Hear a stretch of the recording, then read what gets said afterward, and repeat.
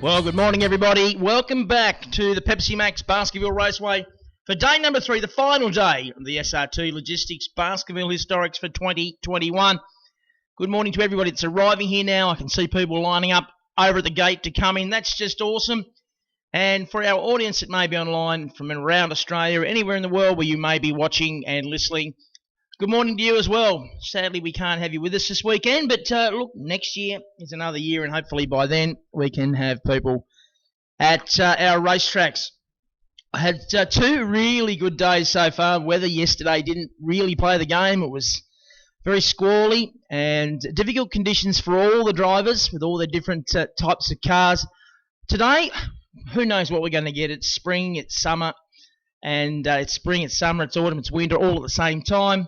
It's September in Tasmania. Who knows what we're going to get. 5 seasons today, I would suggest. We've got our first event on track. It is for regularity for Mark Sports Cars, courtesy of Noble Inc. We do thank all our sponsors for their involvement this weekend in putting this show together. And cars are underway for day number 3. As I said, Mark Sports Cars and invited. And Todd Elliott is the first one we'll see on track. We have had a reasonably high attrition rate, which is surprising in some ways. But look, we've still got a very good interest. We started with over 150 cars for the weekend. We're probably down to about 120 over the course of the 2 days we've had so far. But hopefully we get through today without too much more of a drama. Good to see cars rolling in for the Shannon Show and Glow. I can see the Shannon's tent set up on the hill. My old mate Rod Belbin, I'm sure he's up there. Look, getting set for a big, big day. Some of the vehicles here from yesterday, the 2 old Macs from Hazel Brothers over there, I can see look fantastic. And Nick Winkler coming in the Lotus 23B replica. He's only done a lap, so problems with the Lotus 23 replica. Todd Elliott goes by. Now this is would be their 4th run, I'd suggest. He nominated a 103. That lap was a 103.7, so he loses a point. Winter. Clean sheets the first lap. He nominated a 106. He only just did it. 9.6 or 110.01. So bang on. Who else is there? Jeff Storr in the Alfa Romeo Alfa GDV. He goes through with no loss of points as well. And Fraser, car number 36. He also had a good day yesterday in his machine. Mark Dilger's out there. Beecher Townsend in the BMW 635. Mike Ellis driving his dad's MGA, which is the actual car they raced back in the 60s. So it's been around for a little while. Still comes out each year for the Historics and has a run round. And George Taylor coming towards us in the Austin Super 7.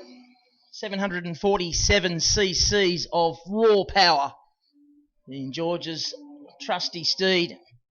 So Beecher Townsend's just gone through, completed his 2nd lap, nominated a 105.5, went through in 105.91. He's lost 2 points. That must have been on lap number 1.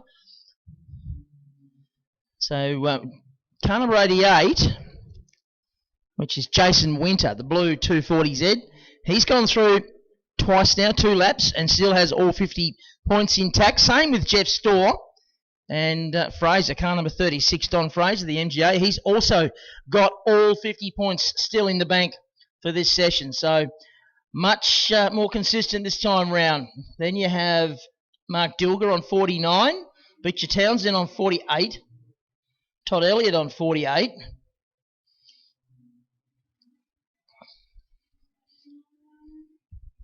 George Taylor's on 48, but he's only done the 1 lap. Todd Elliott completes lap 3. Lost some more points. He's down to 46. Just a touch too slow. Townsend goes through. What's he done? 3 laps down. He's lost another point. He's on 47.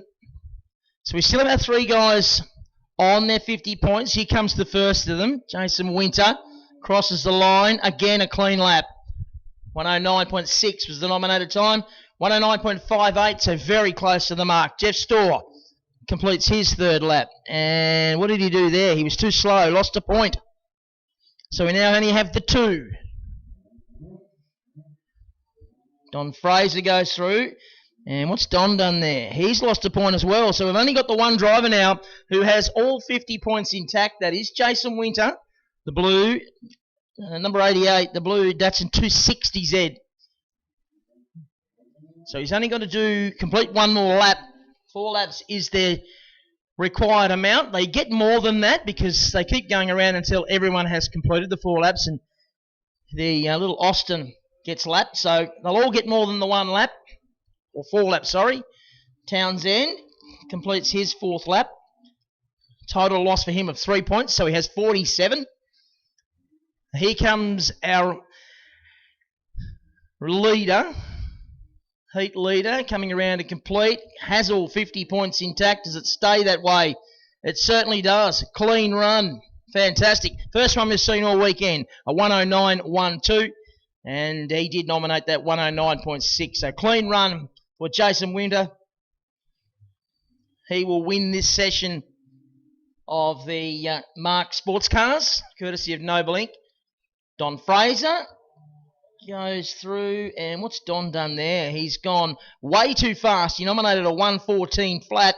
That lap was a 112.8, so finishes on 45 points. Mark Dilger, car number 3. He was clean that lap. He lost only the 1 point, so he'll come second. We've got a tie for third between Beecher Townsend and Jeff Storr.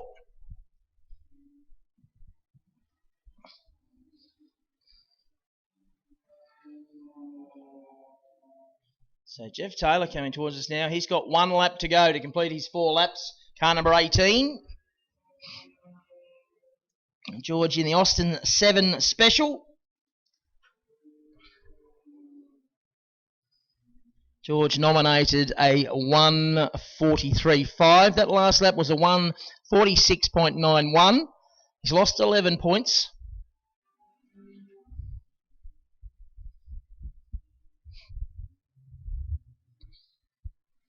Don Fraser coming towards us now, car number 36.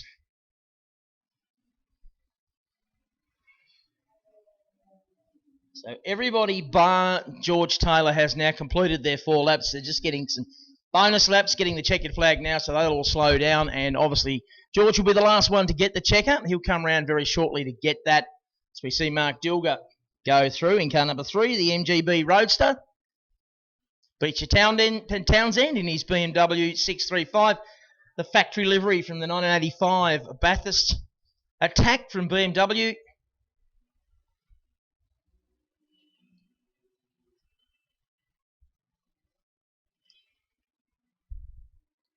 And for the people on the hill, if you've got people at home that are umming and ahhing about coming out, get on the phone, send them a text message, get on social media, whatever it may be, and say, hey, get out of here. It's going to be a good day of action. And King goes through car number 152 and completes his run. What did he lose? 6 points in total for him. So the winner is Jason Winter with no loss of points. Mark Dilger was second, losing 1, and a tie for third between Beecher Townsend and Jeff Storr. As George Taylor completes his 4th lap for a total loss of 17 points.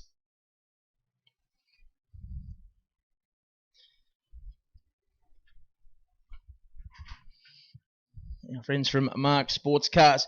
I'll turn around, I'll look over my right shoulder, and the next event's already down on the dummy grid. That will be Historic Sports and Racing Cars. We've seen some good racing from them. And looking down there, just seeing if everybody's... Looks like we're going to have a full field. We lost a couple of cars yesterday. And it looks like most of them will be back, which is great news.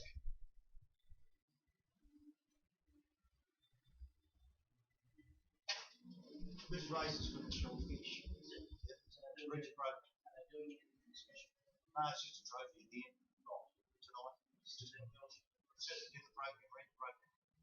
When I get time to do that, mate. Okay. It's open. Yeah. It's an open wheel race for shellfish. Very good to see Sean Fish out here this weekend. Of course, husband of the late, great Michelle Fish. We miss Michelle a lot, and she was always around the Baskerville events. And this next race is a memorial race for Michelle, the open wheelers, and it's in memory of a great lady. We miss her a lot. I was down here early in the year for her funeral, a very sad day and a great loss to our sport. Unfortunately, during the course of the day, we're going to say that a couple of times more yet, but this one is in honour of Michelle Fish, this next race for sports and racing cars. I believe there is a trophy at the end of the day for it. So we'll call it the Michelle Fish Memorial. Some of the older stages may remember Michelle as Michelle Bottomley, daughter of Ralph, sister of Paul, and a much loved member of the motorsport community for a long, long time. Prolific as a driver and as an official with Women for Wheels, etc., and very heavily involved in junior development as well, and instrumental in helping set up what we now have as the Baskerville 1000s. They're becoming extremely popular, and I can see the next wave of competitors into our normal circuit racing rounds coming through from the Baskerville 1000s. They're a great initiative and a lot of fun for those that come and compete.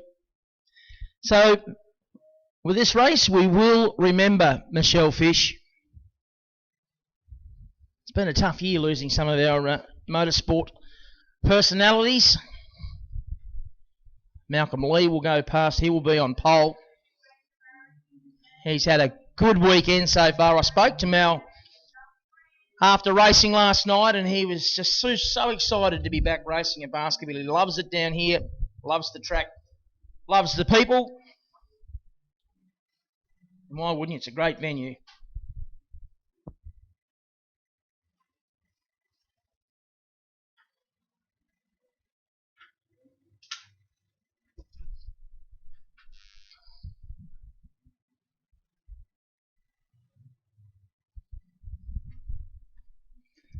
So on their warm-up, great to see Phil Sutton back out there too in car number 9. We lost Phil from the last race yesterday. Not sure what the problem was with the car, but most important point is he's back out there now having a run around, so that's good news. Driving the Rolt RT35.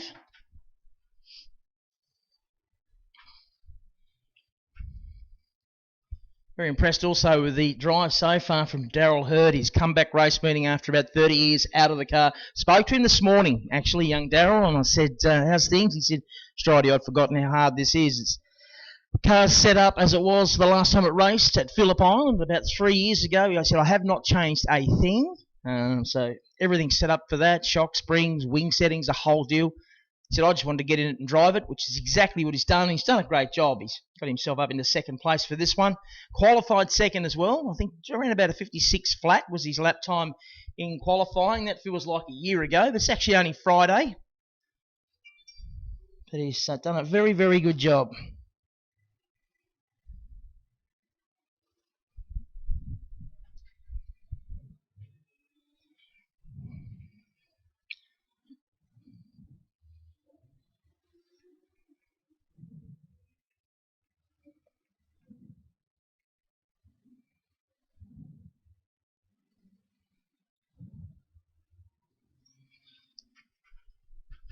So being on slick tyres, they will get 2 warm-up laps. Mal Lee just looking in the mirrors, as I said, super excited to be back at Baskerville.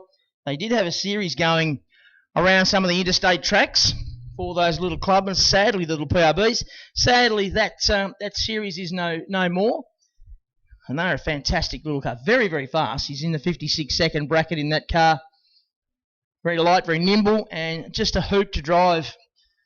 Mal out of the world of sprint car racing on the clay, so to get him excited takes a little bit. Those sprint cars are a pretty exciting thing to drive, and Mal does a really good job in this little car. Out of position number 3 in this one is car number 17, Jeremy Dyer. Now, Jeremy's been doing some work in Formula V at our state championship rounds. He's jumped up into this car for this weekend. It's the Wren Formula Ford. It's owned by Randall Langdon. Now, Randall's been around motorsport in this state for about 147 years, I think it is now. Always has a car here at this meeting and puts somebody in it. And Jeremy Dyer's the lucky driver this time. He'll start out of grid number 3. Rodney Creed in the second of the Clubmans will start out of grid number 4. Kevin Miller in the Elfin 300, car number 8, the Red Machine. He'll start out of grid 5 alongside John Parr in the blue number 7 machine, which is a Delara AF3. And John would have been much further up the grid. He had a big moment coming out of turn number 8 towards the start-finish yesterday in the second race down the grass, and it was a bit wet, so that cost him a whole lot of time and wet tyres, all that stuff. So he will start this one out of grid number 6. He'll make his way forward. Out of 7, Wayne Clark driving car 27, which is a Lotus 51 Formula Ford. Next to Wayne will be Phil Sutton in car number 9. I was spoken about him a moment ago. That's the Rolter RT35. He was our poleman initially. And right at the back will be Danny Newland. Great to have Danny back. First meeting in an open wheeler in 40 years. So that's a long time. And it's Danny now living in Queensland. He's come down for the weekend. We're really pleased that he could. He's pretty much the only person that's been able to fly in from somewhere for this meeting. The car lives here. So Mal Lee rolls up to pole. Darryl Hurd rolls up alongside him. Well, almost. He's sitting well back in the grid box. Then we go back to Jeremy Dyer, Rodney Creed, Kevin Miller, John Parr, Wayne Clark, Phil Sutton, and we haven't got Danny Newland. So no Danny Newland today. Obviously didn't make it. Green flag waving, red light goes on. We're set to go. Darryl Hurd moving, but didn't move out of his box. He should be okay. Makes a good start, but so does Mal Lee from pole. Mal shoots across and runs up under the Tilford Auto Group bridge to take the lead. Up into turn number 2, Darryl Hurd seems really good in this part of the track. Has done all weekend through turns 2, 3, 4. But he'll have a little issue here because the Mal Lee machine generally got heaps of grunt up the hill. Look at this. Pulls a nice little gap as they go up the hill for the first time. That's the Killick Hill in honour of our great mate Peter Killick. Speak him a bit later in the day. You've probably seen him when you came in the gate this morning. Down the hill they go, down to Moz's Corner. And we've named it Moz's Corner for this weekend in memory of another great mate that we lost earlier this week. More on that as the day progresses. But the field now working their way down over the rise, and it is a genuine rise, down into the braking area of turn number 7, Penrod Corner, off the end of the back straight. Mal Lee, Darryl Hurd, gap back then to John Parr, who's already got himself up to 3rd. Phil Sutton's right with him. They've both got past Dyer in the Wren. And keep your eye on Phil Sutton and the little orange machine. Very easy to pick that car. It's very brightly coloured. Great little car. And Phil drives it very well indeed. Not sure what the mechanical issues were for him yesterday. Whatever they were, they look like they're fixed. That's good news. Darryl Hurd, I tell you what, he hasn't gone away. Malcolm Lee opens a big gap as they go up the hill. And maybe Darryl Hurd's got a problem this time because he lost a whole bunch of ground to our race lead up over the top. Darryl Hurd has actually incurred a 10-second penalty, so thought he might have been all right because he was still within his grid box, but they've deemed that he was moving. And they've also pinged John Parr 10 seconds as well. So I didn't see that one, but back in the pack a little bit. Must have jumped. Our leader, Malcolm Lee, has extended the lead on this lap. Good driving from Mal, the little club. And the PBR clubman comes round to complete lap number 2. 3 to go. Darryl Hurd. Phil Sutton starting to close in on the back of him now. Does the fastest lap of the race. And it was a 56.86. Qualified in the mid-55 on Friday to set the pole time. But he's got a lot of work to do if he wants to catch and pass both Darryl Hurd and Malcolm Lee. Wayne Clark comes across to complete his second lap, a 106.68 for Wayne Clark in the older model Formula Ford. As our leader's already down to Moz's Corner. It's a difficult corner. It's off camber and can easily suck you in, that is for sure. Over the rise, down to the braking area. Probably about 180, 190 Ks. Braking hard down the gearbox a little bit. Turn it left. Take some steering out of it. Now turn it again for turn 8. Come around to complete the lap. A 56.7. Darryl Hurd. And a 56.81 for Sutton. So a 56.7 for Lee. A 56.9 for Hurd. A 56.8 for Sutton. So pretty even between our top 3. And Phil Sutton made a lot of ground quickly, but now is finding it a little bit harder. And now I can see Danny Hewland out there. So I missed him earlier. That's a bit of a puzzle. But anyway, it's great that he's out there having a run around in his machine. It is a Reynard Formula Ford. And he currently sits here in position number 8. Okay, let's pick up our race leaders. They're coming around to complete lap number 4. Malcolm Lee led by 2.5 seconds to Darryl Hurd. It was a further 0.86 back to Phil Sutton. It's not that anymore. They'll come round. The last lap board comes out. Mal Lee. The gap is 1 second, and it's 0.3 to Phil Sutton, who does the fastest lap of the race, a 56.23 with less than a lap to go of Baskerville. They're closing right up, down through the S as they come. Can they put some pressure on the little clubman of Mal Lee? They're all over him. Does Mal have a problem? Phil Sutton, cheeky move to the inside through turn number 4. They climb the Killer Kill up to JMC Skyline for the final time. Mal Lee goes across first. Phil Sutton is second. Darryl Hurd is third. And he's dropped back just a little bit down under brakes into Moz's corner. And it's all about the run off here, the run down the back straight, and then maybe a braking duel for the last time into turn number 7, the Penrite corner, and Mal Lee grunts the way down. Here comes Sutton under brakes. Big move. Came from another postcode. Gets through into the lead. He's come from the back all the way to the front. The checkered flag is ready, and Phil Sutton picks up where he left off yesterday. Takes the win. Second goes to Mal Lee. Third to Darryl Hurd. Fastest lap of the race on the last lap to Phil Sutton. A 56.12. John Parr comes home in 4th place. That may change due to a 10-second penalty. Jeremy Dyer will be next. Rodney Creed does his fastest lap on the last lap. A 58.99. Kevin Miller, Danny Newland and Wayne Clark to round it out. Good start to day number 3 of the SRT Logistics Baskerville Historics.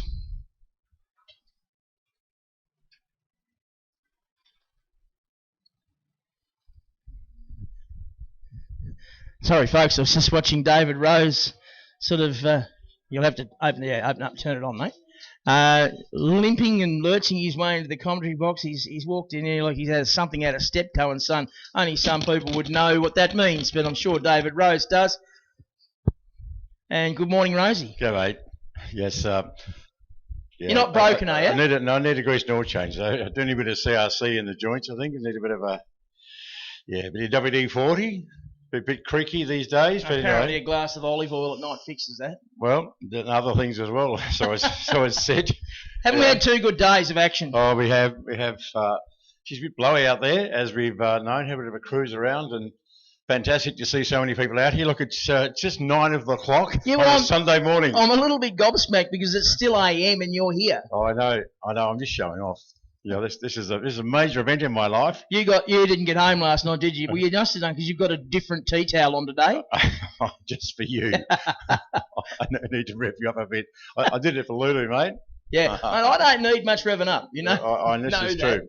This is true. This is revving up. What a fabulous weekend it is. For those that have come out today, I'm imagining a lot of the folks here yesterday, maybe even Friday as well. But if you are a newbie, a freshman woman today, welcome. Good on you. Look at that.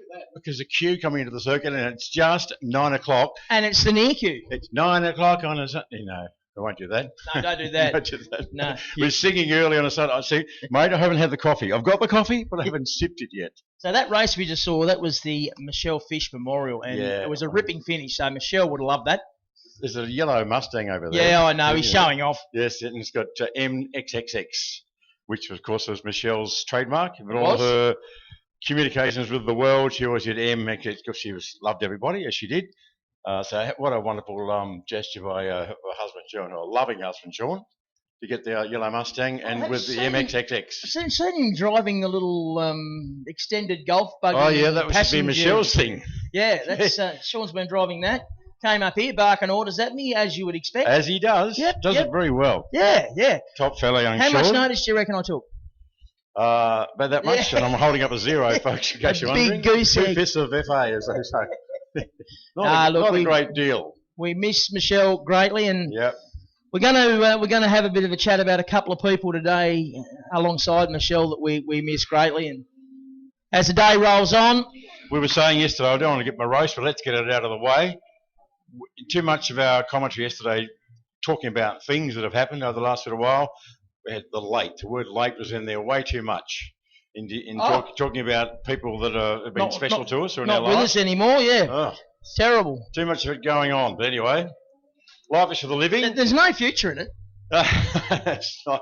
We're all going to go out to some as the great Mozza said, who we'll talk about later on. You just got to come in and slide out sideways. But anyway, more about that later. We're just so grateful and pleased that you guys and girls have come out and is still streaming in now.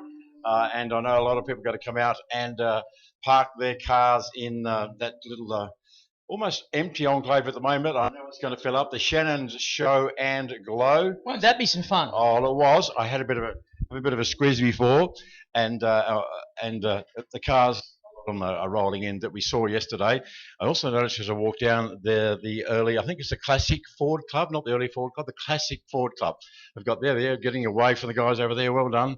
I've got some GT Cortinas of various descriptions, Mark 1s, Mark 2s, and that little display is building as well. So not only have we got wonderful race cars here, historic race cars, we've got a fantastic array of historic and classic vehicles, static display. Those classic Fords, did they tow them out earlier?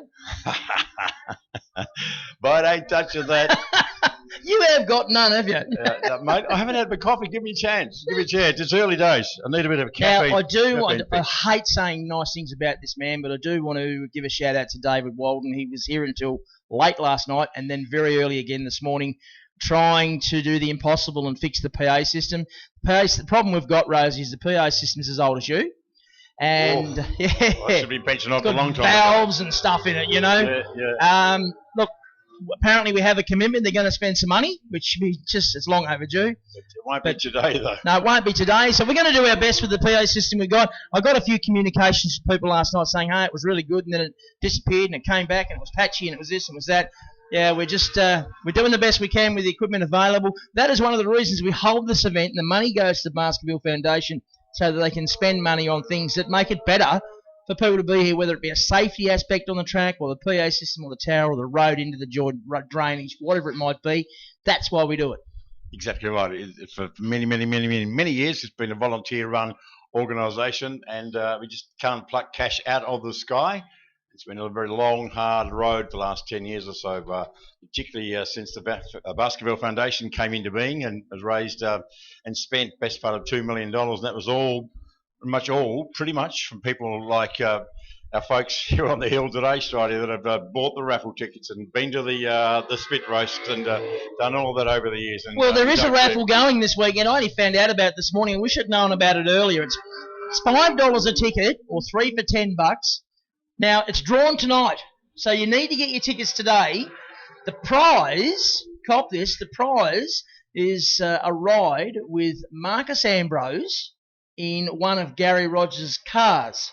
Now, when I quizzed Peter Killick this morning and said which car, he said, Stridey, I don't know.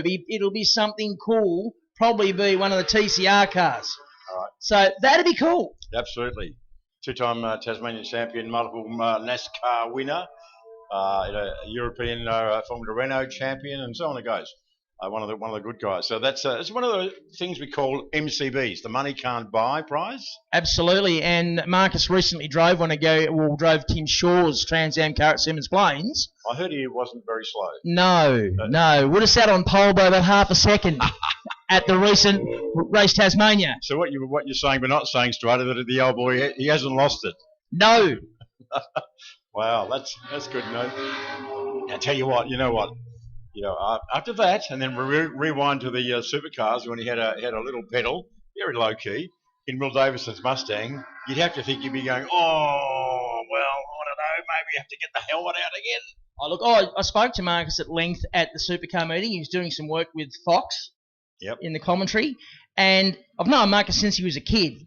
And it's the first time in a long time I saw the spark back in the eye and a big smile, and he's genuinely excited to be at the racetrack and enjoying being at the racetrack, and the spark is back. Oh, he's a different bloke, isn't he? You can see the spring in his step, the smile, the glint in his eye on the telly and when you talk to him.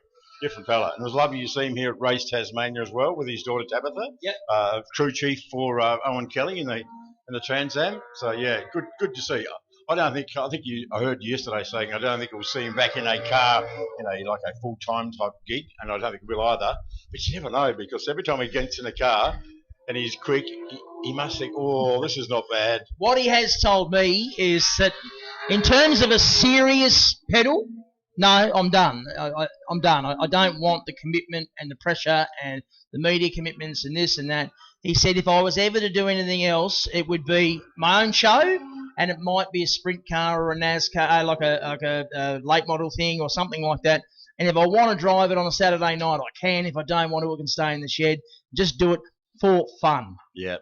He is more intent on putting Tabitha into something and spending some time developing her as a driver. Yeah. Which would be cool. Yes, indeed. Marcus Ambrose Motorsport.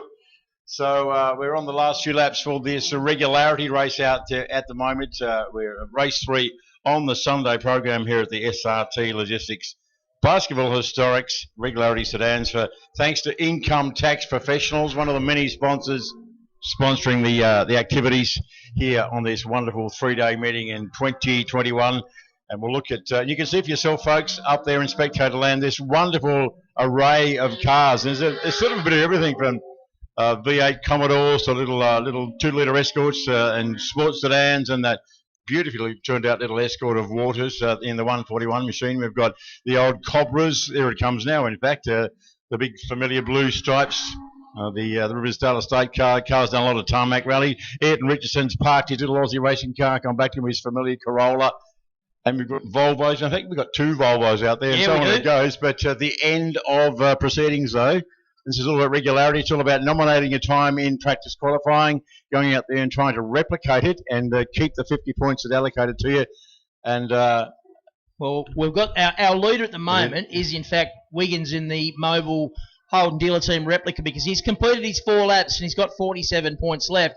They've got the name above him. Bloomfield's only on his 4th lap now. So the pressure's on for him to hang on to that. Correct. It sounds really easy, this regularity. Yeah. It's far from that.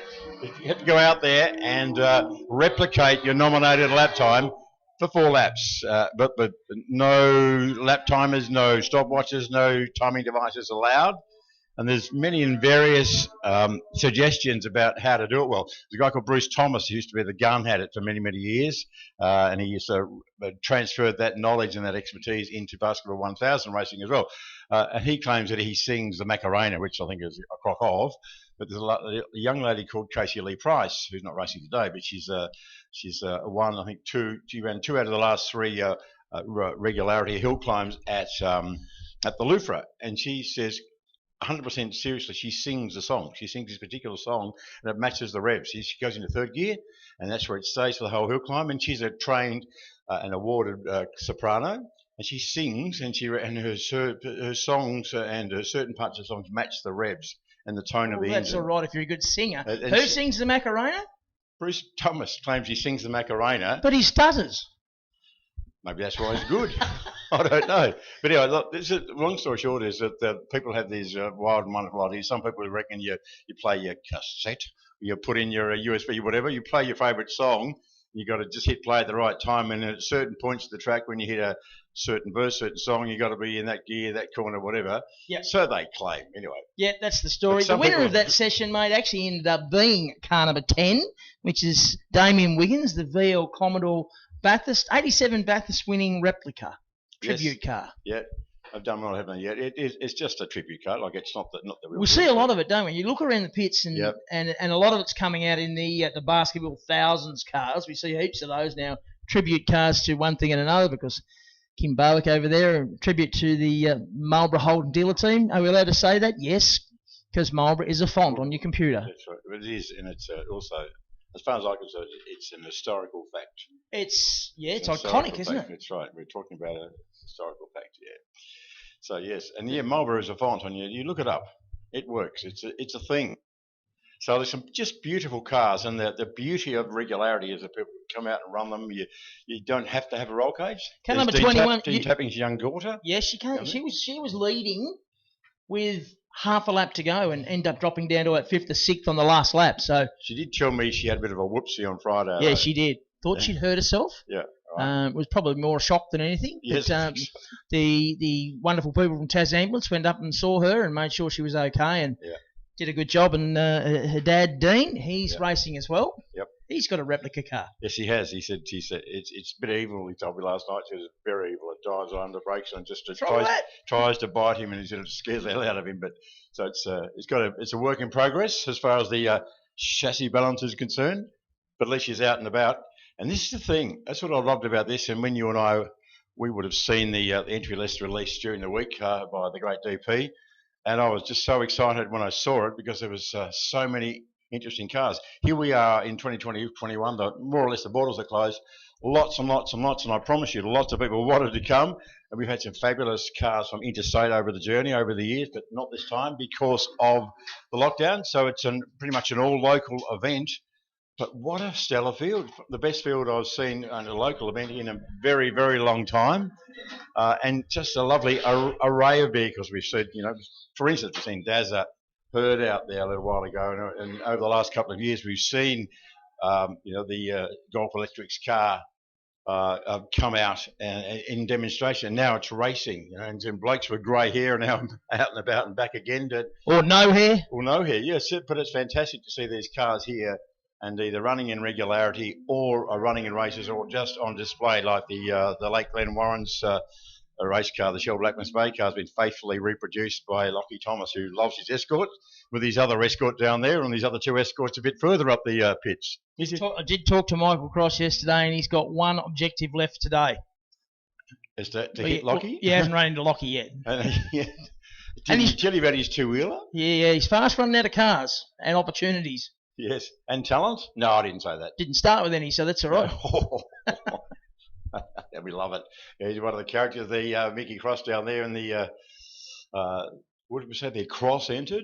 So what you did there? With Lockie Thomas and Casey, Lockie down there, but so he's running out of cars. The Camaro down there had a major structural suspension failure yesterday. Part of its development that's parked, but Lockie's still got two other escorts down there driving the green machine himself, and the orange one that he crashed into Crossy with earlier this year.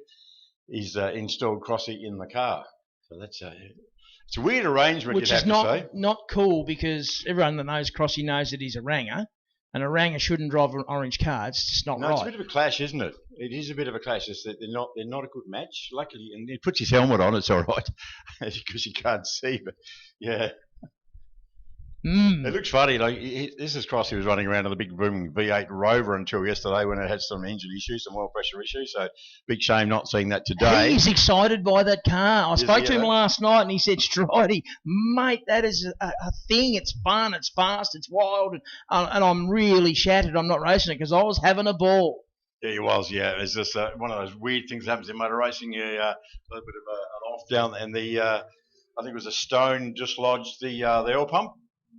Belt, loss of oil pressure, didn't realise at first though, and ran it a bit longer. I mean, this is not right, so he just, quite understandably, doesn't want to trash an expensive V8 engine, so they parked it for a while until they get a chance to tear it down properly. I don't think they've developed an inexpensive V8 engine. That's what I mean. Yeah, I don't think there is one. So he's not a rich man like most people here, so he's just disgracing the better part of valor. A bit disappointed, but he has to do the right thing, go back and I know a couple of people in motorsport that have got a small fortune. They started with a large big one. Yeah, that's right. Yeah.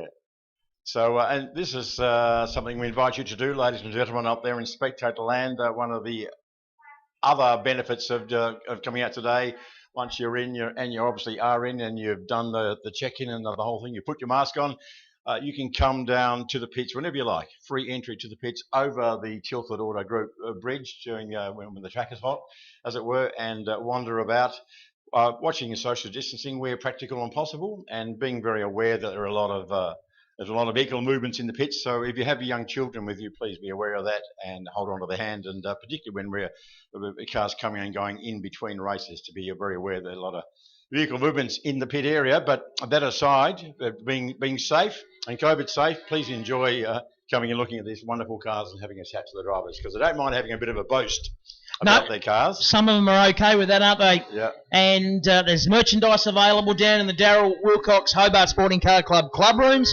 Also, and I saw it this morning, Rosie, $55, the Penguin Hill Climb book.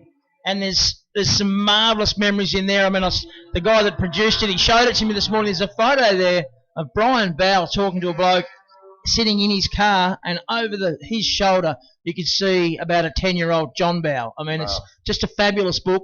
$55, the Penguin Hill Climb. It's the whole history of the whole thing, and it's available down in the pit area at the Hobart Sporting Car Club club rooms. Also, Slim Lamont's put his photograph display. I went and had a look last night before I left the track down in the Kelly room. Outstanding. It's just sensational, and it's a big shout out to Slim. And I know he puts a lot of time and effort into that. And if you go and have a look, you'll see what I mean by time and effort, because it's sensational. Anybody who's been here over the journey, over the 6 decades, at any point, and has memories, fond or otherwise, you really need to come to the pits, go to the Kelly room, because I had a bit of a squeeze last night, and I'd forgotten about certain things. You go, oh yeah, I remember that time. Oh, of course, I forgot about that. So it's a real trip down memory lane. It's brilliant. Well, gentlemen of your age tend to forget a lot of things. Well, this is true. Like where you are. And and who are you? That's why you're here early. How you going, Mark? Yeah, I'm. I'm sure they get double points for that one. Oh, yeah. What, get double tapped, you mean? Oh, dear. Anyway. I still think it's wonderful, Strider. We've got a queue coming in. It's 9:20 on a Sunday, That's and great. I'm still on my first coffee, and we've got vans pouring into the circuit. Good on yous. I reckon you've done a good job to be here at this time of the day. I don't reckon you've left the facility. You've been here all night. Oh, no, I haven't. Forgot where you were. I did have a little senior moment and forgot my phone and all my bits and pieces, tickets, and had to turn around and go back. But you get that. Even younger people do that. So we've got sports and racing car regularity on the track now. We saw the race for these cars a little while ago. This is the regularity for them. And this is brought to us by Kingston Auto Repair. Now, Paul Bailey, a name very familiar to yourself. I'm sure you remember Paul. Absolutely. Just going past us Beagle. Paul Beagle Bailey. Yes. Multiple Tasmanian Formula V champion. His older brother is called Kerry B. He had another nickname starting with B, but we won't go there. Well, yeah. He's world famous, world renowned as ball bag. Yes. Well, that one, that's right. Yeah, I'm happy to go there. That's where to kick your bowling balls in, isn't it? So I'm braver than you, or more stupid. Yeah. I'm not sure. Do you want to channel Moz then while you're at it? No. Just another in joke there. We might just quickly get that in and out of the way. That there's a late great friend, Adrian Moz of Mosbury, who we'll be chatting about during the day. He was in this very box with my good friend Strider. And it was a warm day. And it was a warm day, and he let out an absolutely clanger of a commentary utterance that is now in the national commentary folklore. It was very Australian, very non-PC, but absolutely funny. It was just one of the best things I've ever heard. And but just something you shouldn't say on very accurate. It was, but we'd love to tell you more, folks. But it was like, whoa, we can't say that, but Moz could. Only Moz could. Only Moz could, yeah. So that's where we're going with that. We'll try and avoid the rest of the in-jokes for the rest of the day, but that was a classic. It involved a Wiggles concert on a hot day. Yeah. And a peculiar character. Yeah, and an odd person. And an odd person. With odd habits. A person of ill repute and strange habits. Low standards. That's right. And it was hot, and he was sweating. Perspiring, yes. Perspiring, yes. So, that'll do. That's close enough. It's almost like a little quiz, isn't it, for the rest of our friends up there in Spectator Land to think about, like, join those dots together and see how we go. So here we go. There's no prize, by the way, folks, so don't try too hard. We have joint leaders at this point in time after 3 laps. It's Colin Hills in the number 60 Formula V, and that's him at the top of the S's now. He has 48 points left. And car number 82. Question without notice, yes. Mr. Speaker. Go. You might like to explain to our friends why we had a sports and racing car race a little while ago. 2 events later, we have a sports and racing car regularity. Well, simple answer to that is that some drivers don't have the required licence to actually race. And some people just don't want to risk their car in a racing environment. So they've got the choice. They can either get the licence and do all the things that are required there, the medical, and have all the proper gear and all that stuff, and take... Well, there is always a risk when you're racing something. Let's be honest about that. Or you can do the regularity thing where you don't need the same level of licence and you're not racing. You're only driving to a time. So a lot easier on your car, less chance of being involved in an incident, and that's why we have that difference. Thank you, mate. It's well described. I just thought it was worth doing that because people are thinking, why weren't you in the other race? Well, that's why. And if you just hark back one event to the sedan regularity, that's why we had so many disparate cars from tarmac races to cars that were almost or worse standard. No rock just the whole shebang. And that's one of the beauties of it. It's almost for some a come and try. You come along in your road car and think, oh, I really love that. But you just go home and go to work and never do it again, or you can decide that it's a good thing and you can pursue it. We've had a number of drivers who have started out doing that, and over a period of time, they've moved up and come up into a racing category. Yep. And are loving it. Yep. So it's you folks out there in spectator land, I'd urge you to do that. Well, you could even go back a step further, can't you? There are club days and all sorts of things that don't have spectators, and you can come along and be mentored and instructed, and just take your time getting up to speed in private practice days and club days. Some people just want to drive their car in a manner that would get them in a lot of trouble with the police. That's true. Controlled environment. Without getting in trouble with the police. They can come here and do it. We've got people all dotted all in the track at flag points. We've got fire marshals. We've got ambulances. We've got tow trucks. We've got foolish commentators. We've got everything you could possibly want, except for maybe the foolish commentators. But anyway, the point being, you can come out here with your car, and particularly in regularity, you go as fast as you want. You don't have to drive the car to its absolute limit. That's racing. But regularity, you just set a lap time. It might be 10 seconds slower than you know the car will go. And the art and the challenge is to drive it to that time. Spot on. And and I heard you mention before the massively successful Baskerville 1000 events, just had their 7th and 8th events in just a couple of years. Pretty much the brainchild brought back to this state from Queensland by the late Michelle Fish, and then hooked up with Bruce Thomas and a couple of other visionaries and got it going. And now it's just massive. There's like 400 registered drivers ready to rock and roll. 40 or 50 cars each event, and the next one, 16, 17 October, a 6-hour regularity event each day, 2 different fields. And it's just a wonderful way for people to get involved. You have to have at least 3 drivers, but you can have 6 if you want, but there's 3, some have 4, and you just share the driving throughout the day. 45-minute stints, yada, yada, yada. You just have to have flame-proof clothes. No racing suits, just a helmet and a roadworthy car, which is scrutineered. The car has to be purchased for no more than $1,000, hence the Baskerville 1000. It's a long bow. It's a Baskerville 1000, doesn't have the car. A few of those cars here this weekend, and we've seen a few of them at rounds of the Tasmanian Championship throughout the year, and we've got 2 rounds of that to go, and I'm sure that we're going to see some more of them at those 2 rounds. We just saw the Texaco Corolla, which is a mixture of hundreds of bits and pieces. It's got that ridiculous ring on the back. They found it at a wreckers. They like the look of it. Hasn't been in a wind tunnel yet, but they stuck it on there, and the boys just had the best time. They laugh and they just. And this is what happens. A lot of guys, mates, and there's girls involved as well, mates and mateettes, and they buy the car, they build the car, they paint the car, and it's a team effort all the way. And then they continue the team thing when they get to the track, and they share the driving, and it's just and people have barbecues and they have their easy ups all the way up here at the pit lane, and it's just there's kids running around, and it's just a fabulous day. Yeah, it's awesome.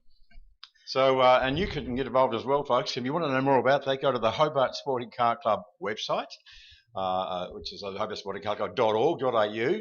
There is a little tab at the top, which is Baskerville 1000, and you click on that, and it's got all you need to know, and probably a bit more. It's got the regulations, it's got the background, how you go about it, how you need to get a license, and you can do it on the comfort of your own lounge room, or you can do it on the phone right now if you're sitting up there on the hill waiting for something to happen, but certainly something to think about, because the vast majority, of probably 80% or more, probably 90% starter, of the people that have come into this category are rookies. They're newbies. They've been on that side of the fence, or they're talked about it at work. They've heard about it. Thought, oh, that sounds like a chance, and they've been hooked. They've just been. It is addictive. It is. They're right into it. It's one of the most addictive drugs I know getting around. So, classic sprints brought to us by ACL Bearings. They're not racing, Rosie.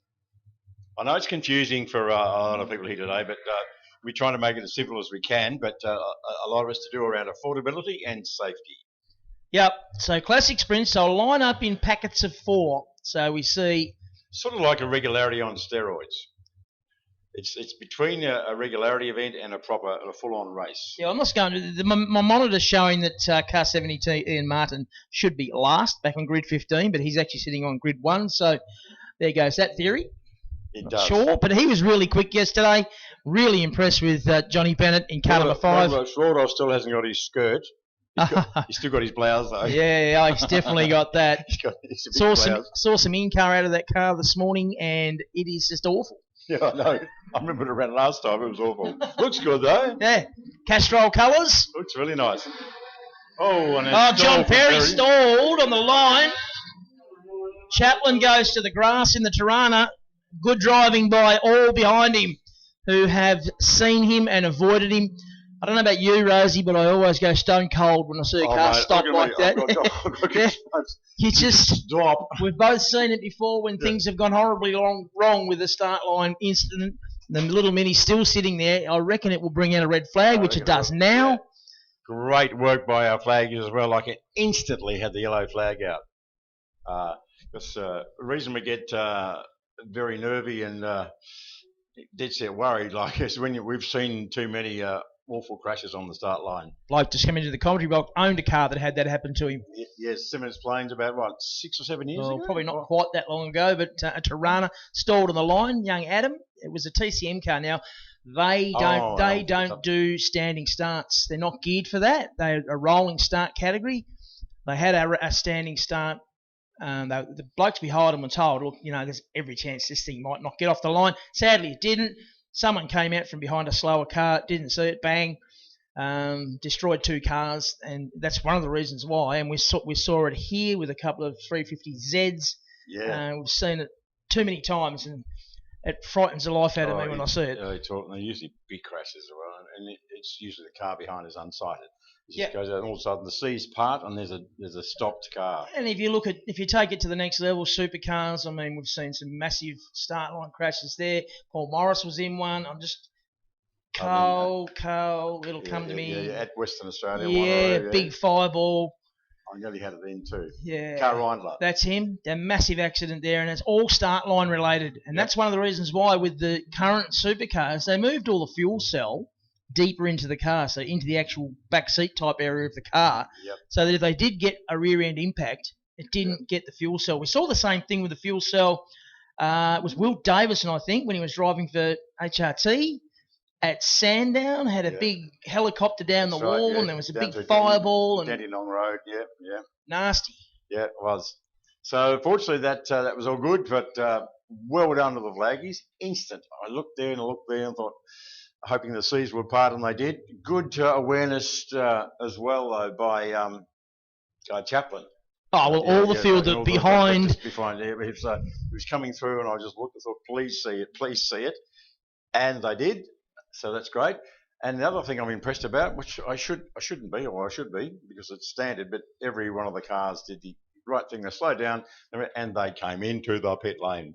Yeah, I do believe that our clerk, of course, who at times can be a little bit grumpy. Really? Mm-hmm. No. He read the riot act to them yesterday, I believe, in driver's briefing. Driver's briefing is called briefing because it's meant to be brief. Yeah. But I actually think it was a little bit extended yesterday. Yeah, you don't want to get the old Kevin Knight fired up. Yeah, it was interesting when he would talk to the crowd, talk to the drivers at the Loufra Hill Climb recently. There's been a few people who were probably being less than well behaved the night before. And Kevin wasn't happy, and people knew that. I've seen Kevin happy. No. Once. Yeah. Was 1978 or 79? Round about then. Yeah, right. Only because I put something in his hand that made him happy. Yeah. In a can. Yeah, that's right. We do jest. He's one of the stalwarts of the organising committee. People you cannot do without. I didn't realise how old he is. That's a big number. He's 76. Yeah. He looks about 56, the rotten sod. But anyway, he's still plays hockey. Still plays men's hockey on Saturday mornings. He'd be nasty on a hockey field. No, he's good. He scores goals and things. Their training is every Friday. They meet for a strategy meeting at the Maypole. They strategise for about 45 to 50 seconds. And then they have lunch. and then they play on Saturday mornings. But yeah, he still runs around the hockey field. Yeah, he's amazing bloke, but he's used to race, he used to rally, he's been around, done lots of things. But yeah, but him and like the Kevin Huxleys and people like that, they've been officials for 30 or 40 years and been absolute stalwarts. He's always been a very sociable man too, Kevin Knight. A sociable man, what? Doesn't mind a beer. Oh, that too. Oh, that too. Yeah. Oh, I think I know where you're going with that. Yes, he's a hail fellow well met. Yes. He's not a shrinking violet. Doesn't stay home on Friday nights and watch the footy. No, doesn't do that. Well, maybe he does now. I don't know. Anyway, the point I'm trying to make is that he heads a team of like some grey heads down there that has been doing it a very long time. He's a very well-regarded senior official. He has a big role at supercar meetings and so on and so forth. And luckily we have people like Mel Beats that are coming up through the ranks and being mentored by Kevin and others. And we have some really... And she's I'm not sure that's a good thing. Well, yeah, but Mel's a very smart girl. And so she knows... She's got a very strong BS meter. Right, and she has it carries on her, and as soon as it gets into the red zone, she goes nah. She walks away. So but she's to the point where she's so well regarded. She was going to be an assistant clerk, of course, at Winton earlier this year until the COVID hit. Anyway, another story. Oh, we're getting a bit anxious down there. Oh, really? Oh. Sorry about that, you know. Not sure how that'll be received down in race control, but and what we're talking about, folks, is the front row moved. I think Ian went, and then the Tirana went, and then and they went. It was one. I'm going, you're going, we're all going. Yeah, we're all going. Like, you're going to do what I'm going to do. It's not fair. Yeah, it's got to be fair. But this escort, folks, it's not like most escorts. Watch this. See my point? It's a big V8 behind it. Yeah, it's driving away from the V8 Tirana. And it's that V8 Tirana. When it gets on the back straight, you'll hear what I mean. It's not lacking any. No, and it sounds fantastic. We're having a chat about this yesterday. What you V8 lovers up there, and who isn't? Let's face it, this is one of the better ones. It sounds glorious. Let's have a listen now. There you go. Right on cues. It sounds exactly like those 70, those L34 race cars from the 70s that Slim Lamont was telling us about yesterday. Sort of the sound was, here it goes. Oh, it's so L34-ish. He said it was the design of the headers and the megaphone exhaust created that particular style. Show me how he's trying. Look, the body language is having a bit of a rock and a roll, and it's understeering, it's oversteering. He is driving the wheels off that thing, as Bennett, but he has to just to stay basically in touch with the little escort of Ian Martin. I think the last time we saw this car was probably the Historics meeting 2 years ago. Yeah, I reckon that's probably about the right time. Yeah, a couple of years ago. And I was talking about David Walden in that Rover and watching the in-car this morning. It reminded me what I think he needs on the steering wheel was one of those little forklift wheels, so we can just do that, right. Just wind the lock on. Like the Ford Transit vans had them as well, yeah. He's doing a good job, ex-Tasmanian rally champion. Indeed. And I think he did it twice from memory. I don't think it'd be doing him any good to give him a car with grip that turned and did all that stuff, because he wouldn't know what to do with that. No. He's probably a bit bleary-eyed after his efforts trying to fix our PA overnight, but yeah, there you go. Late night, early morning for him, and he put it all together for us. We do thank him for that. He's got Stoward behind him. That would be evil with that front splitter missing. There's a foot of space. There's this big your foot of space that the air can get under and lift up the front. No downforce. No downforce at all. But did you see it understeering through the chute? Yeah, he likes it like that. Well, I don't know. Look, it looks trick, but I think it's fair to say that it's not a highly developed machine. It looks like the duck's guts. It looks the go, but that's fine. That's why Dave's running in the sprints. It's not a pure race car at all. It's just nicely liveried. Sits in his shed and he brings it out and gives it a bit of a run. As Strady says, like a two-time Tasmanian rally champion, he's more used to sliding the car around on the dirt, but doesn't have to do it today. But it looks the part anyway. But there goes the little Ilford photo. You might say to yourself, what's the Ilford photo? And if you're a younger person, that'd be a fair question, because it doesn't exist anymore. But there was a time back in the 80s, particularly 70s, 80s, when the Ilford photo, back when we had photos and processing labs and film and stuff like that. Ilford was quite a player, and there was a chap down here that had the Ilford franchise who was quite a player on the scene a guy called Peter Keane, an absolute top fella. Loved his motor racing. He loved to put on a show. Very stylish guy, and his race team, as he head the Ilford race team, was basically the Martin brothers. There was Adrian and Ian, who we're looking at the moment.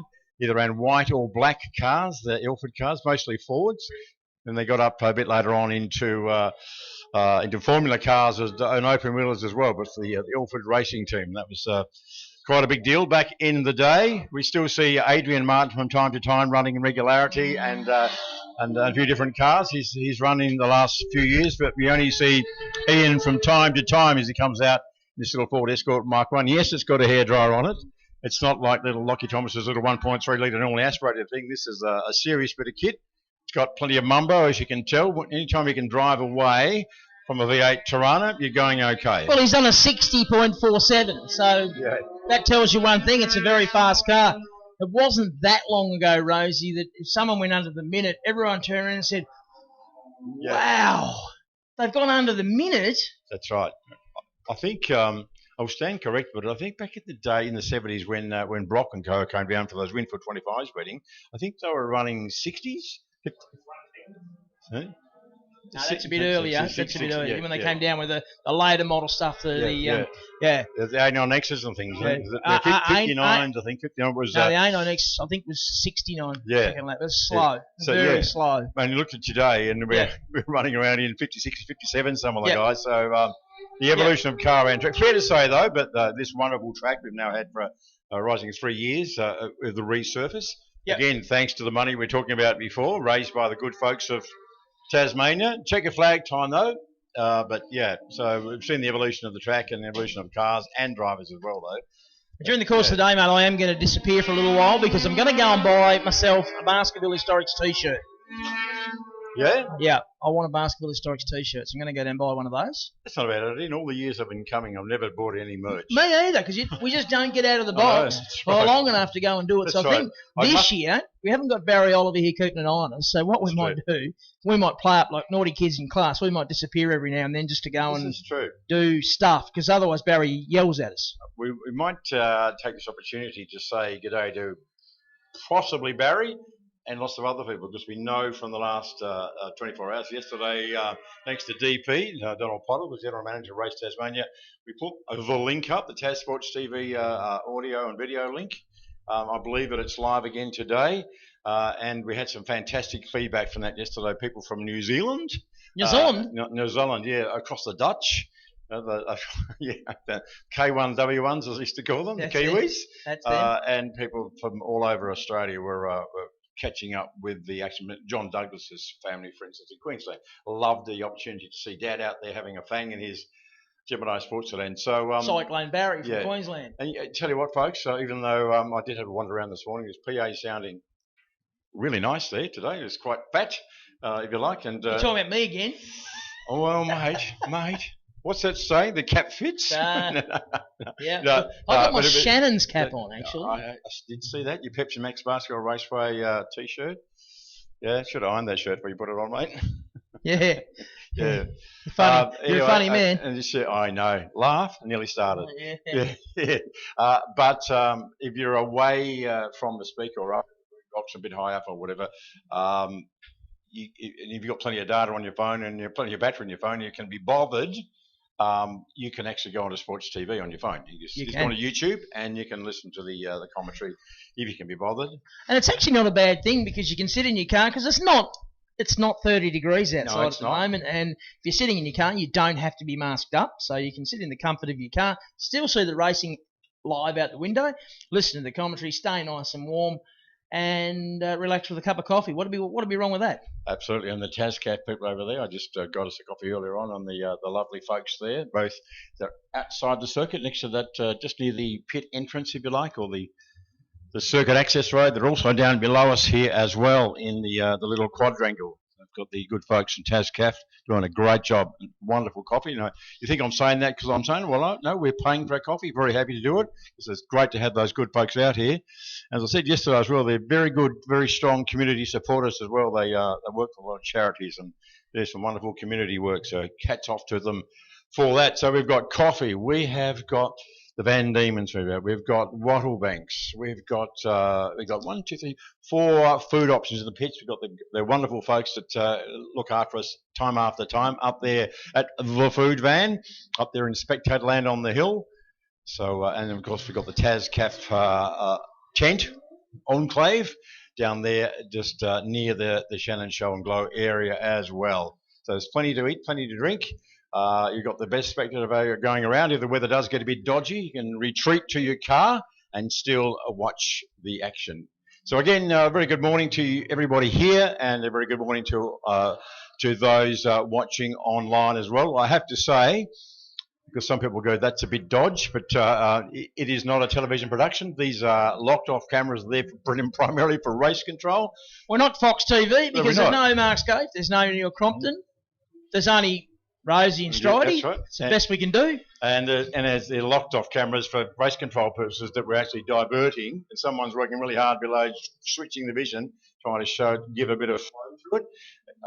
We don't have a monitor here. We don't even know what's going on. So we're not, it's not a television production as such. So if you think the audio, the commentary doesn't match the vision, probably doesn't. We wouldn't know, but we're just trying to help. Well, what a lot of people won't realise, and you know it because you've done it many times, as have I, when we are commentating to TV, through our headsets, we get a little voice saying, we're going to replay this, or we want you to turn your attention to turn 4. Or watch the screen. Yeah.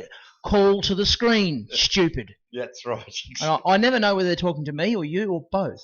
Probably both. Yeah. But what I'm saying, folks, is that when you see TV and the commentary's lining up with what you can actually see on the screen, that's because the director back in the van, or producer, director, whatever you want to call him, he's telling the commentators and showing them what he wants them to talk about. Now, sometimes you will see them talk about something else because they've seen it out the window or whatever, although they don't get that in supercars anymore because they don't have any windows in the commentary box. They use a locked-off shed that you can't see out of. Sometimes in the back of the pits. So they can only call to the screen. I think that's probably why they do it. Yeah, probably so they don't get distracted and the director's going, no, mate, don't be looking out the window. Look at your screen. Yeah. Don't throw me under the bus. I'm scrambling to find the vision that you're talking about. Yes. So this is the difference here. We are primarily here to entertain the good folks who have come to Pepsi Max Baskerville. So what we're here for? No one ever told me that. I was just told this morning. It was only taking me 40 years to realise it, but anyway.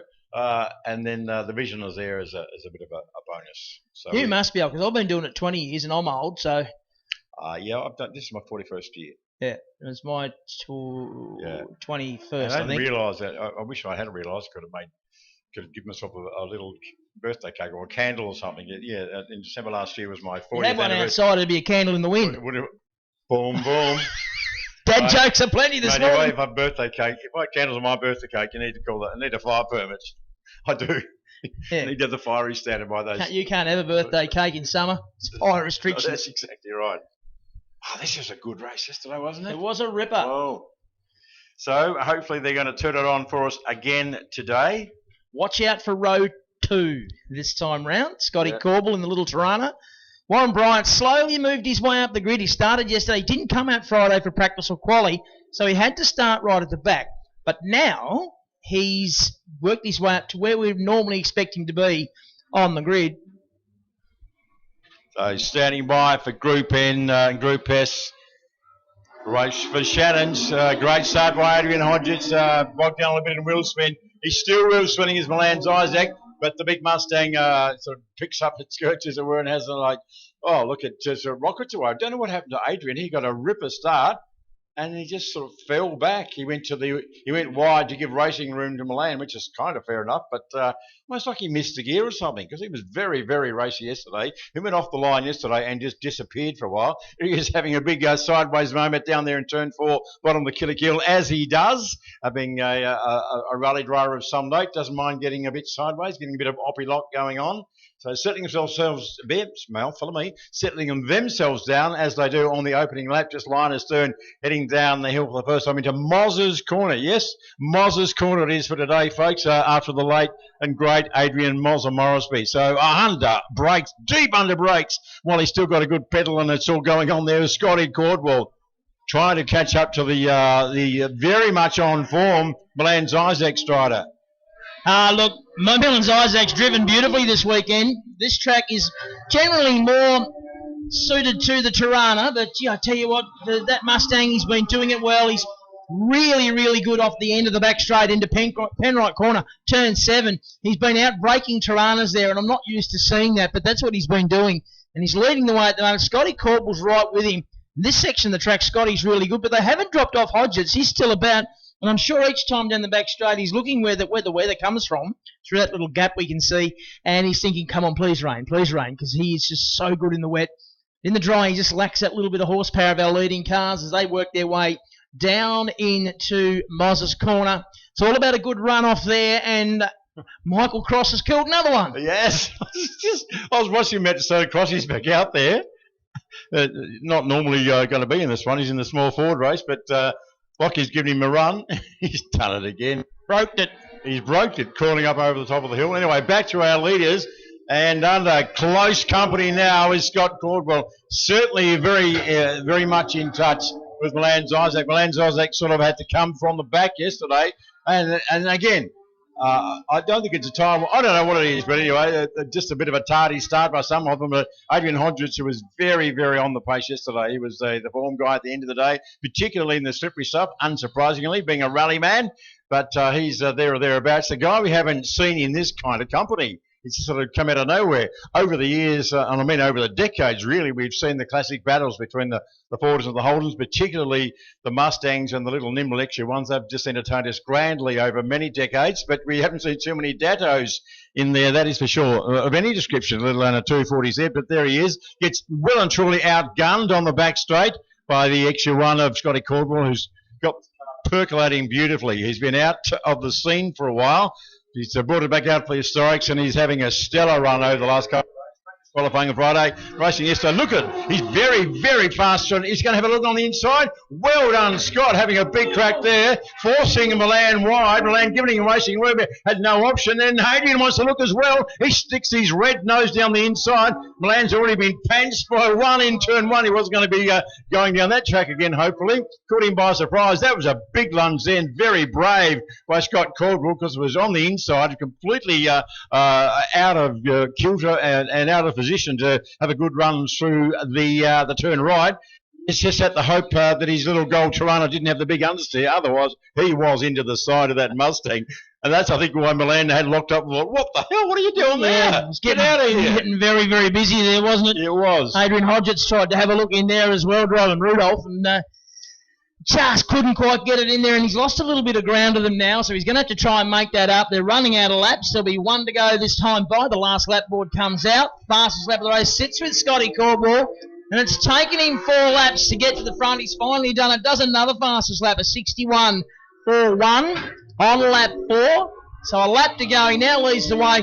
He just needs to be careful with Zizak closing up under brakes. What is it with this Mustang and closing up on Tirana's under brakes? We saw it yesterday, and he was passing Tirana's under brakes off the end of the back straight on the last lap of the race. I don't understand. It's opposite. Like, run brakes. Because they're Group N cars. I've known Milo since he was a young kid, and he not that smart, but he speaks highly of you too. Yeah, no, we're good mates. We are good mates. Until just now. We were, yeah. Just until right now. So last time out of Moz's corner, Scotty Caldwell. I think he's got enough of a break.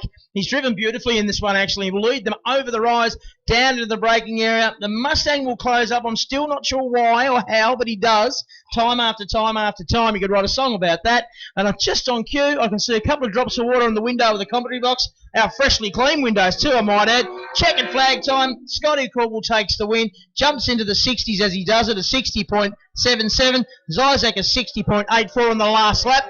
Warren Bryant comes home for third, and we've lost Hodgetts somewhere. Yeah. Not sure what's gone on there. Oh, yeah. Turn 3. That'll Turn do 4, yeah. Had a drama. Run out of forward motion. Well, that's a shame. Of course it is a shame when it happens to anybody, but he was certainly there or thereabouts. Yeah, Milan just, it's just all A about, isn't it? Like, the Mustang goes strong early, then they just run out of brakes as the race, because they only got their big heavy car, the Group N, the full metal jacket, the whole thing. They're quite rudimentary, pretty standardish. And then Well, it would be confusing the drivers. Like, what's going on? That's It's right. meant to be the other way around. That's right. Well, the best of times, the smaller cars, that's one of their strengths, is they outbrake these bigger, heavier cars. But Mullane somehow has some magic potion, or he's just got some ability to. Maybe he does what Alan Grice used to do back in the day. He used to sort of use 90% of his brakes and go hard. But he always used to try and keep one big pedal, one big brake pedal for the end of the race. Try and keep one for one big attempt on the second last lap or the last lap. Try and keep something there. So maybe that's what he does. I'm going to call him on that. I watched Gricey race a lot. I don't think he ever held anything back ever from lap 1 to lap last. Well, he claimed he did that. I remember. I'm calling him on it. Remember, you might recall some of it. We've had fantastic dices over the years at some planes, but one in particular was, I think it was the STP Commodore versus Moffat's RX-7, and they went at it. They went at it every lap, right to the end. And I think Gracie might have got him on that one. He claimed that he kept talking Alan Grice here, and look at that. Yes, he claimed that he had one big brake pedal. Big rake squeeze left in him. I want to say though, like, great driving by everybody, but particularly Scotty. And I've never seen them drive better. No, far, I mean, I've got to say, and I don't believe there is one. And if I was picking a driver of the day, so far for me, it would be the drive this weekend from Millens, Isaac. Yeah. He has driven beautifully, taking nothing away from everybody else. Right. I think the driving this weekend has been of a very, very high standard. Absolutely. Some of the stuff we saw yesterday in the sports sedans and in the muscle cars and right throughout all the other races as well, the small Ford race, just everywhere you look, there was quality racing going on, and it was just awesome. Saw a lovely video last night from Callum Thomas as well, a bit of a compile of things that had happened during the day, including the mini rollover and various dices and things, and he picked up on, good on him, on a couple of those dices we picked up on where racing room was given. There was one between like Barwick and Brett through the shoot. A couple of times between Alex. You mean where racing room was given but also needed? Well, this is true, but like it could have been ugly, but and a lot of respect shown by was Alex in the RX-7. RX-7, and Adam as well. There's some really close quarters racing, but they gave each other room. Adam Garwood and Brett O'Shea, same thing. Yep. Unfortunately, we won't see Brett O'Shea today. Broke the car. He broke the diff, I believe, and he was told that, yes, you can still race it, and we'll replace the part free of charge because it's a new component. But I spoke to him about it last night, and he said, Strider, I don't want to take the risk because if I end up with a lock-up, I could destroy my car, but more importantly, I could take somebody else out, and then I wouldn't feel right about that. So he said it's just not worth the risk of damaging 2 cars or 3 cars or 5 cars. We are driving very, very quickly, so I'd rather park it and only drive it when I know it's right. Yeah, and it is a shame because it was a weapon, and we always love seeing it here, and it was on the pole. And he's enjoying himself. Well, that's another plus, of course. Poor old Mick Cross, so he had some oil pressure issues, so the V8 Rover's not a starter, and I think Piercy is now also... Yeah, I believe he broke an axle or something yesterday. My carer's arrived, so I'm safe again now. I won't get lost or... Oh, that's a start. What about your parole officer? She'll be here shortly, I think. Right. Yeah, it's a duo. I don't know why he's a bit like they work in pairs. That wouldn't pay you enough money, mate. Right, but no. I'm pretty low maintenance. Oh, get out Just of set here. and forget. No. Oh, jeez, mate. Deluded. Oh, no. Yeah, so this next race, Rosie, it's going to be for Muscle Car Cup. Now, Adam Garwood has won 3 from 3. Jared House has been second 3 times. You will see when they come around and grid up, they're going to leave row 1 empty. Now, there's a very good reason for that. It's for our mate Adrian Moresby. Mozza.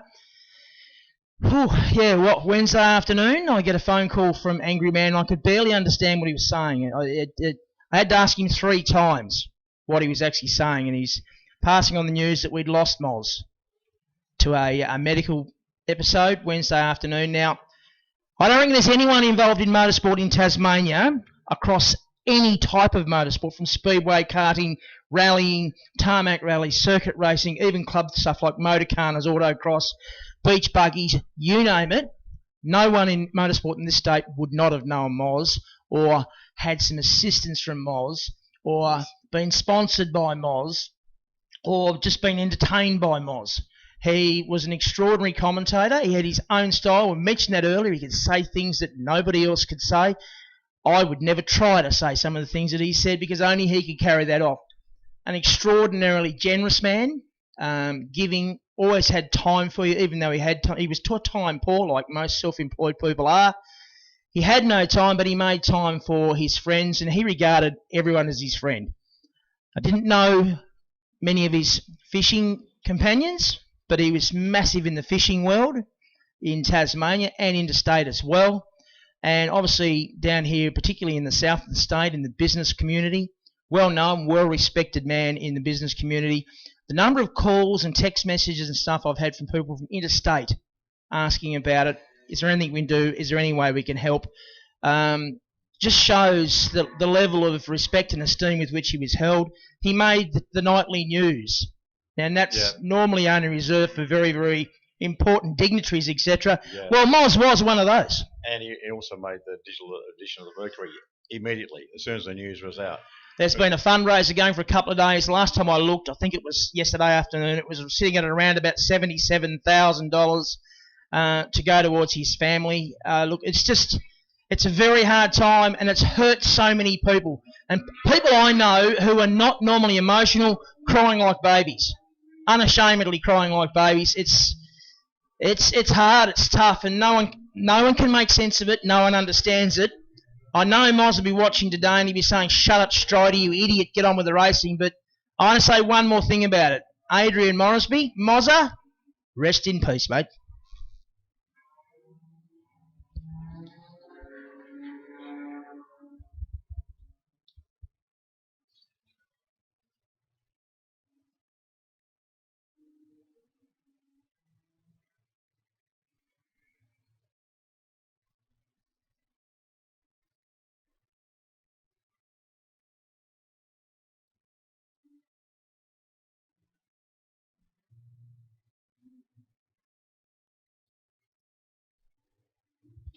Thank you, Stridey.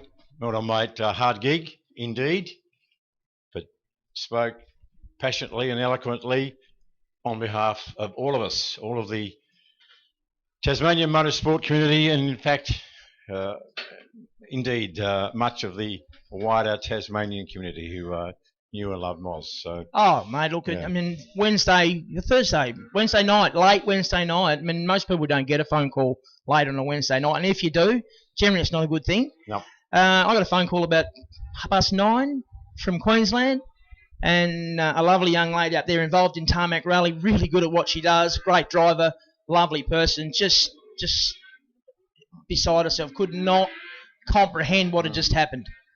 Yes, well, all those, same as me, I had a lot of things happening that night, and my schedule went out the window because social media lit up, my phone lit up, my messages lit up.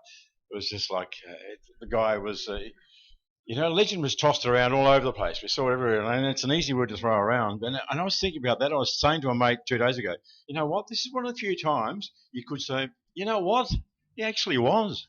He actually was a legend of our sport and of the time. And the outpouring of grief and the respect shown across the political spectrum and beyond was massive. So there we go, folks. We have, that is the ultimate honour, the ultimate accolade. We have an empty front row in honour of Adrian Morrisby. So we're doing what he wanted to do. We're going racing here at Baskerville Raceway in honour of Adrian Morrisby, and it is the familiar blue Capri Piranha of Adam Garwood who leads the field into turn 1, in turn 2 and beyond. This is a very, very special event for him and the Garwood Racing and the Garwood family. He's won the last 2 Muscle Car Cups. It'd be pretty cool to get the trifecta, to get 3 in a row.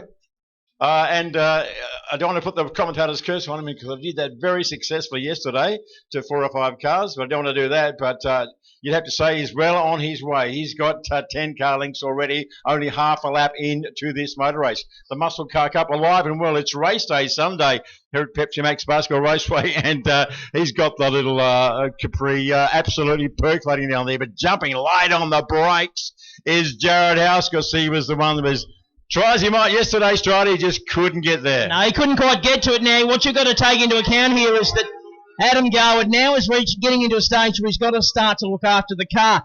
12 races that car's got to do this weekend. 6 in the Muscle Car Cup, 6 in Sports Sedans. So plus a couple of qualifying sessions and a bit of practice. And it's not an easy gig. So things like tyre wear, things like brake pad wear. I know brake pads are an issue with that car at times. So he's got to try and manage that, but also try and keep everybody else at bay. Not an easy thing to do, particularly when you've got a very powerful, well-driven, well-sorted, and very fast black Tirana on your rear bumper bar. And no race driver I know likes to come second. They all want to win. They come through Moz's corner. And, look, that was a nice, respectful thing we saw with the front row being left empty. Moz would indeed have a tear. At that, he was always prone to tearing up. He'd tell you that himself as our leaders come through turn 7, now through turn 8 onto the front straight. I'll go by. There'll be 3 laps to run. It's Garwood and House. Gap back to Philhouse in the BMW. Rye Dunsmuir, I tell you what, he has come on strong in the last 3 or 4 race meetings in the number 77 BMW. Dobb has a big look on the run into 2. Lock break. Behind him's Lee Forrest. Gap back then to Stuart Brinsmead in the black BMW, car number 20. So we've got a lead duo who are duking it out for first and second. Then we've got this nice little 3-car battle. Look at Lee Forrest starting to get up and about in the Celica, taking him a couple of races to get his bearings again after a massive rebuild, after a massive accident. And as the weekend gets longer, I reckon Lee Forrest is going to get better, Rosie.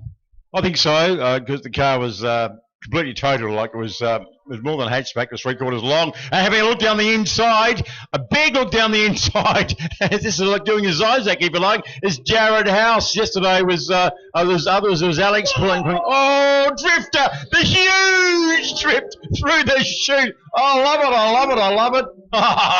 That's the way. Not good on the tyres, but got a bit sideways, got on the power very early, did young Jared in the Black Beauty out off the left-hander through to the chute, and it broke sideways. And oh, well, this may as well just keep sticking the boot into it and hold it out there. And I reckon Paul Adams going, what the hell?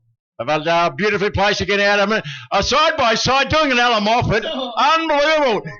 That is unbelievable. Folks, you have to drive the circuit to know what I'm saying. That is a blind corner. They're doing it again into Moz's corner, side by side through there. Side by side onto the back straight. The fun boys are on top of the tower watching this. I don't know whether he's going to be a steward or an enjoying spectator, but Jared House has got a little bit of a gap now, so he's got a better run off Moz's corner. Oh, no, Adams slide right down. He's done. There's a problem with the Capri. I don't know what it is. He's going again, though. That's weird. Gearbox, I reckon. Gear selection. It's going, has no smoke. Every now and then it gets... Oh, no, he's pulling off. It's done. Something has... And I just finished saying that he's got to look after the car. It's a 12-race program. It's always hard on race cars, and that's a real shame to see the Capri in the pits. What it does do, it throws a cat amongst the pigeons for the Muscle Car Cup. Jared House now has a comfortable lead in the Black Tirana, and we know from what we saw at Race Tasmania, when they had the improved production cars doing a 25-lap race, this car just doesn't stop. It just keeps going around and around and around and around. Yeah, well, that's a shocking shame. I'd say the same for anybody who retired, to be honest with you, but he was at the front end. They were massively entertaining, and you know what? One of the most disappointed blokes out there would be Jared, because Absolutely. Because a lot of the time he's out in front and he's just having a lonely race, nobody to play with, and all of a sudden he's had this genuine dice where he's had to hunt down and pass and have a good old crack, and all of a sudden he's... Jared House looks like he's in trouble. He just slowed right down. Yeah, because I think... Oh, the checkered flag's come out. That'll do it. That'll do it. Oh, well, I said exactly the same thing, but yeah, it's so near, so close. But poor old Adam, he's still... well, that's a shame. Like, he only had a lap in it. So not quite, but there was no smoke, no liquor, but it just suddenly, after they came side by side through Moz's corner on those under brakes, he was just, seems like he was coasting.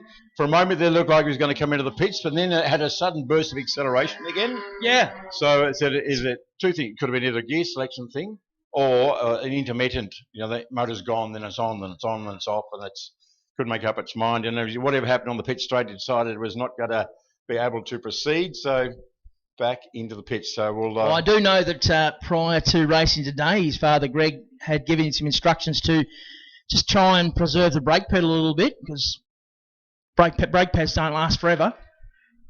And 12 races is a long time. It's a long way. Yeah. But Wow. I'm sure there'll be a lot of people wandering around trying to find out what's happened to that car. Yes. And yes. motorsport being what it is, I'm sure if there's anything that people can do to help, they will, because that's just what happens in racing. Absolutely. Just like to see a good show. Good performances, though, in for the minors, if you like. So the House family, not brothers, I think they're cousins, these ones, I think. Yes. It's the Jason House, Phil House in...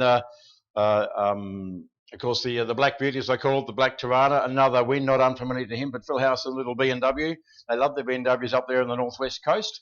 And it's great to see that Phil and Ryan Dunsmuir have been having some great dices this last year or so, actually, at TCRC rounds. And Ryan Dunsmuir had a storming drive back yesterday, had a loose bonnet on the warm-up lap for the race yesterday and was called into the pits, had to start from the pit lane, and he got up to, I think, 5th or something like that. It was a great drive back to the field. Very entertaining to watch, but he's up there or thereabouts, and that will help for the rest of the day with this progressive grids. By that we mean that the next grid they'll set up on will be Finishing order of that. Finishing order of their race. So strong performance, and that will not be a good thing for poor Adam. Assuming they can get the car back out. We don't know as yet what the situation is. No. Hopefully someone will come up and tell me what's gone on once they know. And we can let you good people in spectator land know what the situation is. It's being driven back out of its pit spot. It's actually driven back out. So that's not a bad thing, is it? Oh, I'd say that's a good sign. Yeah. I just looked down there to see what might have been going on. I just saw the car being driven out on its own steam. I'm really hoping it's just something silly, that it's out of fuel, or they didn't put fuel in it. And now they're reversing it back in, but at least it's drivable, which is it's odd. under its own steam, isn't it? It means it's got clutches, it's got gears, it's got that's very odd. It might have been something really dumb, like a pin fell out of the gear selector or something. So I know they'll be hard at it. Isabel's just sent me a message saying just keeps losing power. Ah. So that is weird.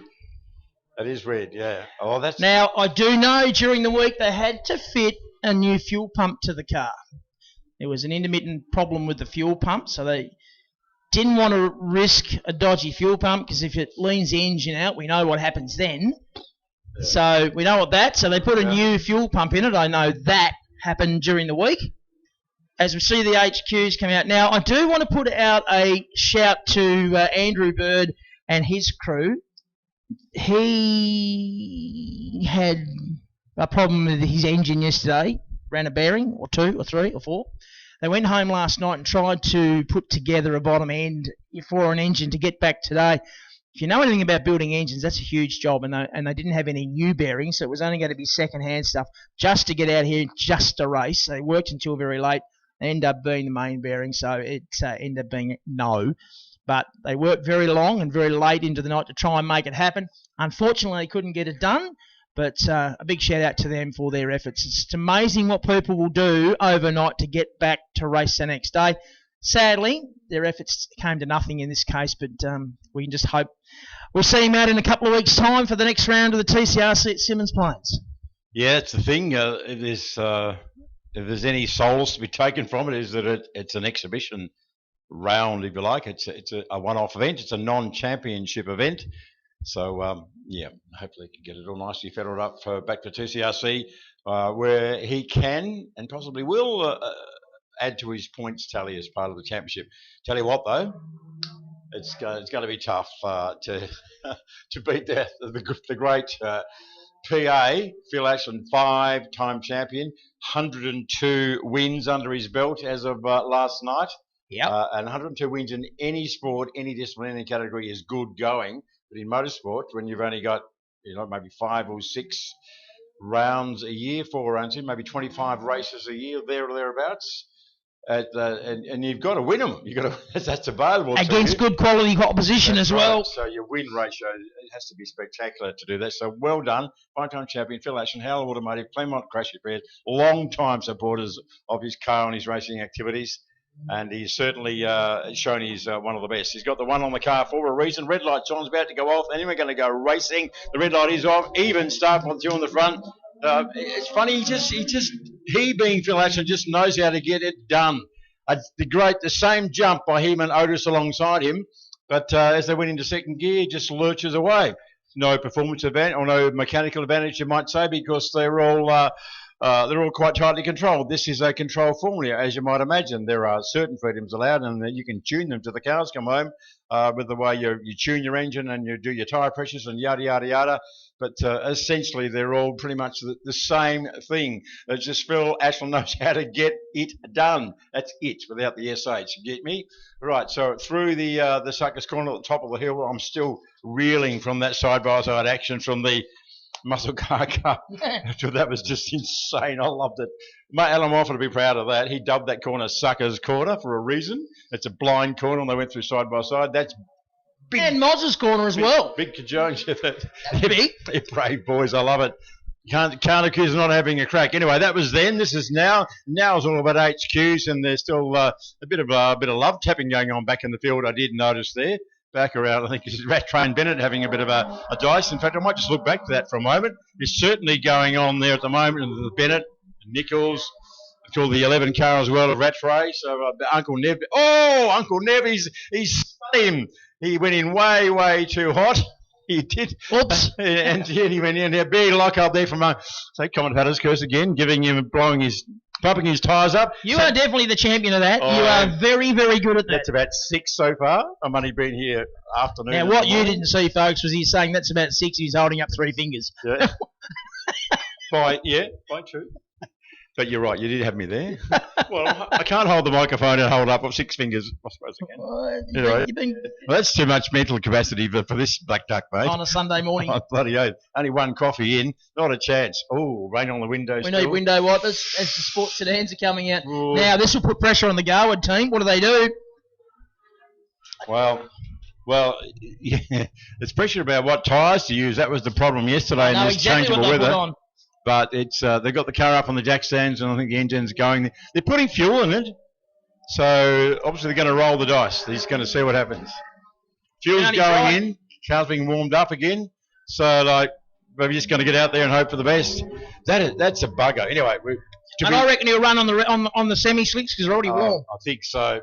Anyway, we'll more about that in a moment. Let's go back to this HQ race. It's pretty much line astern at the moment. The trouble is.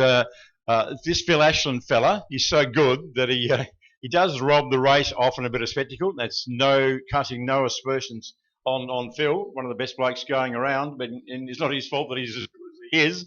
But because he's good, he's sort of untouchable. We mentioned yesterday, and if you're here yesterday, we're sorry, but we have a new crowd today, so we can often revisit some. We can tell some of the same jokes. Oh, it's true, but I never forget. Yes, you do. Well, I do. Some things I don't. I just noticed some of the stellar drives that fell over the journey. But I remember about 2 years ago at a TCRC round, and he started in a handicap race. It wasn't just off the back of the grid. It was a handicap. So he was off the back, and he was held. I thought, well, this is impossible. And it was a bit unfair because I think it might have been actually no, it wasn't for points. That's right. And he won. He won the handicap race, a one-make series, more or less the same mechanically. And he came off the back and got to the front in something like 6 or 7 laps. So the guy is an absolutely quality unit, if I can put it that way.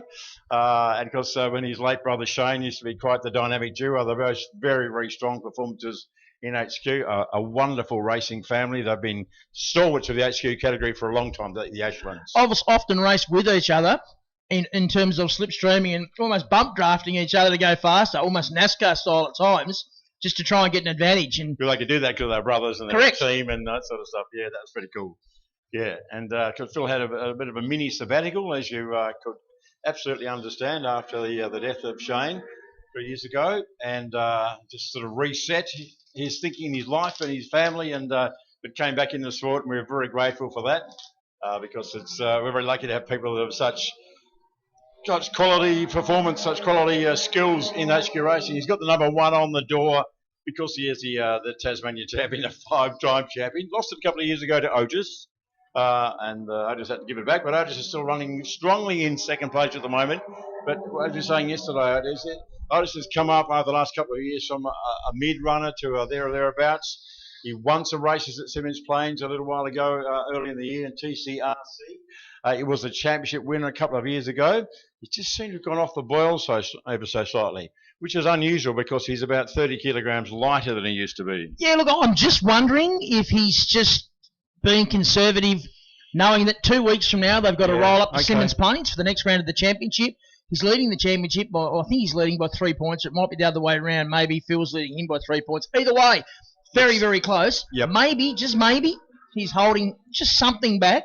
Well, So he's got a car to race with in 2 weeks' time. This is true, yes. That's what we've just mentioned with the other categories. That is a non-championship event. So, yeah. Checker flag being readied and it's about to be waved yet again.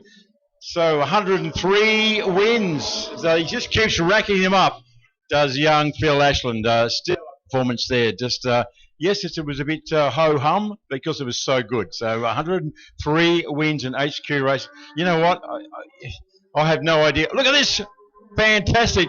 The Bennett Rattray Nichols contretemps earlier on. There were people bumping into each other. People were spinning. It all got a bit willing down there, but they all got themselves back together, dusted themselves off, and had a great little run. And this is what we like about these one-make series. Not necessarily happening at the pointy end.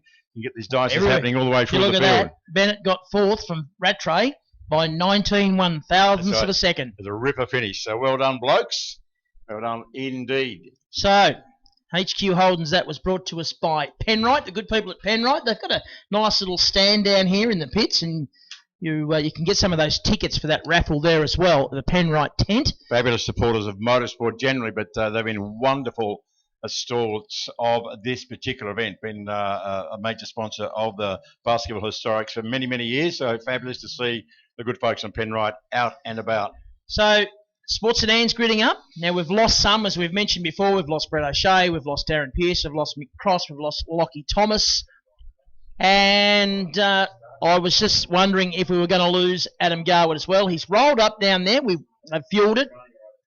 He'll be on pole position for this race. Alex Williams alongside him. But we'll just see. I looked at Adam's fiancée when she walked into the commentary box, and she just looked at me and shrugged her shoulders as if to say, I don't know. Well, I've done some more searching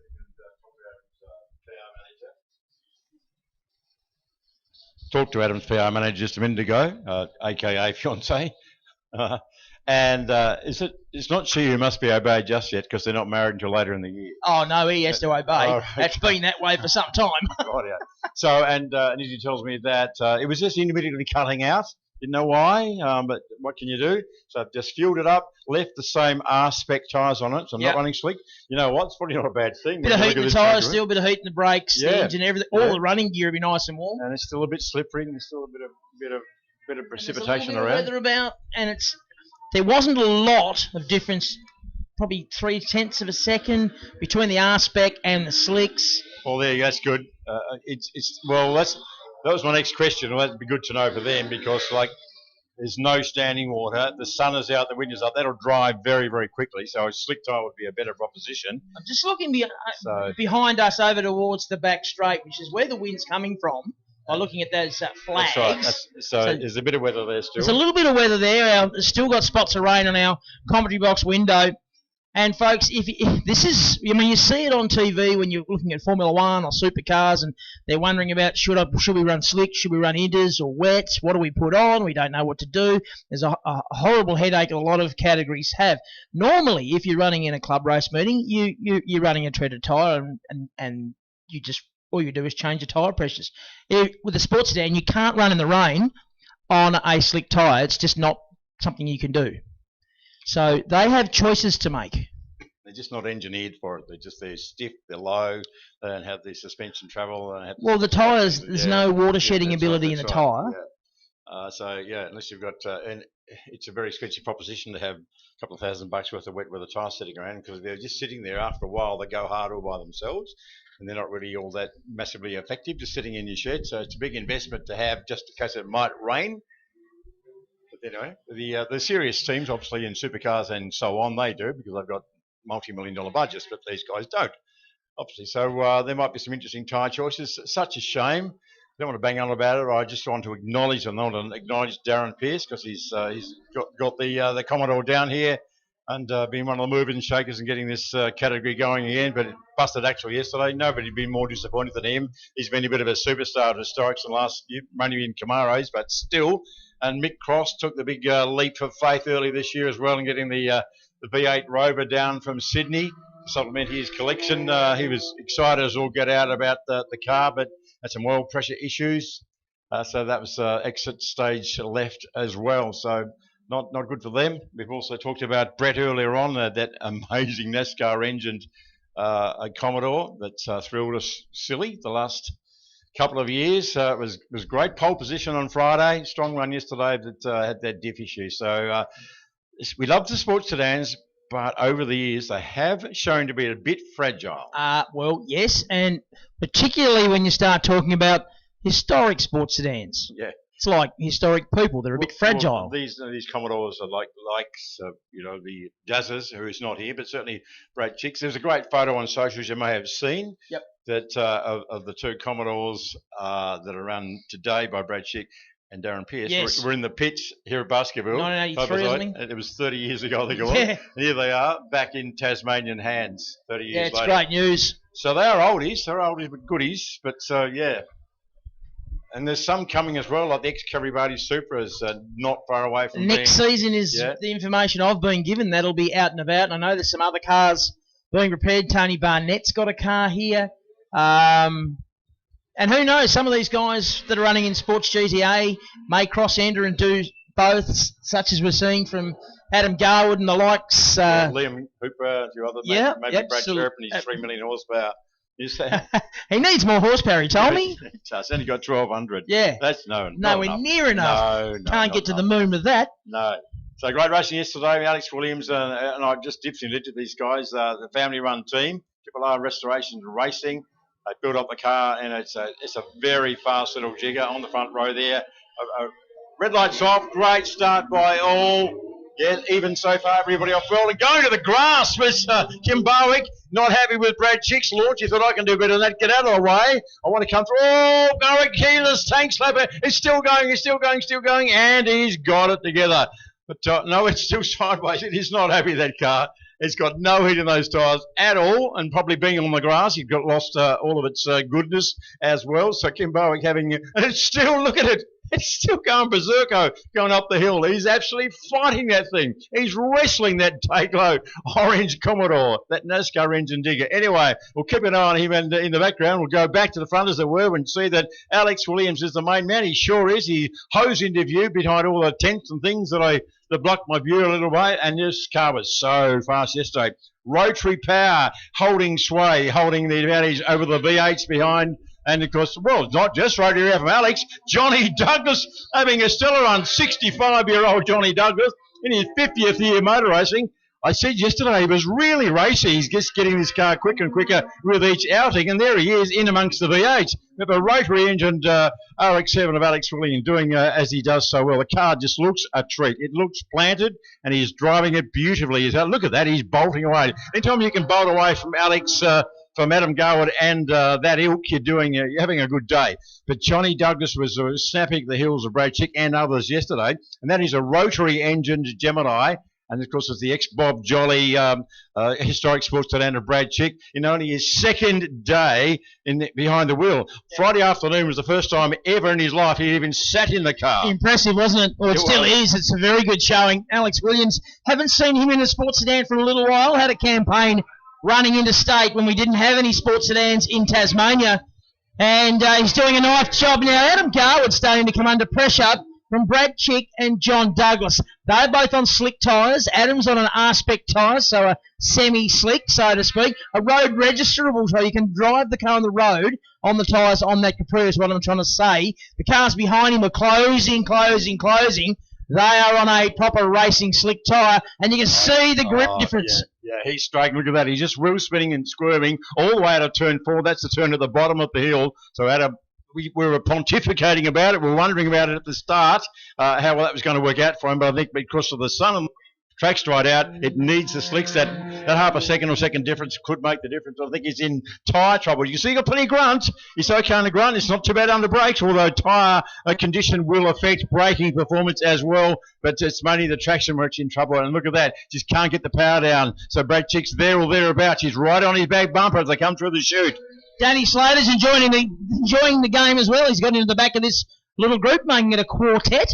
So forecast now, we've got a Ford Capri, a Commodore, a Gemini rotary power Gemini, and a 6-cylinder Tirana. So quite a different arrangement of motor cars there. A couple of V8s, a rotary and a 6-cylinder turbocharged car. Now, that's where Adam was in trouble last time with traction.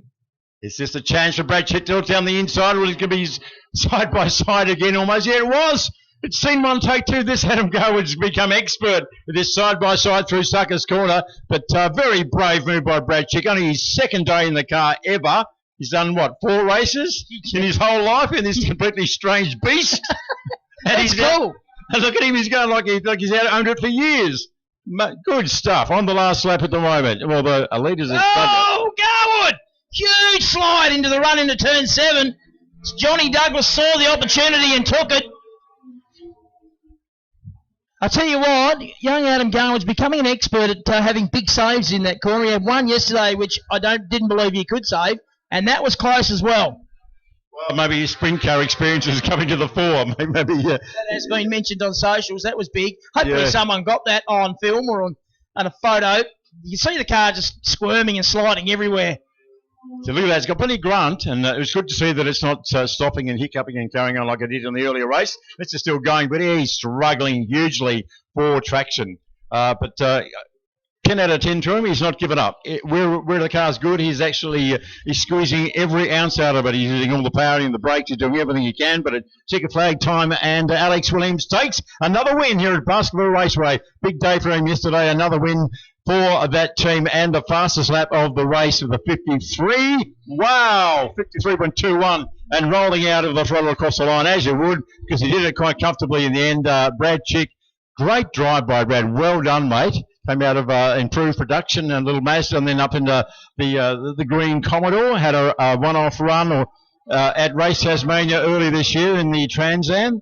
And took the big leap of faith and brought this ex-Bob Jolly Commodore, as you said, jumped into it for the first time on Friday.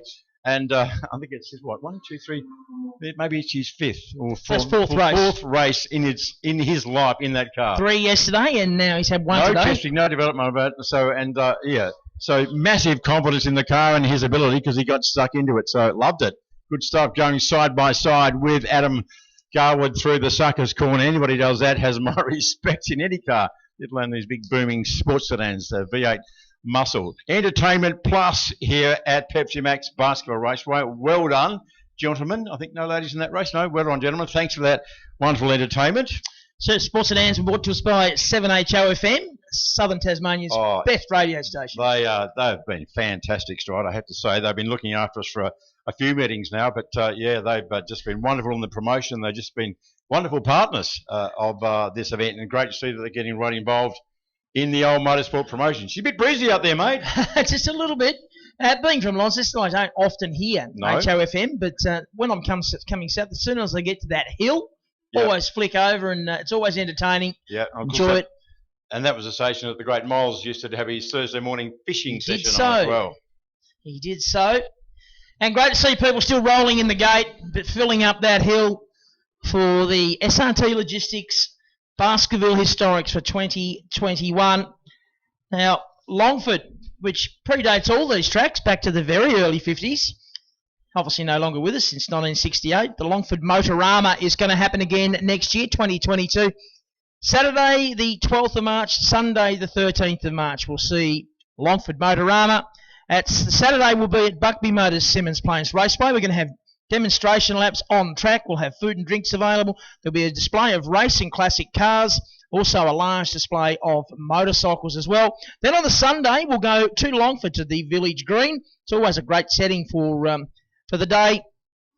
Again, we'll have the race and classic car show, a large motorcycle display, street parade and trade stands, food and drinks and music and all the other things that make a good festival. For more information on that, longfordmotorama.com.au. As we've said a few times, this is a mask event only. You must be wearing a mask if you're moving around the facility, so please be mindful of that as you come and go around the place. The only exceptions are if you're sitting in your car or having something to eat or something to drink, then you may remove your mask for those purposes only. And it's a lot of fun. Come over into the pits. It's free to get into the pits. Lots of people I can see have been coming backwards and forwards across the Tilford Auto Group Bridge. It's great to see that the fans are coming in and having a look at these wonderful cars and covering off from way back right up to about 1987, 88, 89, somewhere round about that mark. It's something you don't see every race meeting. A lot of these cars, we only see them once a year, so this is your opportunity, Rosie. Absolutely. I love it. As I said before, when I saw the entry list, I thought, well, this is going to be interesting with all of our traditional mainland friends, either static displays or race cars forbidden or unable to come. Forbidden pretty much because of this, the big C, the COVID. But wonderful determination from the organising committee to not have a repeat of 2020 when we couldn't run, and then working beautifully with some anticipation and more than a little nervousness right up to Wednesday to get the okay from the Tasmanian government. Because we can say now that it wasn't a done deal until Wednesday that we were actually able to run. No, it was always going to run, or they were always going to give us permission, but it was at what level? Yeah. And now, you know, I'm always been someone that will pretty much say what I'm thinking, sometimes to my detriment. Yes. Yesterday, I said that I just get this feeling that we're getting on top of this thing, and I still do believe that. Until I got out of bed this morning and I had sunrise on, and they were showing me scenes of what I can only describe as a disgraceful display in the streets of Melbourne yesterday. Yeah, it wasn't horrendous. I mean, all they were doing was attacking police. Had nothing to do with the virus. Had nothing to do with anything other than being a thug. And if that's going to be the behaviour, Melbourne's going to be locked down forever, mate, because that's not going to fix anything. 11 cops in hospital. Yeah, really? That is rap with a capital C, I'm afraid. It's just not acceptable. It's not Australian to do that. No. And they ought to be ashamed of themselves. We are getting towards a stage where life can get back to some form of normality. That sort of behaviour won't fix it. I'm going to leave it there because I get really angry. But it could be said that it's easy for us in our ivory tower, almost literally, to be saying this because we're not in a lockdown state. And we haven't had, like, this is the 6th or 7th lockdown for Victorians, I think. Look, it is, and you're right, but what's attacking the police going to do? That will not change a thing. All just is make them madder. Yeah, so like it doesn't achieve a thing. Yeah, it's. So luckily, as I said yesterday, I came in yesterday and I walked all around the circuit or on the hill and what have you, and people were laughing, they were happy, they were smiling. Everybody was wearing their mask when they should. Everybody had checked in with the check-in thing. People were being like, okay, we're here. We didn't have this event last year because of COVID. We're, thanks to the government, we're able to have large crowds. We've got free movement. We can do basically everything we need to do, but just as long as we social distance and wear our mask. How good is that? And it's only at events such as this. And over the last few weeks, we've had some of the AFL football finals being played in Launceston at UTAS Stadium. I think it's called that these days. As far as I'm concerned, it's York Park. Always will be, always was. And people were wearing masks. And I didn't see too many complaints about that because they got to see the game they love, and that's cool. Same here, and you've only got to wear it when you're moving around. If you're sitting in your car watching the racing, take it off. Yep. Have a cup of coffee, have a Pepsi Max, whatever it is. And with luck, in the next, September, by the end of November, we'll reach the vaccination targets and we won't be having to do this sort of thing. And we're able to let our friends in, and my kids can come home from Melbourne, for instance, Yeah, well, I mean, your kids are in Melbourne. Yeah. My son's in Sydney. I've seen him once in 2 years, and that's just how it is. Yep. So we all stay the course. There's light at the end of the tunnel if we do the right thing. Absolutely. Until you see scenes like I saw on TV this morning, I've got to stop talking about it because it just makes me so angry, and I'm likely to say something I shouldn't. Even more than usual. more out there. More inappropriate than usual. More out there than I would normally say because I have been to a very special school. Yes, I know you were the Ducks. I was. Yeah. Yes, you. Yes, that's the one in the Northern Territory, wasn't it? To see you in the Northern that's Territory? The one, mate. Yeah. I was in the Northern Territory a few weeks ago. Really enjoyed that. You were. You went back for a refresher course, did you? To see I hadn't noticed that. Kim Barwick parked off the track, just coming back on the tow truck. Had not seen that during the race. So the tribute car to the Marlboro Holden dealer team, the Chev NASCAR powered machine, recently rebuilt. It's got a sequential gearbox in it now. It's a live rear end, Nissan rear end, and it's a trick bit of gear. It looked bloody evil on that first lap, I tell you. Maybe it's broken something. I don't know. But obviously that's evil everywhere. That's a stupid comment. It's broken something because it's on a tow truck. Tank slapper from 1 to 2. It was chasing it up the hill, like massively chasing it. Oh, better you than me, Cobber. That's evil with a capital E. But what a weapon! All you folks up there in Spectator Land. I know it's only coming past on a tow truck, which is not ideal. But if you get a chance, come down and have a look at this car because it is trick. Kim's Hobart's fastest butcher, and as Strider just told you. Ooh.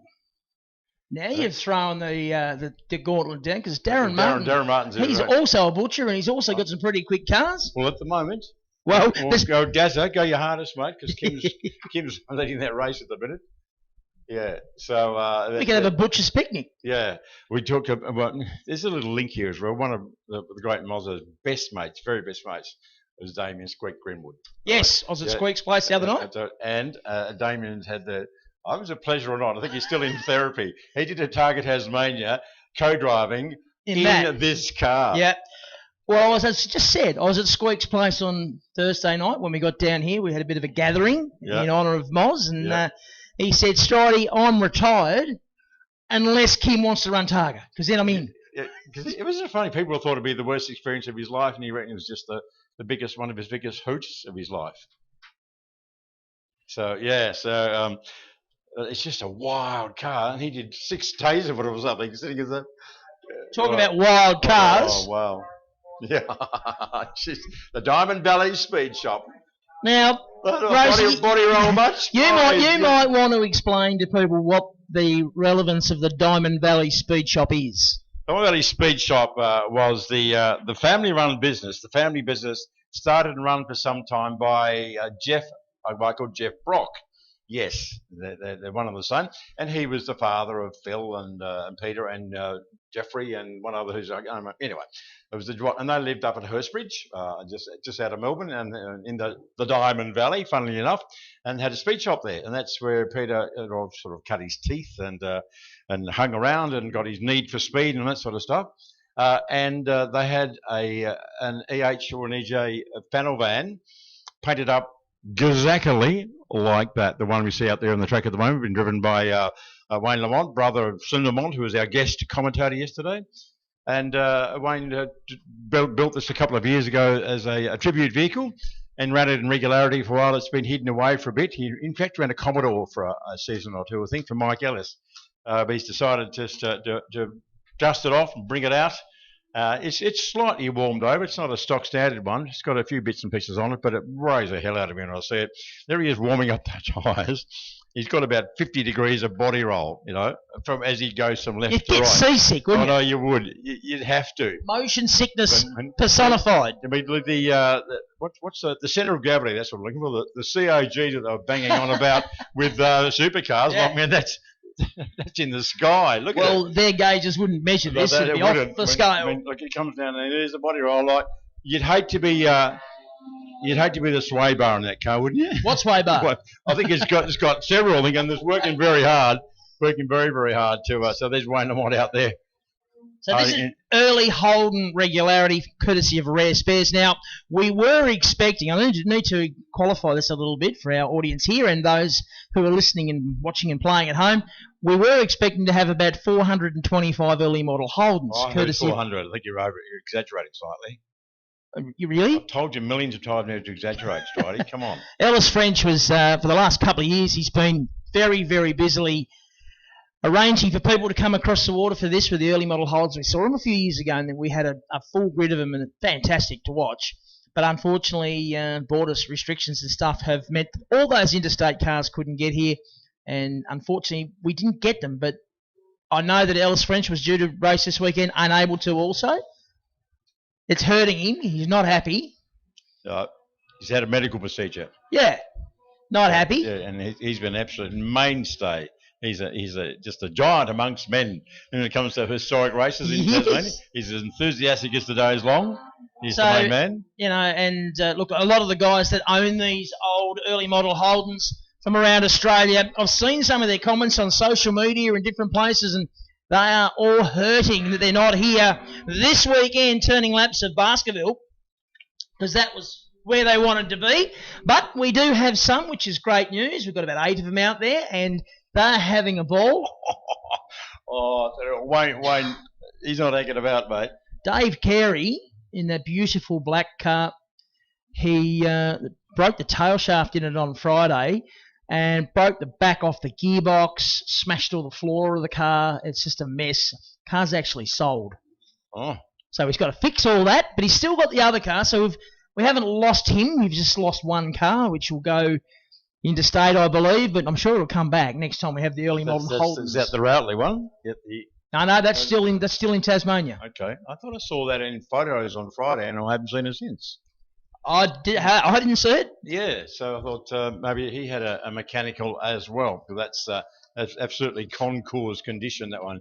But Wayne is, mate, I saw him down there in turn 4, bottom of the hill, and he was a bit of oversteer, a bit of understeer, a bit of everything going on there, and he was right out to the very edge, he was on the ripple strip. So he is having a fair old crack. He's one of the senior honchos out there at Bridgestone B Select in Moona, Peter and Ross Killick's enterprise out there in Moona. So look at that, like, whoa, up we go, right down the ripple strip. Hold on to it, baby. It's like the Queen Mary, like lurching its way around turn 4. Similar to watching an aircraft carrier turn round. It is a bit, but just gets me with that centre of gravity. It's so high. Now, what they do with these early model Holdens, the FJs or FXs or 48215s or whatever you want to call them, they run them in lots of different configurations. Some of them have got the original grey engine, so the 138 Holden engine with crash box, so no synchros on low or anything like that, because they were pretty sophisticated back in the day. Then you got some that are running 161s or 179s or 186s or 202s. A couple of them are running VL turbo type engines. There's any number of different configurations in the world of early model Holden racing, but it's just so good to see these old cars. They're looking so good and in such good numbers now, Rose. Yeah, it is good. We're lucky that we have a number still about in Tassie, and it's even in front of you right now.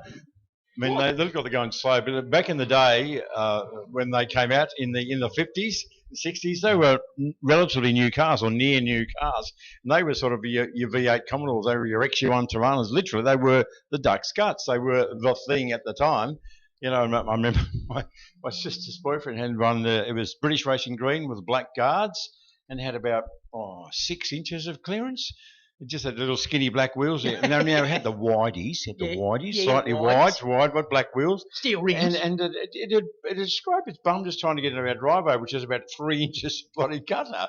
But that was cool as, and he had the stick shift at the 3-speed, but he had the stick shift coming out of the floor, yeah.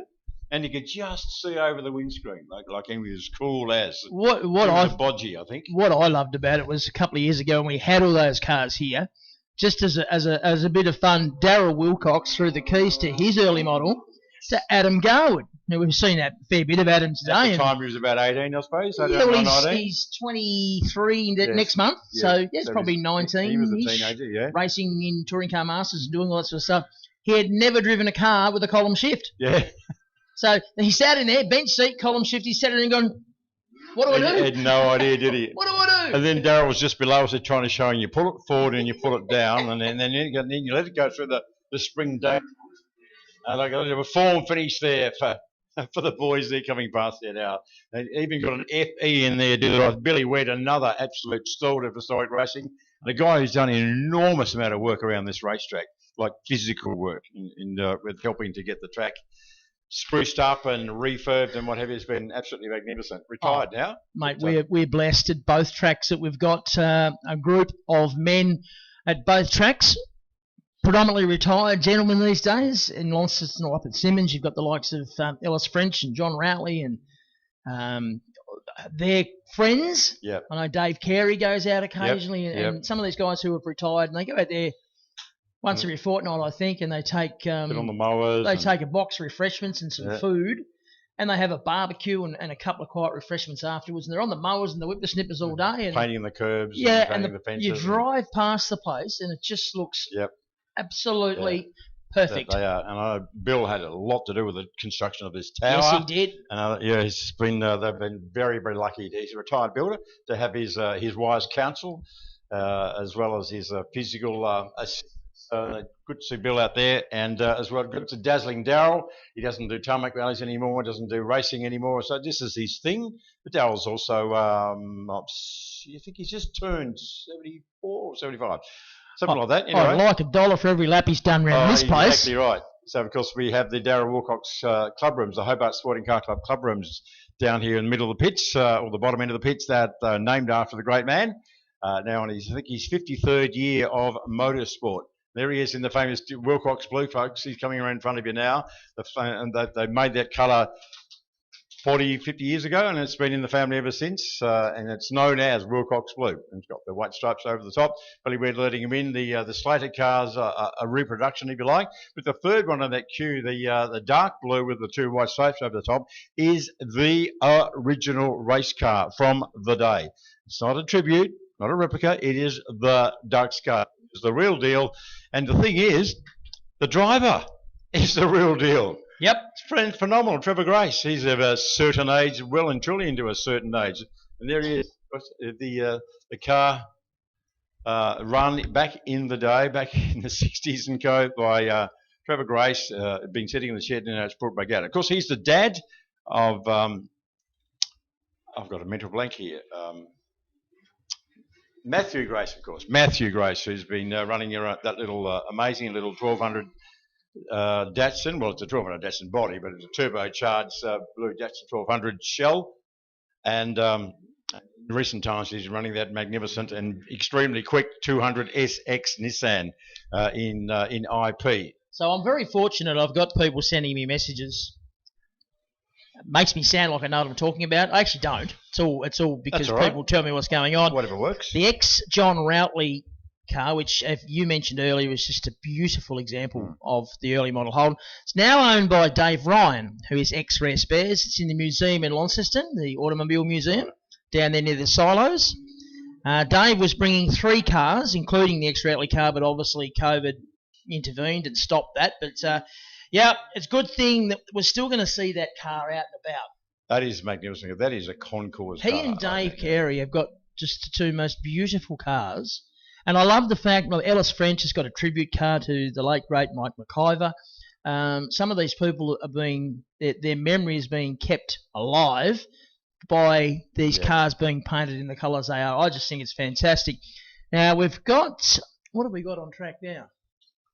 We have got sports and racing. Yep. So we're going to have this, then we're going to have the Legends demonstrations. After that, round about 10 to 12, 5 to 12, somewhere in that range, we're going to do the grid walk, mate. So that's exciting. We're going to have a whole bunch of cars lined up on the grid. We're going to open the gates, the pit gate, and I'll let people from spectator land out onto the track. It'll be important to make sure you got your mask on, but you can get out there, bring your phone, bring your camera, bring your kids. You'll be able to come down onto the track and see these cars where they actually, like it's looking at animals in the wild, isn't it? They'll be sitting on the racetrack and you can actually go out there and walk around them and have a look at them, take your photo, talk to the owner. Drivers are not keen to talk about their cars much. No, they say, oh, no, I'm right, thanks. I'm not proud of it at all. No, no, it's a piece of rubbish. I wish I had a better one. Yeah, that's right. Well, that might be true. No, not a piece of rubbish here. They are proud of their steeds. I'm very happy to have a chat about that. So we'll keep you informed, folks, but when the time comes, we will open the main pit gate here and we'll have the marching band. We'll have the whole deal like we do every year. We'll open the gates and you'll be more than welcome to come out onto the grid walk. When they do it, the supercars, generally it's a very much a ticket-only affair. This won't be. If you're here, you're welcome. Absolutely. It's that kind of day. We, thanks to the Tasmanian government who relaxed the rules, if you like, and let's have a larger crowd than the standard 1,000 as of Wednesday night. So well done to them, and well done to Don Potter with his 54-page submissions and things you've got to put in to make it happen. It's outrageous, but anyway, that's what you need to do at the moment. And if you think across the spectrum, there's very few with the exception of things like AFL and NRL, the high-end sporting organisations, which are a national thing. And they're in bubbles as well. Yeah. There's very few events at state level that haven't happened. Allowed to have 5,000 people. It hasn't happened. So well done to Sporting Car Club Committee, Motorsports Tasmania, and the Historics Committee and the government for working out a way forward. Do know they've all been here. The police have been here. The health department have been here, checking out, making sure we've got our COVID plan in place and that people are wearing masks. And a big shout out to all you people. Like from here, we can see most of you when you're wandering around. Masks are on. It's good to see that people aren't trying to flout the rule. We don't like the rule. We're not a fan of the rule, but not at all. It is what we have to do at the moment. Yep, it is what it is, and that's what we have to do. But we're here. We've got a hill full of cars. We're working around. We're not restricted in our movements. The only thing we need to do is to wear a mask, pretty much, having checked in and be social distance and wash your hands after a bluting and all that sort of sensible stuff. So that's all fair enough. I see 1-3 cabs coming along the access road to Australia. You know what that generally means? It's got food in it. That's generally right. One of the wonderful things that Roger Burton and his folks do at 1-3 cabs, great supporters of all the activities here at Baskerville for a long, long time, is that we have the food prepared off-site by our caterers to feed our volunteer officials that are here, rain, hail and shine. And that's all been going on, plenty of that, all of those 3 things. Question, without notice, car 50, is that within the box? Yes. Yes, it is, just. Yep. Boy, hippie only, just. Yeah, that's all it takes. About to go racing again, a bit of a creep. Not anymore. But anyway. Oops. Anyway, I don't know. Apart from I see nothing. Apart from the electronics side of things and the digital police, we have people right below us looking out with their own 2 peepers, doing visual judges of fact as to what's going on there. What we're talking about then was the Mal Lee Clubman. His front wheels are right on the edge. I thought, is he in the box? You have to be in the box before you start the race. Well, when he clicked it into gear, it moved forward a little bit, didn't it? It did, which is like possibly right on the cusp of being out of the box. Anyway, we'll let the people who control such things worry about that. Much better time today for not so young, Phil Sutton. He didn't want to talk much yesterday about what happened to his car. Remember, we were saying on air because it slowed right down and stopped. I thought, wouldn't it be embarrassing if it were an electrical issue, because he's an electrician? And he said, I'm not saying it, just stopped. And he's got it started. What happened? I said, we fixed it. And I'm saying to myself, you've had an electrical issue. Yep. And he wouldn't say. No. Anyway, went out this morning. And as we saw, it was a nice little drive back through the field from, and that big late lunge under brakes to get Mal in the second but last corner. Oh, he came from another postcode, didn't he? He That's did. simple as that. It was a fantastic finish. Which you kind of expect from that car with its pedigree, to be fair. Like it's a purest little car, but it's not a modern one, but it's there or thereabouts. And Phil was one of the movers and shakers in getting this sports and racing category going again as a racing category. Him and a few others have had their cars for a long, long time and brought them out of mothballs, but brought them out to demonstrations or sprint races or just static display, but to actually get them out and properly race them. He's been one of the movers and shakers doing that. It was decades ago that he used to run the car in earnest, in anger, but great to see that it's back. And it's not a trailer queen, as they say. He's actually getting stuck into it. And this morning, I think his drive through the field to go and then past Mal Lee was one of his better ones. He's not a young man anymore. We've got 3 guys who have got a 10-second penalty. That can only be for a start. Mal Lee's been given 10 seconds. Yeah. Darryl Hurd has been given 10 seconds, as has Jason Dyer in the Wren Formula Ford. They've all received a 10-second penalty. Surely it can only be for a jump start, mate. Have to be, yeah. And that'd be a big galling for poor old Dazza because he set the fastest lap of the race. But at a 56.46, it's not untidy, that's is it? not something. Considering that he said he's about 20 kilos lighter, heavier than he was back in the day. Yep. He's got Phillip Island gearing. It's just the gearing is wrong. It dies in 2 and 3. It has a bit of a flutter and a fuel surge thing at the bottom of the hill because it's off the cam and it's in the wrong ratios. Yep. He wasn't complaining last night. He was saying it's just the way it is. He said he's still loving it. He's old tyres. Yeah, old tyres. Having time to be like old tyres, wrong ratios. It was just there, but he's so happy to be out there. That's the Hayden car. the HODEN, the little plum coloured, just going through turn one at the minute.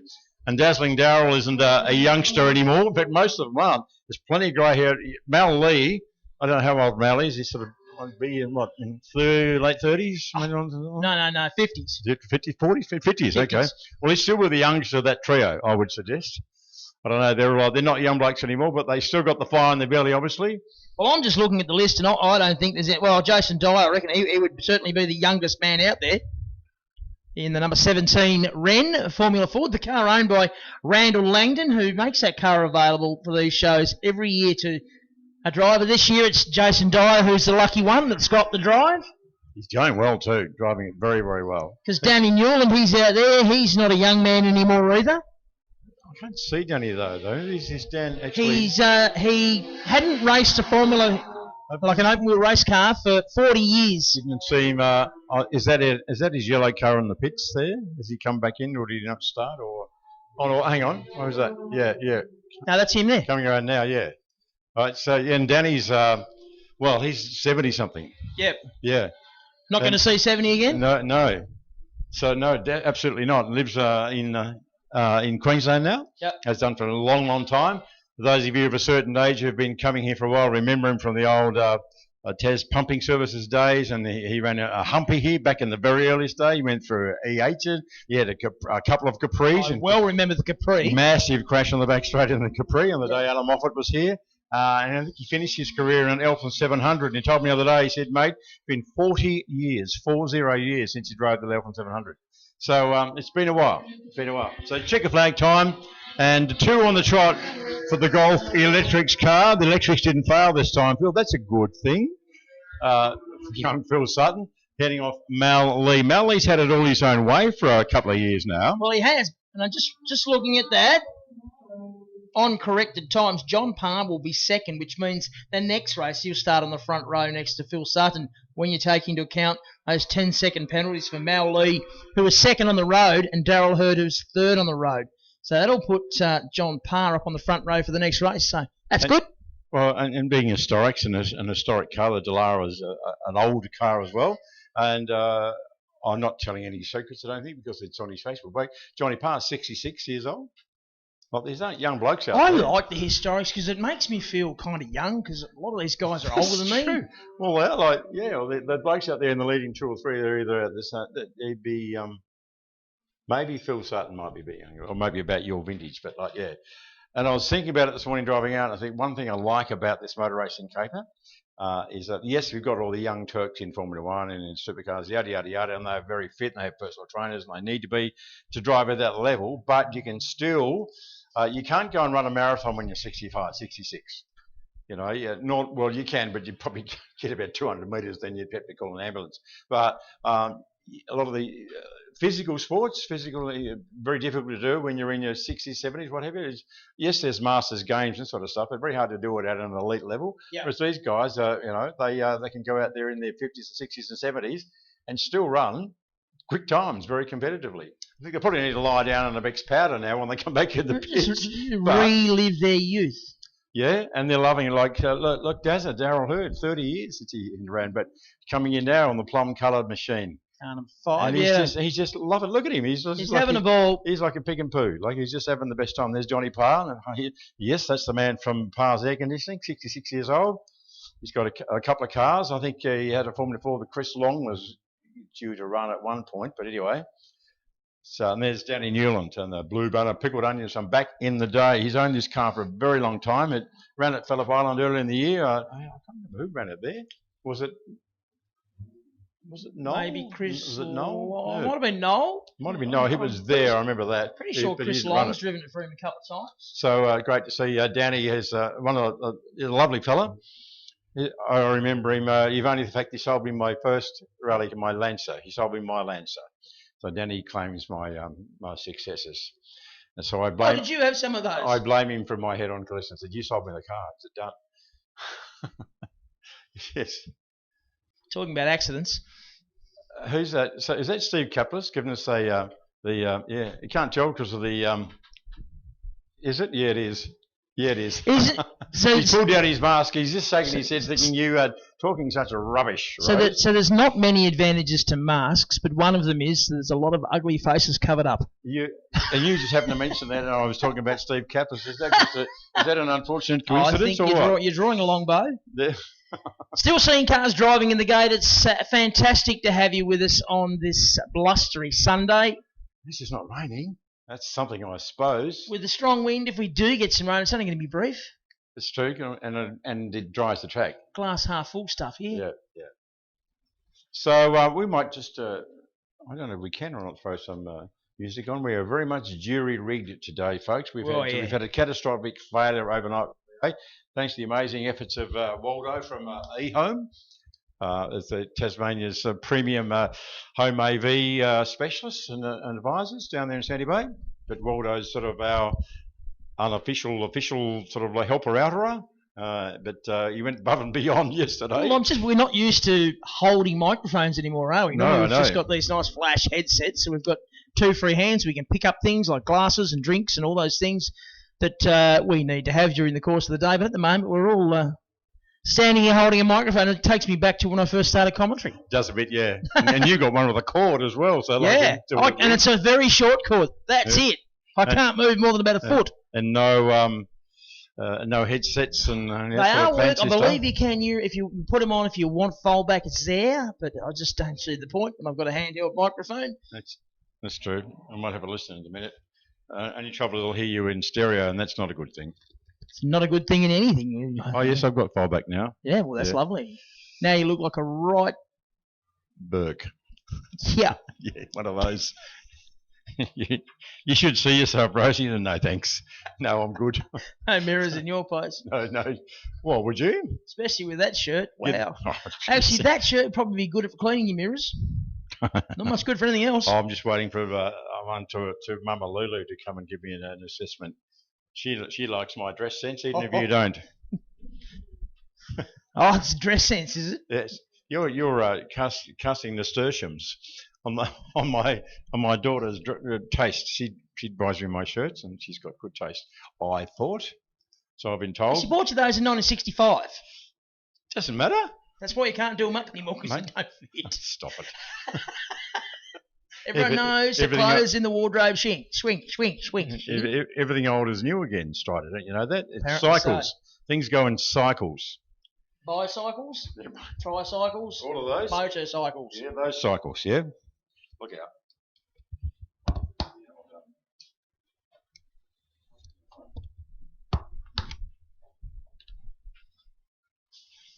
So I gather we just have to microwave. I don't know. I'm going to try. I was just going to put the live mic on my phone again.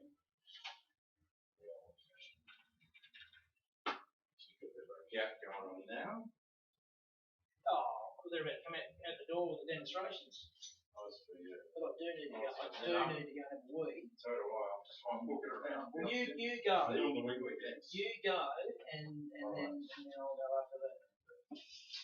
And I thought just going to be a bit of film. We're not going to do any Greek stuff. Well, you can go down and do it if you want. Yeah. I don't know, mate. I just don't like the idea of trying to do it with a microphone. Between you and me, like it's, I will just say this on air, but like it's not quite the big deal, like for the Greek walk, you know, we've got McCormick's and the ilk and the Moffats and the yada. You wanna feel a little warmth, a little mercy. You wanna feel like this is real, but it's so cold this time of year. And everywhere you like to go is a reminder.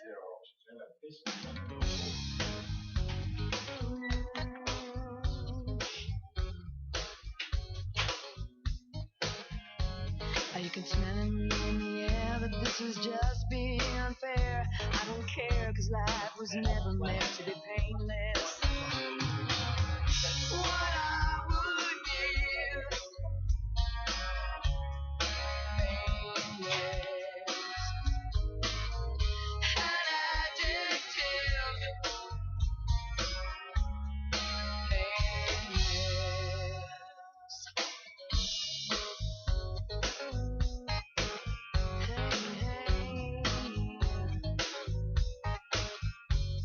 Gonna beg to be leg of your adventure. Not gonna cry, I'm gonna laugh. It's like a little game of chance. We all anticipate the elements of nature. Yesterday was years ago, and you have nothing more to show. I don't care, 'cause I was always meant to be here. What I would give, painless, an adjective, painless.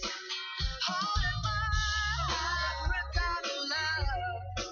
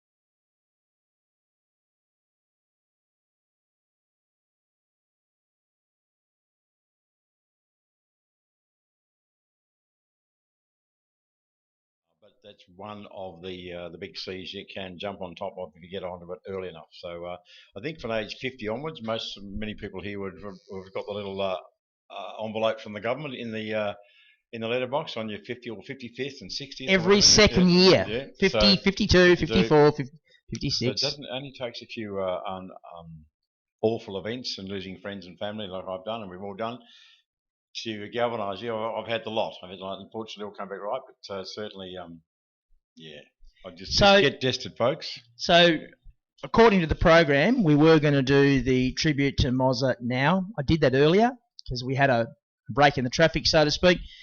I just want to touch on something. While you were down on the grid walk, I was combing through a bit of social media stuff. There is a like a GoFundMe type page, a tribute for Moz going on at the moment, set up by the great Kelly Hooch Hunt, and there's been 488 donations in a couple of days, and so far they've raised $82,500 for Moz's family. And don't you really are going to need every dollar of it. Can you, is the URL on there, Strider? Can you give the link or tell people how to go there? Well, I find it the way I find it is I go onto the Tarmac Tuggers page, which is a page set up for Tarmac Rally enthusiasts, and there's a link in there, but I'm sure there's other places that you will find that link. It came up on mine via Moz's page. Well, there you go. So there you go. Adrian Mozza Moresby. That's another place you can find it. And look, it's a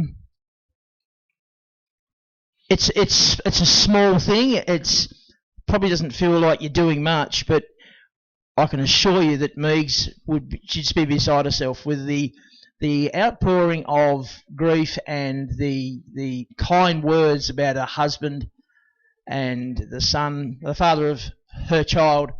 She would be, in time to come, when she recovers a little bit, she will be comforted greatly to know that he was such a love figure. Yeah. Well, these ones are always interesting because, as I say, none of us are getting out alive and we lose friends and family all too often, unfortunately. This one for me, I've been thinking about it a while the last couple of days. I lost another friend several weeks ago, a young fella, unexpectedly. And he's another one. Moz is just a bit different.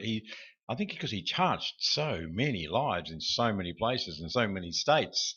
His influence was wide, and so people go, "Oh, he was a large-than-life fella. He was funny. He was a commentator, this and that." But I more remember him as being a great human for his humanity.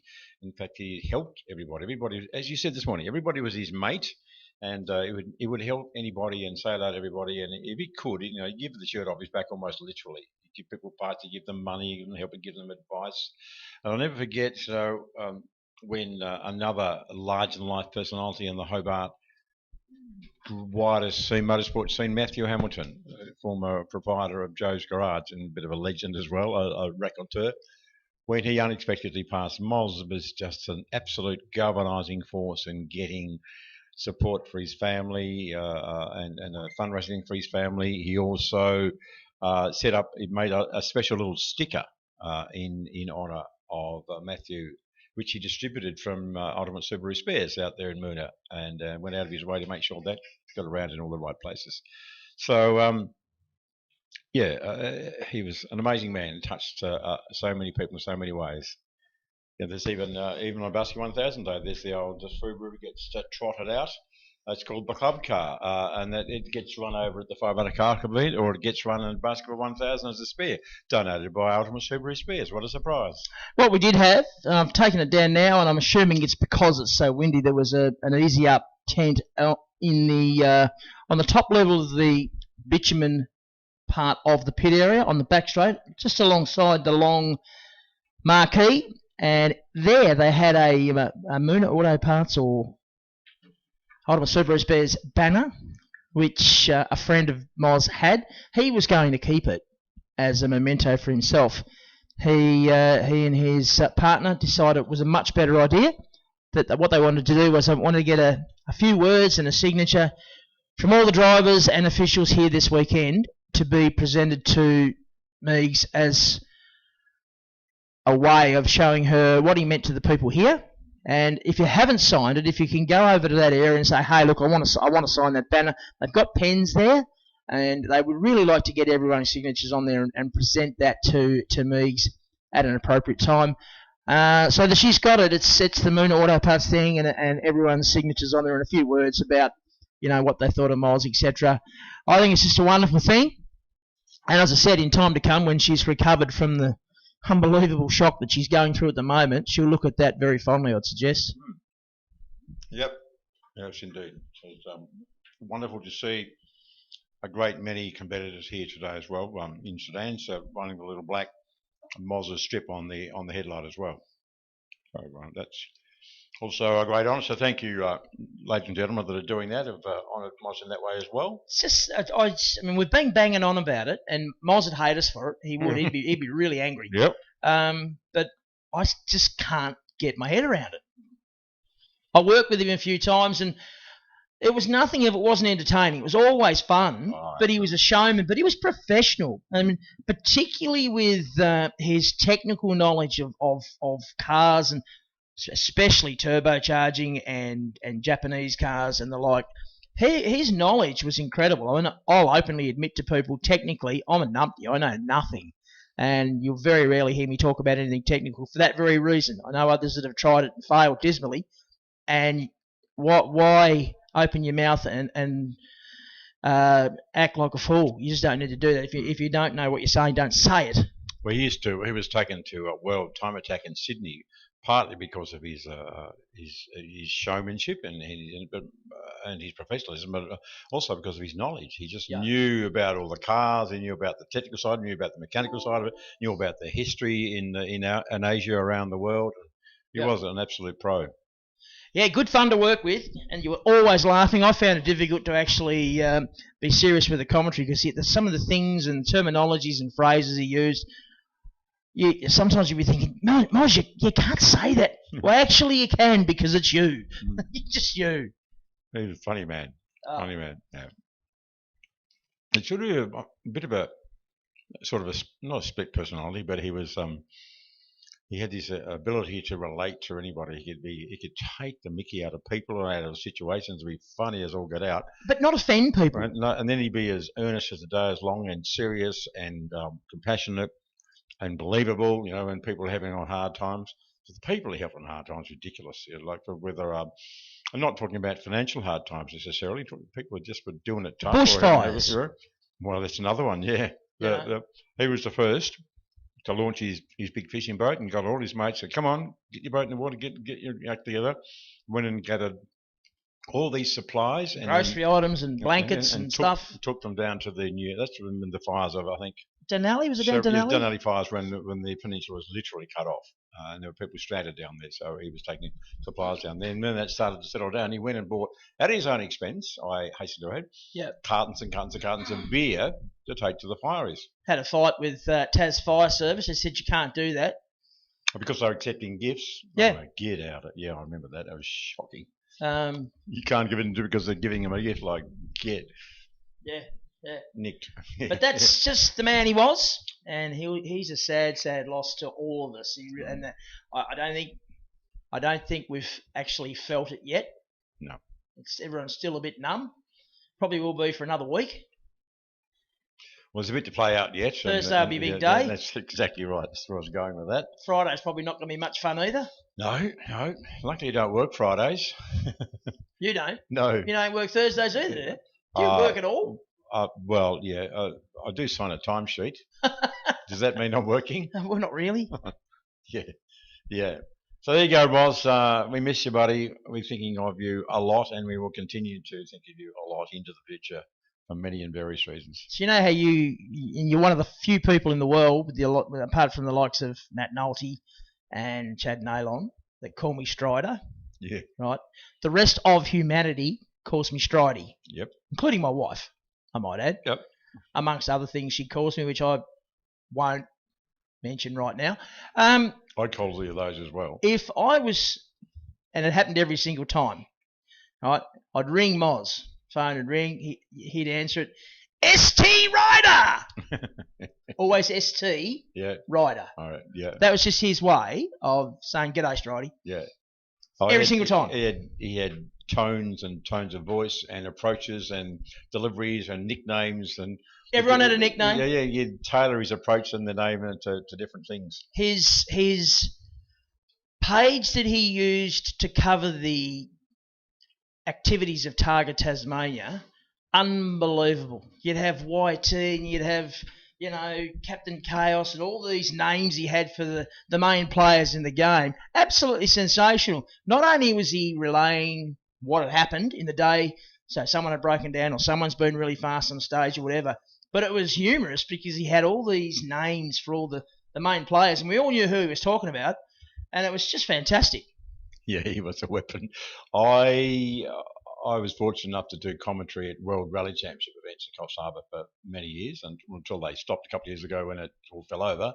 But I think it was 8 or 9 years straight. But in 2013, the organisers had the inspired decision to invite Moz up, needed another voice. Well, I'd give you the tip.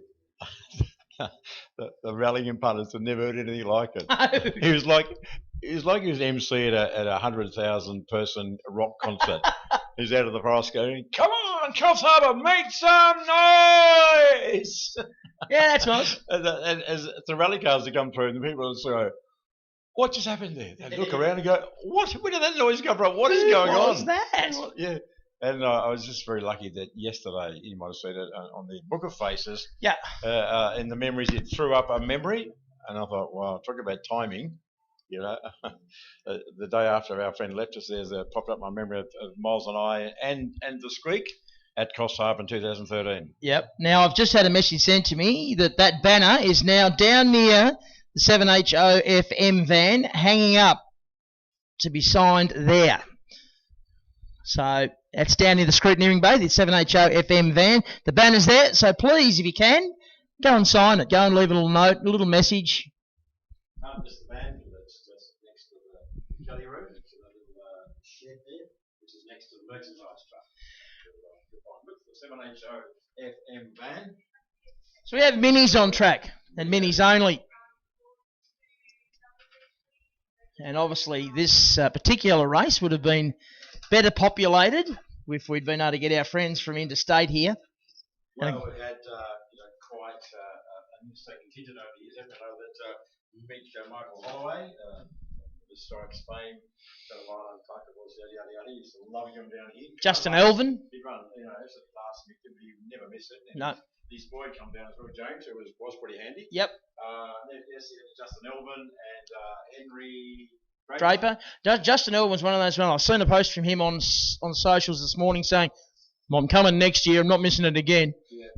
So it was quite a good track for minis. Like, wow, as Kid Ellis demonstrated year after year after year after year, race after race after race. He absolutely used to torture poor old Barry Cassidy, which Barry richly deserves. Yes, but Barry used to whinge about it, but he loved every minute of it. And Baz one of the guys on the historical racing page that puts up photos of the old Val, the old Cassidy Valiant, and the Kid Ellis Mini as well.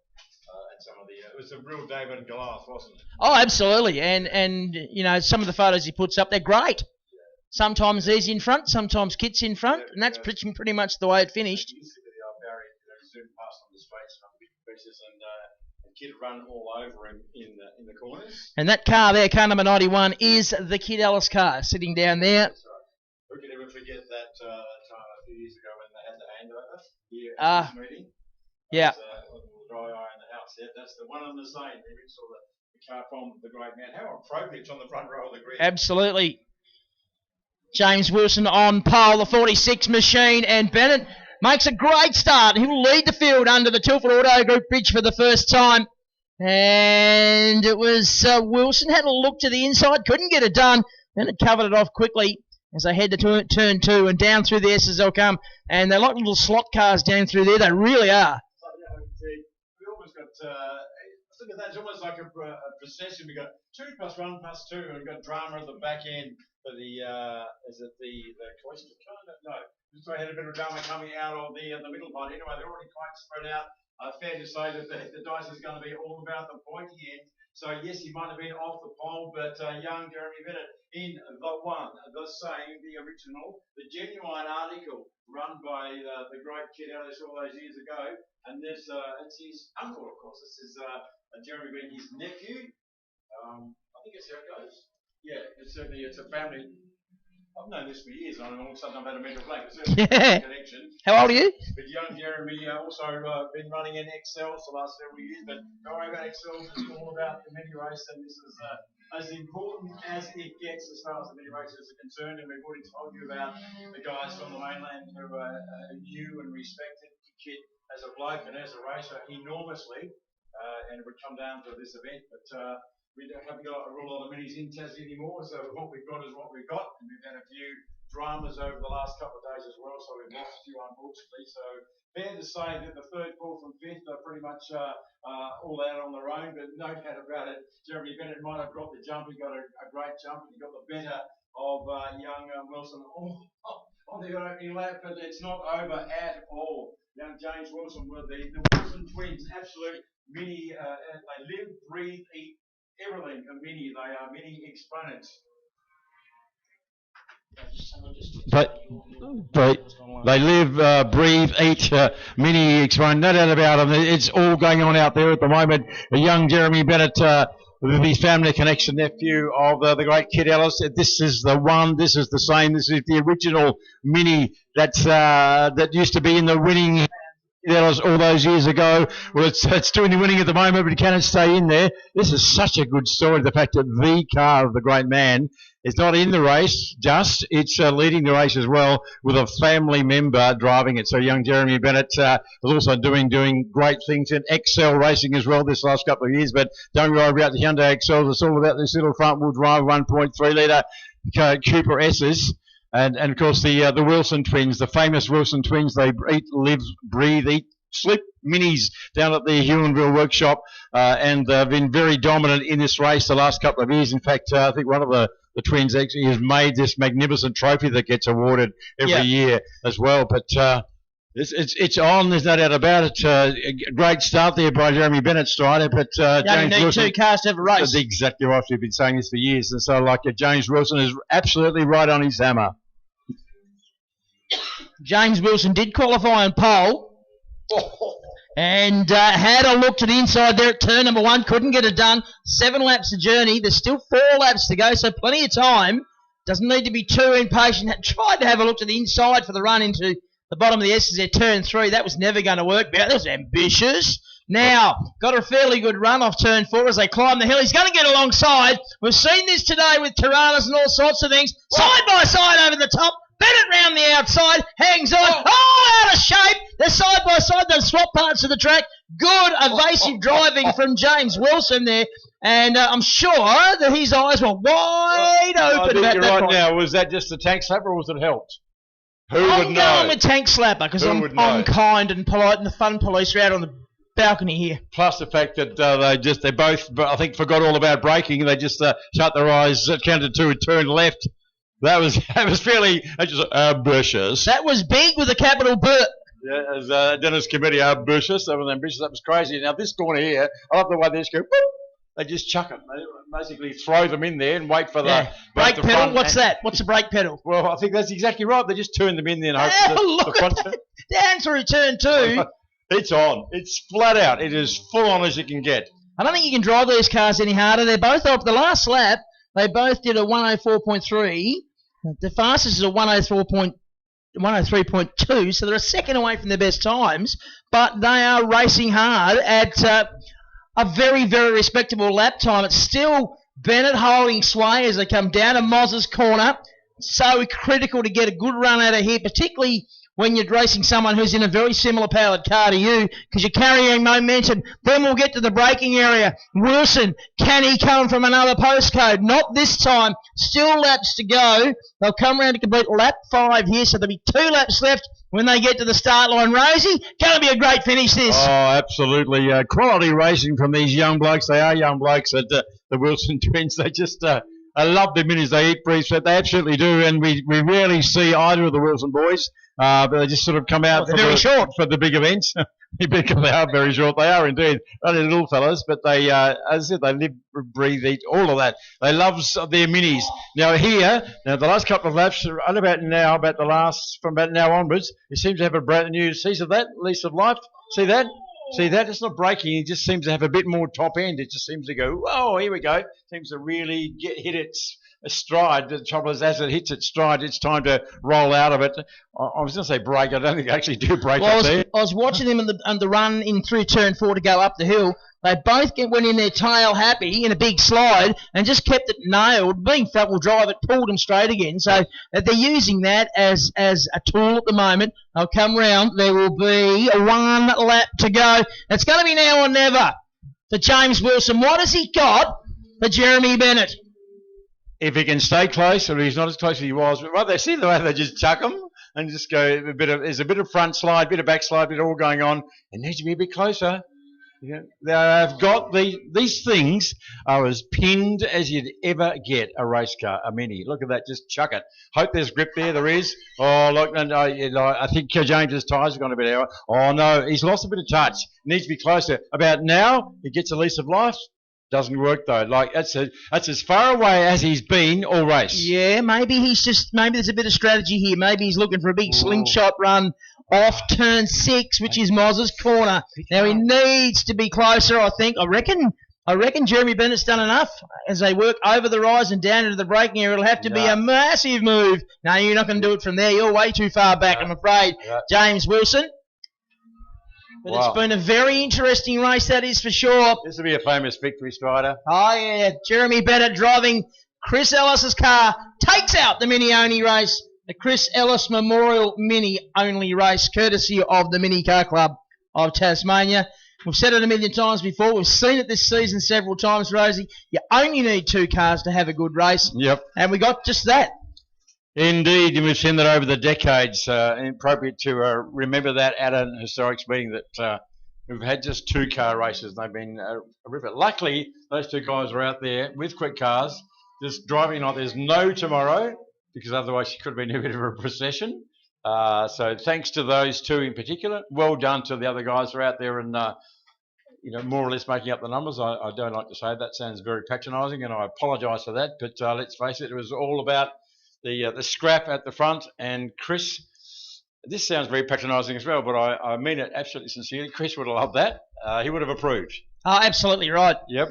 Absolutely right. We don't have many memorial races during the year. Nope. We've had 2 today. The Michelle Fish Memorial with the sports and racing cars earlier, with a great finish and a big late braking move to get the win for Phil Sutton, and a terrific drive there. Make some noise on the car horns up there, folks. That was a mega effort from both those 2 young men. And really, really turning it on. It means a lot to them as well. Don't worry about that. They all hold Chris Ellis in very, very high esteem. He's almost like a god to them, isn't he, the Mini drivers? Absolutely. And this is not just Tassie. The guy was renowned in mini circles and racing circles around the nation.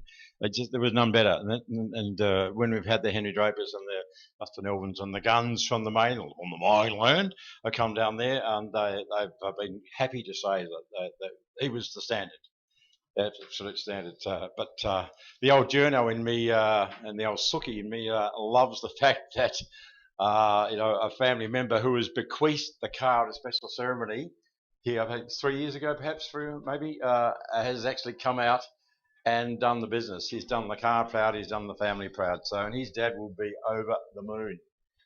He absolutely will. That he will be. Yeah. So the Bennett family, good on them for maintaining the legacy of the great Kit Ellis. And I know there'll be people at home watching that, probably the Justin Elvins and the Barry Cassidys and the like, who will go, yeah, that's cool. That's it's Chris's old car winning his own memorial race. Yeah. There's a bit of synergy in that. That's cool. Absolutely is. It's a good yarn. They'd be not unhappy with that. If they can't be here to win it, might as well be the Chris's old car and the young fella who right from the get-go has done very well. Mind you, what about the pressure? Like, he was a young fella just starting out at the time, and all of a sudden he jumps into the great Chris Ellis and going, "Oh mate, just take your time, no pressure. You just got to go and win. You just got to go and win and be like your Uncle Chris." And you know what? He just did. Good on him. He did. Good on him. But And there's no doubt in my mind that the time he's been spending in recent meetings in Hyundai would be helping him greatly. I mean, front-wheel drive. Front-wheel drive, yep. And good, close, hard racing. Lots and lots of that in the Hyundais as well. So that's certainly got to have helped, I am sure. That Mini wasn't in the race. Why wasn't that in the race? Yeah, you know what? I don't think it would have won though. You know, and that's nothing against the Top Auto Group and their lovely Mini that we've been loaned today for our Uncle Paul Creed to go and do his thing in, be our usual course marshal or chief course car driver. But those little Minis are they are highly tuned. This is the ones we've just talked about. They were driven with an inch of their lives. Yeah. That was extraordinary. I loved it. That turn one stuff, it was just... And turn four. The bottom of the S is turning to go up the hill. They're just going in their pin. It was leap of faith, wasn't it? Just chuck it and hope that the grip's there. I'm going to hold it pinned and we'll get round or we won't. That's exactly right. I love it. And then the crowd on the hill up there in spectator land at the top of the pitch, they were doing the same. Just loving the commitment of the young blokes. That's what we like to see. I tell you what, Rosie, we've been coming here a long time. We bang on about that endlessly, but and the crowd, we haven't got our interstate visitors draw card categories like Group A and Group C and all those things that we've had over the years. We haven't got a Medex, we haven't got a Formula One. We have got a great crowd on what can best be described as a pretty average day. Yep. So a big thank you to all the people that made the effort to come out here. You don't understand how important your contribution to this event is in terms of raising cash to look after this venue. Exactly right, because it's expensive to maintain. You know, when you're reshilling tracks, which doesn't happen very often, fortunately, but it's $1 million a kilometre, like hello. But we paid a fair bit less than that, thanks to the wonderful support from Rocket and Roadways back in the day when we had the resale done. But there's just lots of incidents. We had a drainage issue the last couple of weeks on the back straight. Yep. Took a lot of fixing. We have people like the wonderful folks at Cordwell Excavations, like Scott and Otis, come out here with their excavators, and I'm going to look it up in a minute because I don't want to miss out anybody. But there are others who came in and helped as well to fix it. So, and that's through the largesse of private contractors who give their time and money and effort and machinery to help things happen. But there's still cost involved in maintaining the place, and it's just too hard to do it at a volunteer level without the support. This is the biggest fundraiser of the year. So you can imagine not having in 2020 that really hurt because the costs kept on rolling in. Yes. But the funds didn't. No, that's exactly right.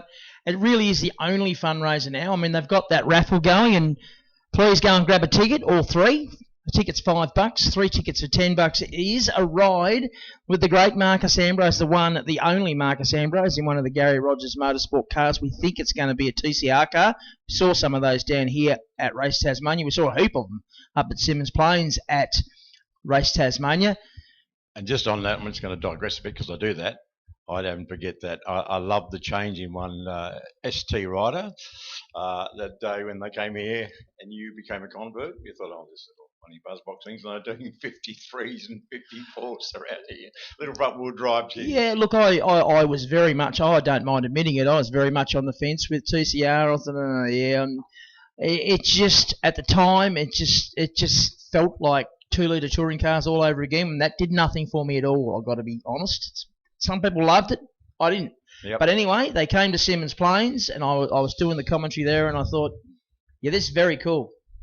And then they came down here, and we didn't have as many of them, nowhere near as many of them. Half a dozen, I think. But around this place... That first race was a ripper. Just sensational. And doing 53s. Like, so we're going to draw that raffle tonight. Mm-hmm. So someone's going to get a ride with Marcus Ambrose. So if I wanted to buy a ticket, and I haven't yet, but if I wanted to, where would I go? So you'd come into the pits and you'd go to the Penrite tent, just down here on the pit access road, or to the Darryl Wilcox club rooms. They've got tickets there available as well, right next to the merchandise stand. So you can get yourself a T-shirt or a cap or something, grab some tickets, and who knows, you might win a ride with Marcus Ambrose, either here or at Simmons Plains, depending on which part of the state you come from or where you might be, and be a great experience. Absolutely. That's what they call in the trade the MCBs, the money can't buy. Yep. You can have all the money in the world, but no, not going to happen. Not going to happen. This is a raffle prize, and that's it. So all good fun. So I've just related to the organisers. They have come up with some very innovative prizes, raffle prizes over the years, from tool sets to Hyundais to motorbikes to all sorts of wonderful things. What is the story with that little red Hyundai down there, I wonder? That looks like something from, not Hot Wheels, from Lightning McQueen. Yeah, I don't know. Don't know. Must go and find out. Because I just noticed last night it was a beautiful paint job. It was really, really nice little job. Anyway, Cypress All Rise, looking around the spectator area, the Shannon's show and glow in full swing over there. See the familiar green and black livery of the Shannon's tent. And their flags flapping in the breeze. No doubt Uncle Rod's over there with his team, very enthusiastic. The state manager of Shannon's. Yeah, well, I have all my stuff insured with them, and you can go up to the guys at the tent up there and have a chat to them about your insurance needs. I find them very, very easy to deal with. You can also buy raffle tickets outside the Kelly Room. We've just added to that. It's not only the Darrell Wilcox Club Room, it's not only the Penrite tent, but right outside the Kelly Room. You can, I think that might have missed people sitting there at a table or something. I don't know. Oh, yes, I can see it now. There she is. Here's Chris. Yes, so Christina Sutton sitting down there. You can't see how gorgeous she is, as much as she isn't, because she's got the mask on, but trust me, it is, and she is.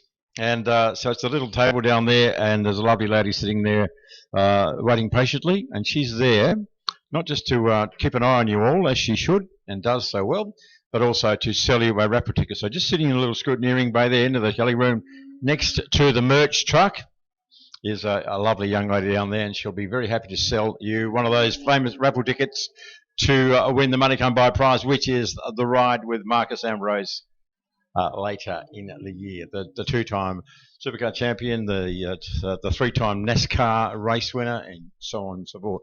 And a lot of people keep forgetting that he actually set the pole position at the Daytona 500. He didn't win the race, but where I'm going with this is the fastest racetrack on their calendar. Yeah. And he set the pole position. Yeah, look, I was talking to some people about him last night, and they were talking about he never actually got to his full potential. In other words, he was better than what we actually saw. And that's taking nothing away from what he delivered. That was actually a huge compliment, because what he delivered against the best in America and some from around the world, what he delivered was fantastic. But there's a lot of people believe there was more in him. Yeah. He's kind of untouchable on road courses. Oh. Yeah, and they still talk about that one at Road America, I think it was, that last lap. Yeah, that was pretty special, wasn't it? Where you won that one, that's got millions and millions of YouTube hits. So that's still the Yanks still talk about one, how wild that was. So we have Mark Sports Cars on track, Rosie, courtesy of Noble Inc. This is their must be their 5th or 6th run, probably 5th. I don't know. I've lost count. It's been a little while, and they've been good. I was just wondering, I shouldn't, because I put somewhere that how Peter Townsend's BMW gets classified as a sports car. It's a sports sedan, I suppose, sports saloon.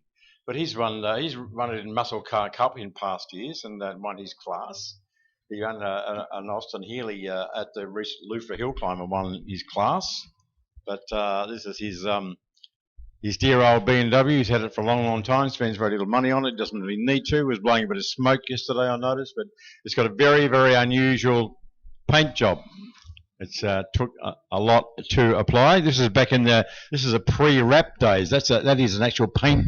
So that is the factory colours from Bathurst 1985. Yeah. Yep. Pretty sure it was Roberto Ravaglia driving it. But it's quite intricate. It's very. As you'll see, but it's these days we can do wraps and stickers. And the guys at Document Management Tasmania, they are the absolute guns for wraps now. More about that later. So it's a bit easier now with. Oh yes, okay, you're in the starting 5. We do having a little pot shots here. And Strider just got his coffee cup in the bin. Might be able to get. I might be want to come in one of the Yeah, boomers. come off the bench for that, mate. You'd be right. Yeah. So now I've got my carer and my parole officer in the building. And so that's more like it. Yeah. She's a very scary woman, that Lulu. Can be. Yeah. So we are on the run home. Some have got 2, some have got 3 laps. The car going past, we mentioned that before in the grid walk. That's a 52 car, another original car from the day of Simmons and Baskerville and Longford and what have you. Owned by the late Greg Ellis, being run at the moment, and what must be a very poignant day actually for Mike, because only lost his dad probably 2 weeks ago. Yeah, very recent. Yep. So this would be very, very special to Mike out there running in the original race car from the day, and running out. I notice he's got one of Barry Oliver's old race suits on as well. Yeah. Great Barry Oliver. I went, oh, there's Barry. No, it's not. So Don Fraser's our leader at the moment. He's completed 3 laps. He's only lost 1 point. He's driving an MGA, the green one, coming towards us right now, actually. So very important. You can't miss him with that Dayglow green. Yeah, he will win that session because he's completed the 4th lap with no loss of points, so he'll stay on 49. We've got a tie for second at the moment. George Taylor's only done 2. He nominated a 143.5, so... There must be either a Sports Sedan race or a Muscle Car Cup race coming on because it's Sports raining. Sedans and it's rain on the window, so Mama Lulu's already starting to freak out. That's been the thing, hasn't it? Look, threading the needle for old Beecher, having to find his go. Will I go left? Will I go right in the 24 car? The Beecher Townsend, not multicoloured, but unusually designed, multi-liveried. So BMW. George Taylor in car 18, the Austin 7. The 747cc machine. He's running equal second at the moment in this session. He nominated a 143.5. Yeah.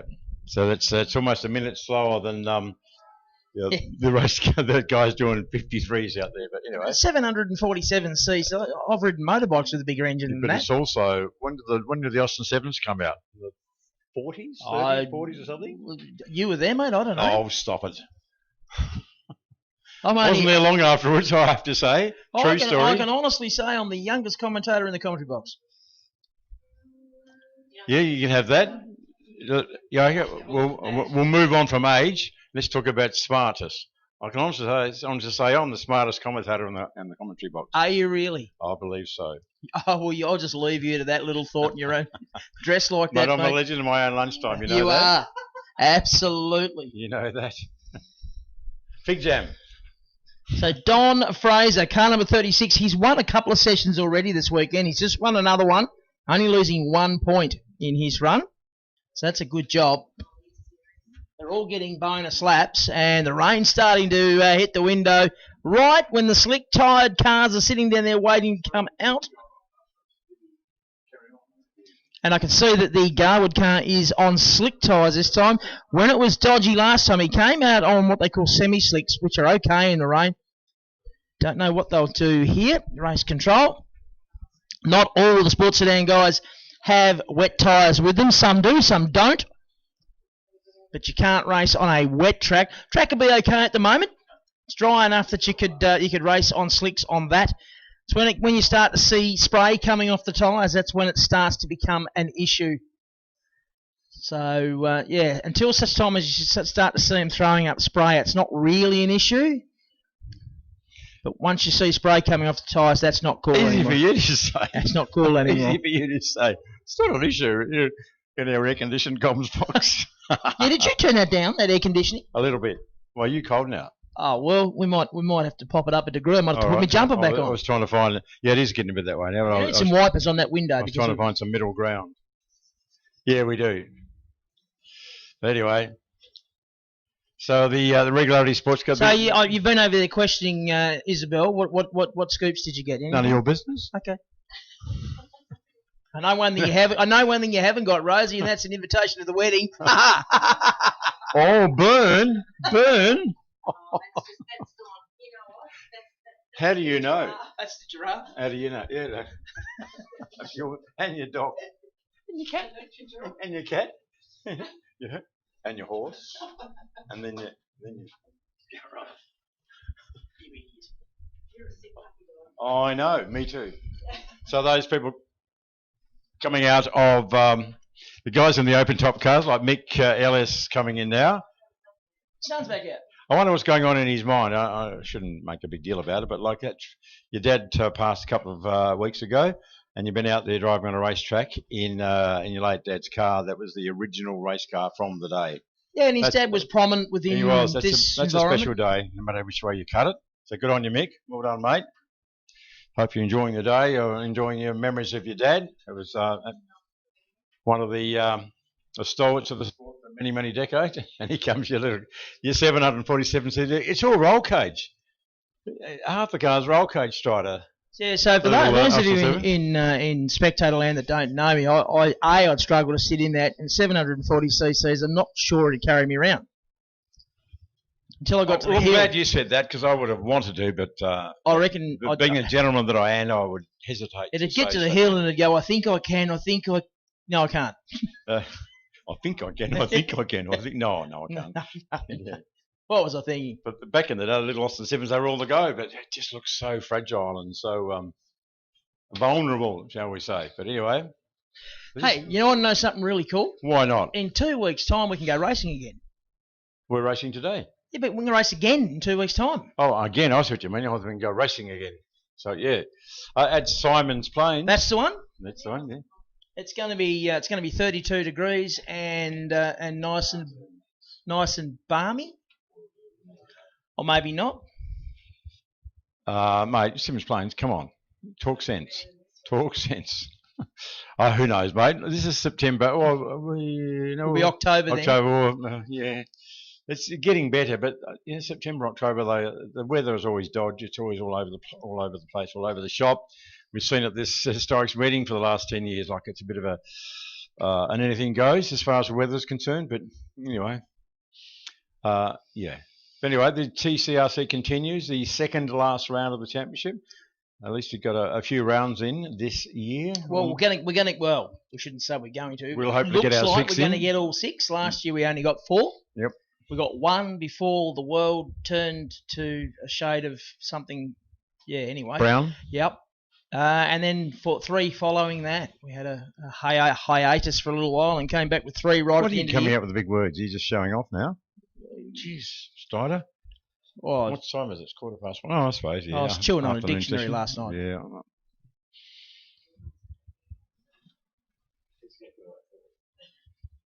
So many places I could go with that, Andrew, but I'll just move on. I'm trying to work out what's going on with Alana coming up here and throwing insults around. Well, she's writing my stuff for me. She's my my script writer. Yeah. So, I know we're sort of joking, but we're not joking. There seems to be a bit of a common thread the last probably 36 hours when it starts to rain. It must be a muscle car cup or a sports sedan race on, because it all gets very problematic for the teams trying to decide which way they should jump or what they should do, whether they should go out or what tyre pressures they should use or whatever. So, yeah. The first thing I did was I looked down there to see which wheels they'd put on that little Capri, because they seem to have no clue which tyres they're going to put on until they put them on. And it's running on slick tyres this time. Because we discovered, you and I, in that race, it became quite plain about halfway through that it was a tyre issue. Well, the tyres on it became just bags of air, really. Yeah. They didn't look like they had any grip at all. But you assured me, though, in your piece, Andrew, that Andrew, there was only a few tenths in it between the R-Specs and the slicks in terms of pace. If you look at pace, yes. I didn't say that about longevity. Oh, qualification, there we go. Always has to qualify it.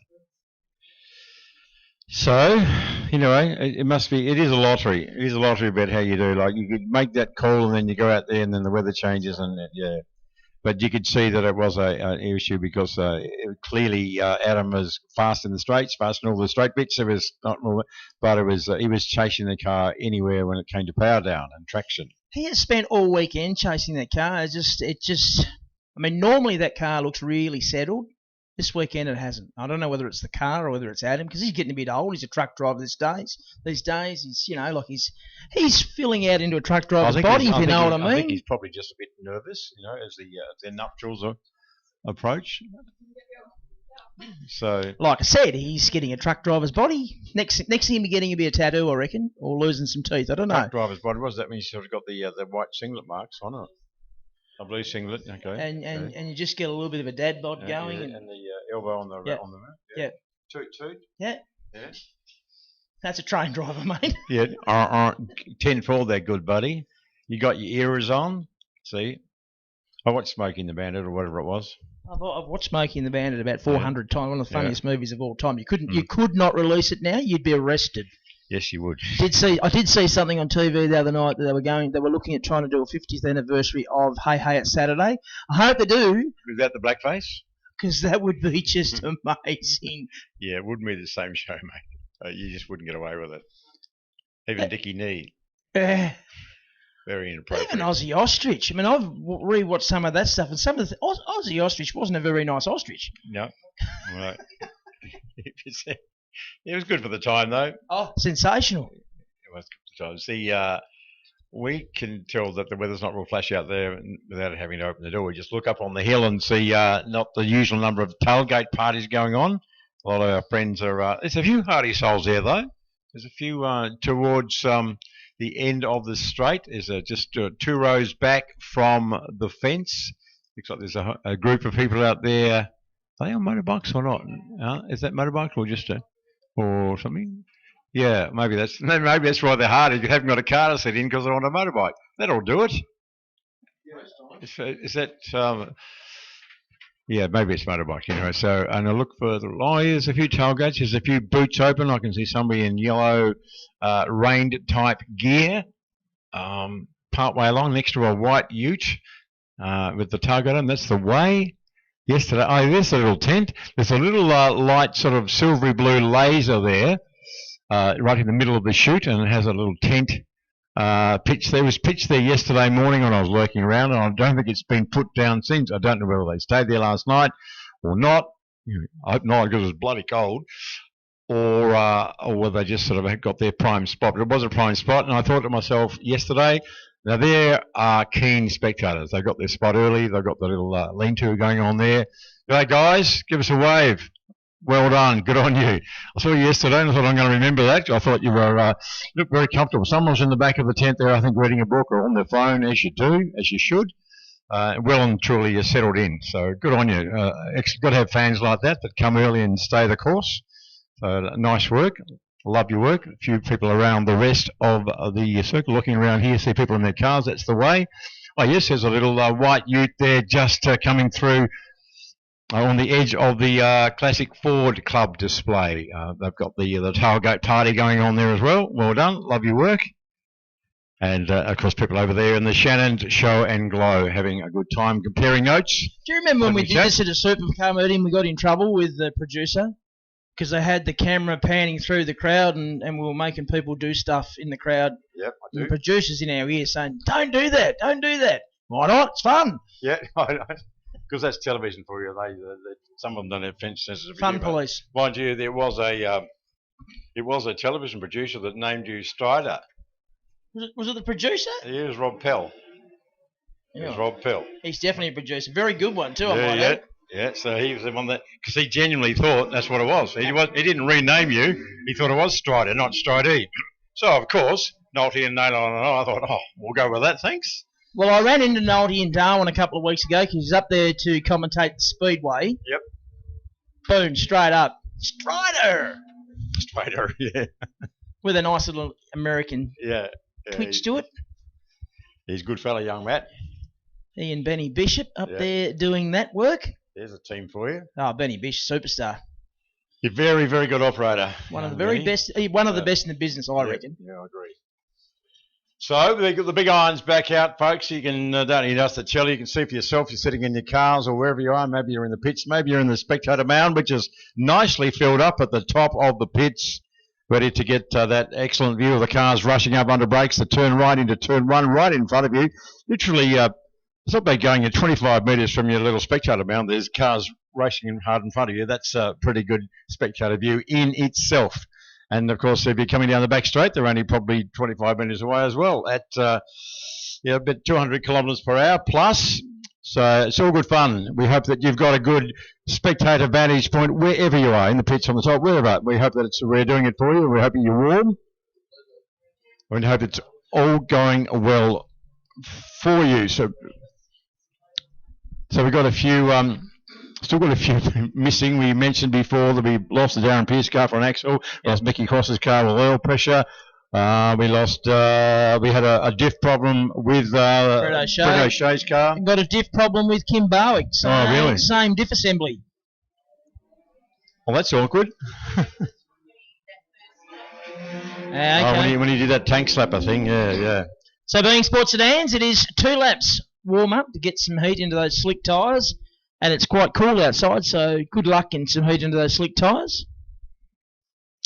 So the interest for me is a couple of interesting parts. One, in no particular order, is John Douglas, as you heard him say at lunchtime. He said he has got a spring in his step because the historic springs out the best or the worst in him or something. It just gives him a bit of an impetus. 66 years old and he's just getting faster and better. I love it. Got to love that. Aging disgracefully. Way to go. And that's JD. But I'm also very interested to see how young the AG goes, because he had those dramas with tyres, slipped back to the field a bit, so he'll be determined to get up the sharp end again. Well, they all are, of course, but Brad Chick gets a bit faster, a bit more confident, a bit better each outing, as you would. So he'd be pretty determined to try and hold on to his posse as well. And Alex is having He'll take some catching. He will. He's had Alex Williams in the little red RX-7 Mazda. He's been quick all weekend. He's been getting better and better each time the car goes exactly out. That's right. the thing. Yeah, it's his family built and run car, and Alex knows the car intimately, helped to build it. It's been a little family affair, and it is a very, very well constructed little race car. So Alex Williams, the RX-7, will roll up onto pole position. Alongside him, car number 34, the ex-Bob Jolly Commodore, will roll up onto position number 2. Out of 3, John Douglas in the rotary-powered Gemini. Adam Garwood in the Capri. Let me go back to Danny Slater. Empty alongside Danny Slater. That should be Cameron Gibson. I can see the car sitting over there in spectator land. Then we go back to Phil Triffett. Red light is on. We're set to go. Who's going to get the start? Revs have builded. That's a new word. Garwood makes a good start from the second row. Gets inside John Douglas and also Brad Chick. They're side by side on the run out of 1 up to 2. Chick gets control of second place. Already Alex Williams has got a nice little gap. Chick is second. Garwood third. Then John Douglas. We go back to Danny Slater. Spike Jones is there. Then Phil Triffett rounding out your field. And it's a bit depleting field by the event, actually, is Andrew Badcock. But the horsepower comes into play up the Killikick Hill, over the top of JMC Skyline, the run down to Moz's Corner, and another 5-lapper for the sports sedans. And in through Moz's Corner. Nice run through there from Alex Williams. And this is the horsepower part of the track. They get down this straight very quickly, probably in excess of 200 Ks, under brakes, down through the gearbox, hard on the brake pedal, turn left, hope it turns left. Around they come to complete lap number 1. Alex Williams, great first lap. Absolutely, a bit of a get-out-of-jail card for Brad Chick at the start. Masses of axle tramp, not worse but axle tramp. Luckily, he kept the fire alight, that he might have stalled it there for a bit. Once he got it going, though, he determinedly held on the inside, and Adam gave him racing room, and you know the rest. So Brad Chick, the one that's really got the fire in the belly. We sort of knew that Alex was going to be quick out in front of his red RX-7 because he's been quick all weekend, qualifying, racing, the whole shebang. But the guy's just been slowly, or not really slowly, but purposely making his way forward on each occasion. Is Brad Chick. If we got a problem for Adam, he fell back in the clutches of John Douglas very easily, too easily for my money that time around. I know John's got that swing in his step, but he just goes flying past Adam Garwood. That normally doesn't happen. I wonder if that fuel pump issue is rising. It's showing its ugly head again. You had some fuel pump issues 2 races ago. Look at that. It's way off its page. It's just. Yeah, it's not even revving hard. Yeah, it's not revving hard. It's not so much missing. It's just not revving. It's just not going. So these guys in the Gold team had a power issue. It was intermittent. Just didn't have any power. Was just misbehaving a couple of races ago. Was much better last time around. Didn't have the power problem, but had tyre problems. So he seems to have the tyre issues sorted, but not the power thing. Let's have a look at it going up the hill this time around. It's going. Yeah, it's okay, but he's being reeled in by Yeah, well, that wasn't happening earlier, was it? Yeah, being reeled in by the Tirana of Danny Slater. Look, he's slowed right down there. So, problem, that's a bugger. That is very odd indeed. So, especially when they don't really know what the problem is. So, the problem is with intermittent faults. They're intermittent. That's the trouble, and they are the worst in the world to find. Absolutely. If it's broken or it's busted or it's this or it's that, well, we either fix it or we can't. Yep. When you don't know what you're dealing with, it's so frustrating. So, so it's still rolling, but it's obviously not a contender anymore. That's a big shame because I thought he had a big chance of taking the fight right up to Brad Chick in particular.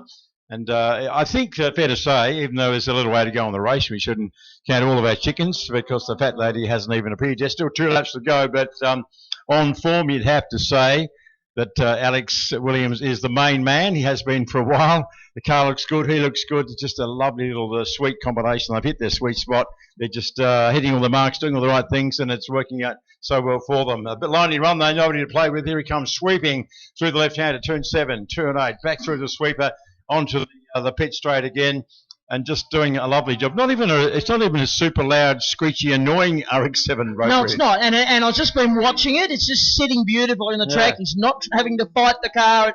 It's just flowing nicely down. Look at this, down through the S's, nice and square. Flames coming out the side of the car. He's just doing it beautifully and not overdriving it at all. And now up the hill, and it's got no shortage of mumbo, but to get up that hill. Not at all. Plenty of grunt. So it's a lovely little combination. I think they've really done a great job, this Williams team. It's got plenty of grunt, but it gets the power down well. It looks very stable under brakes everywhere and anywhere. It looks stable aerodynamically. And it's just a really sweet little package. So we'll just do another one. The front of the car dips down very hard because he's still braking quite late. What was his lap time last time around? A 54 is only a second off his quick time, so he's still getting up on and about, and we've got a 50-50. We've got a checker flag. That's what we've got. We've got a checker flag and take the win ahead of Brad Chick. So a lonely run for Brad Chick. I still reckon it's a great drive though. Still doing 56s. His best was a 55 on his second lap out. That's when he was out there playing with Adam Garwood still at that particular point. He was getting stuck into it. He's obviously just eased off the pace a little bit. Why wouldn't you? But how about that, Johnny Douglas, his best lap, a 55.9 from the little rotary. That's easily his best time in this car since he's had it. He was doing 57s and high 57s for most of the time. So the 66-year-old John Douglas in his 51st year of motorsport is really having a fair old crack, as he told us in the grid walk at lunchtime, that this meeting just seems to bring out the best in him. He's going all right, isn't he? He's going very well. Yeah, just keep doing it, he reckons. You just got to just keep doing it. And then you get, Phil Sutton, who's not a young man anymore, and all these old blokes out there. Danny Newland in his, he can't hear me, or maybe he can, but he can't see me. I think he's about 83, isn't he? Yeah. Or 81, I don't know. I'm not a young man, he's a lot older than me, but anyway, there you go. It's just wonderful to see these, not only the young fellas out there sort of showing the way, but the old blokes as well, getting down and dirty and still cutting fast times. And all that, they're making the numbers, they're actually cranking it, and they're doing the times, and having a good time. Sorry about the wind, folks, but this was predicted. We're looking at up to 50 kmh winds this afternoon, and I'm sure all of you guys and girls in the spectator land, you've got your weather apps on your phone. You know how it works. You probably saw it coming. And again, if you need be, just head back to your car and hunker down, I suppose, or you can jump on up there to the food van and grab yourself a coffee or some of the fare on offer. Get your laughing gear around some of the wonderful array of tucker up there. We've still got our tucker vans going on down here in the pits as well. The guys from Van Diemen's, and we got the Wattlebanks, and we got 4 catering facilities there, plus of course the lovely folks and Taz Caff coffee roasters. I haven't got any customers at the moment because it's probably mid-afternoon. The morning rush has happened, the lunchtime rush has happened, and it's just quietened down. But I think actually they're hanging on to their easy up so they don't get blown away. But anyway, so there's plenty to eat, plenty to drink, plenty to see down here in the pits. There's still that wonderful, absolutely wonderful photo display in what we call the Kelly room. What it is, folks, it's that room underneath the, there's a concrete viewing stand just to the south, if you like, of the main control tower. There's a little door open there. You see a door open, and it says there's a little sign that says Kelly Room, Historic Picture Display. I urge you to get in there and have a look if you're a fan while you're in the pits, because it is special. It's not a permanent display. It's been painstakingly put together by Andrew Slim Lamont, and it is a classic. It is a ripper. And while you're at it, you may as well go down to the Hobart Sporting Car Club club rooms. That's the one with the huge Hobart Sporting Car Club logo on the wall, and have a look at the permanent display in there as well. So lots of wonderful photos to remind you of the fantastic times that we've had here at Pepsi Max Baskerville Raceway over the last 60 plus years. So welcome to come over and do that if you haven't already, and I urge you to go down and say g'day to the lovely Christina and purchase yourself a raffle ticket, which of course all proceeds going towards the maintenance and sustainable future for the Baskerville Raceway. And so you can certainly help with that quest by grabbing yourself a raffle ticket, which will be drawn tonight. So it's an instant gratification type of thing, but today it will be drawn tonight, and you'll grab yourself a chauffeured ride, a money can't buy experience, and hot laps, proper hot laps with the great Marcus Ambrose, either here at Pepsi Max Baskerville Raceway or Buckley Motors Simmons Plain International Raceway. One of the two. But it is a beauty, and you can, importantly, you'll know that the money is going to a good cause. Here's Uncle Sean Fish down there doing his circle work, doing donuts, and the Uber, the stretch limo, the stretch golf cart. So on circuit now, we have some more classic sprints. This is, as we told you earlier, this is sort of, not sort of, it is actually a cross. It's the next level up. It's not a regularity and it's not a race. It's somewhere in between. It's like a regularity event, and you're still, but running a race style of, regularity. You go out there, get the green light, and go and try and match your time. These guys actually get a green flag start. You get a sort of a race experience, if you like, in the sprint events. And you go out there and you can actually feel like you're racing people, but you are actually doing your own thing. You've still got the points allocated. I know it's a little bit weird. Just run with us, folks. They're still going as hard as they can, or as hard as they've nominated. But it's not the full-on race that you might think it is. Just that's all you need to know. If you don't, we'll leave it at that. Just enjoy the sights and the sounds of these cars as the drivers go out there and do their own individual little things on the racetrack. Dave Walden, Loney Run, the guys that are in and around him, I think they're afraid of him. He mustn't have had a shower or something, because they don't like him. Anyway, let's better start this time around by Ian Martin in the little turbocharged Escort, and Bennett in the that lovely sounding V8 Tirana, being followed by Dave Walden, the two-time Tasmanian Rally Champion, not Circuit Champion, Rally Champion, our PA guru, making one of his very rare appearances on a bitumen on a racetrack. As you can see, the car's fairly standard because it gets absolutely hosed. So he was third on the grid, but the turbocharged Escort, the Ilford Escort, historic Escort of Ian Martin and Jeremy Bennett in the V8 Tirana hatchback, running away from Waldo and his pretty lightly modified Rover. And cars of all shapes and sizes, descriptions and capacities and colours and so on, all rolling along behind.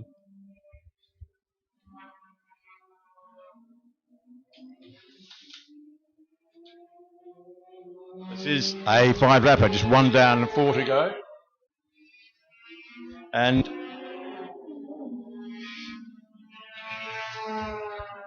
you could almost have a competition.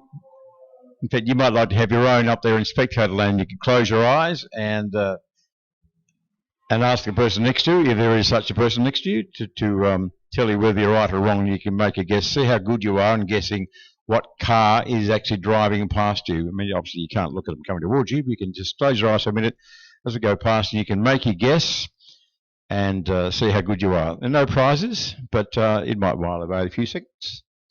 There's a few out there that I wouldn't get, I wouldn't think, because they're just a little bit nondescript, but there's a few that you're pretty unmistakable. I reckon the it's making all the right noises, even from within my commentary box. I can hear that magnificent V8 Tirana. Here we go now. Past you now, folks. There you go. Whoosh of the expert, and the lovely little scream of the V8 Tirana, the muted sounds of the Waldo Rover, unmistakable sounds of the XU1 Tirana, the strange sounds of the hard revving little Ford Cortina, the 79 car. More XU1 action, more. There's interesting V6 or six-cylinder sounds, a V6 Capri, and then we've got your straight 6 XU1, the purple XU1, and there's some more sort of four-cylinder actions. You can kind of tell the Datos. There's a little the Rally Datsun out there as well of Mark Kyle, his Datsun 1600. Great to see that he's multi-skilling. That really is good. It looks a bit weird seeing a race car out there with one of those dust extractor vents in the roof. I don't think he's even taken the mud flaps off. That would slow it down to blazes. Look, he just drifts it sideways through turn 4. That's the left-hander at the bottom of the JMC hill. There's Mark Kyle, is a very enthusiastic and quite accomplished rally driver. I love the fact that he's got his little motorsport investment and he's prepared to go on multi-skill and just take it on a racetrack as well. I'm thinking, and I'm certainly hoping, that he hasn't got the winter tread radials on or the started rally tyres. I'm thinking that he's just got something a bit more suitable for this application. Who can tell though? But certainly you can tell it's a rally car because it sits a long way up off the ground. The car coming through the chute now, what I'm talking about, it's not lowered at all. It's got the ground clearance going on, need on a good rally car. A bit of a closer look to see that, yeah, he's still got the mud flaps front and rear, and that's not aerodynamic at all. That is not. That would be a negatory. That would be I thought he might have taken that off for a bit of extra. You know what? He obviously doesn't care. He probably cares about what he's doing. He's trying his hardest, but he's not that earnest. He's not that anal. He's got to go and take all the mud flaps off to get a bit of more aerodynamic efficiency. He's clearly having the time of his life because he just chucks it rally style into the left-hander at the bottom of the SS, and away he goes. This is what we love about regularity, what we love about sprints. Some guys can be out there, have no one to play with, no one to race with, but they're still having the best time because they've got their steed underneath them, whether it's fast, not fast, or whatever, and they're going as fast as it will go, as fast as they want to drive it, and they're having the best time. And by the way, they've got a crowd. They're actually doing it in front of an audience. To some, that means nothing. To others, that's kind of cool, because you can come out and just go as fast as you can on a lap day, on a club day, I should say, or a sprint day. But to do it in front of a big crowd, it's kind of cool. So we've got another Datto going past of Brooks, and then one of the famous Wilson twins. One of the his brother was the one that had that mercurial dice with Jeremy Bennett just a couple of races ago in the Kit Ellis Memorial Race. So the Wilsons are everywhere. There's Minis and Wilsons. They are synonymous. There is no doubt about that. But it's checker flag time, and it's another perfect score for the number 72 Ilford Escort. Oh, a nice little bit of drift work by Bennett in his Tirana, his 1976 Tirana A9X hatchback, making the lovely V8 sounds as they do. And Waldo, another successful foray as well, another event out into the open without his skirt on. I've just got a scoop on Waldo. Oh, It's one of the things I love about motorsport is that people are very happy and very quick to throw you under the bus. that's right. It's just fantastic. It is. It's actually his birthday. Oh, kept that quiet. Yeah. The problem for him is he's got daughters. Who And I know the daughters. are happy to spill the Oh, beans. They're happy yeah. to spill the beans. Yes. Yes. Well, mate, you know what? Getting older is, you know what I say about getting older? It's better than the alternative. Yeah, well, the alternative's not much good at all, is it, No, really? that's right. As my late dad used to say to me, he said, the best advice to give anybody on their birthday was to keep having them.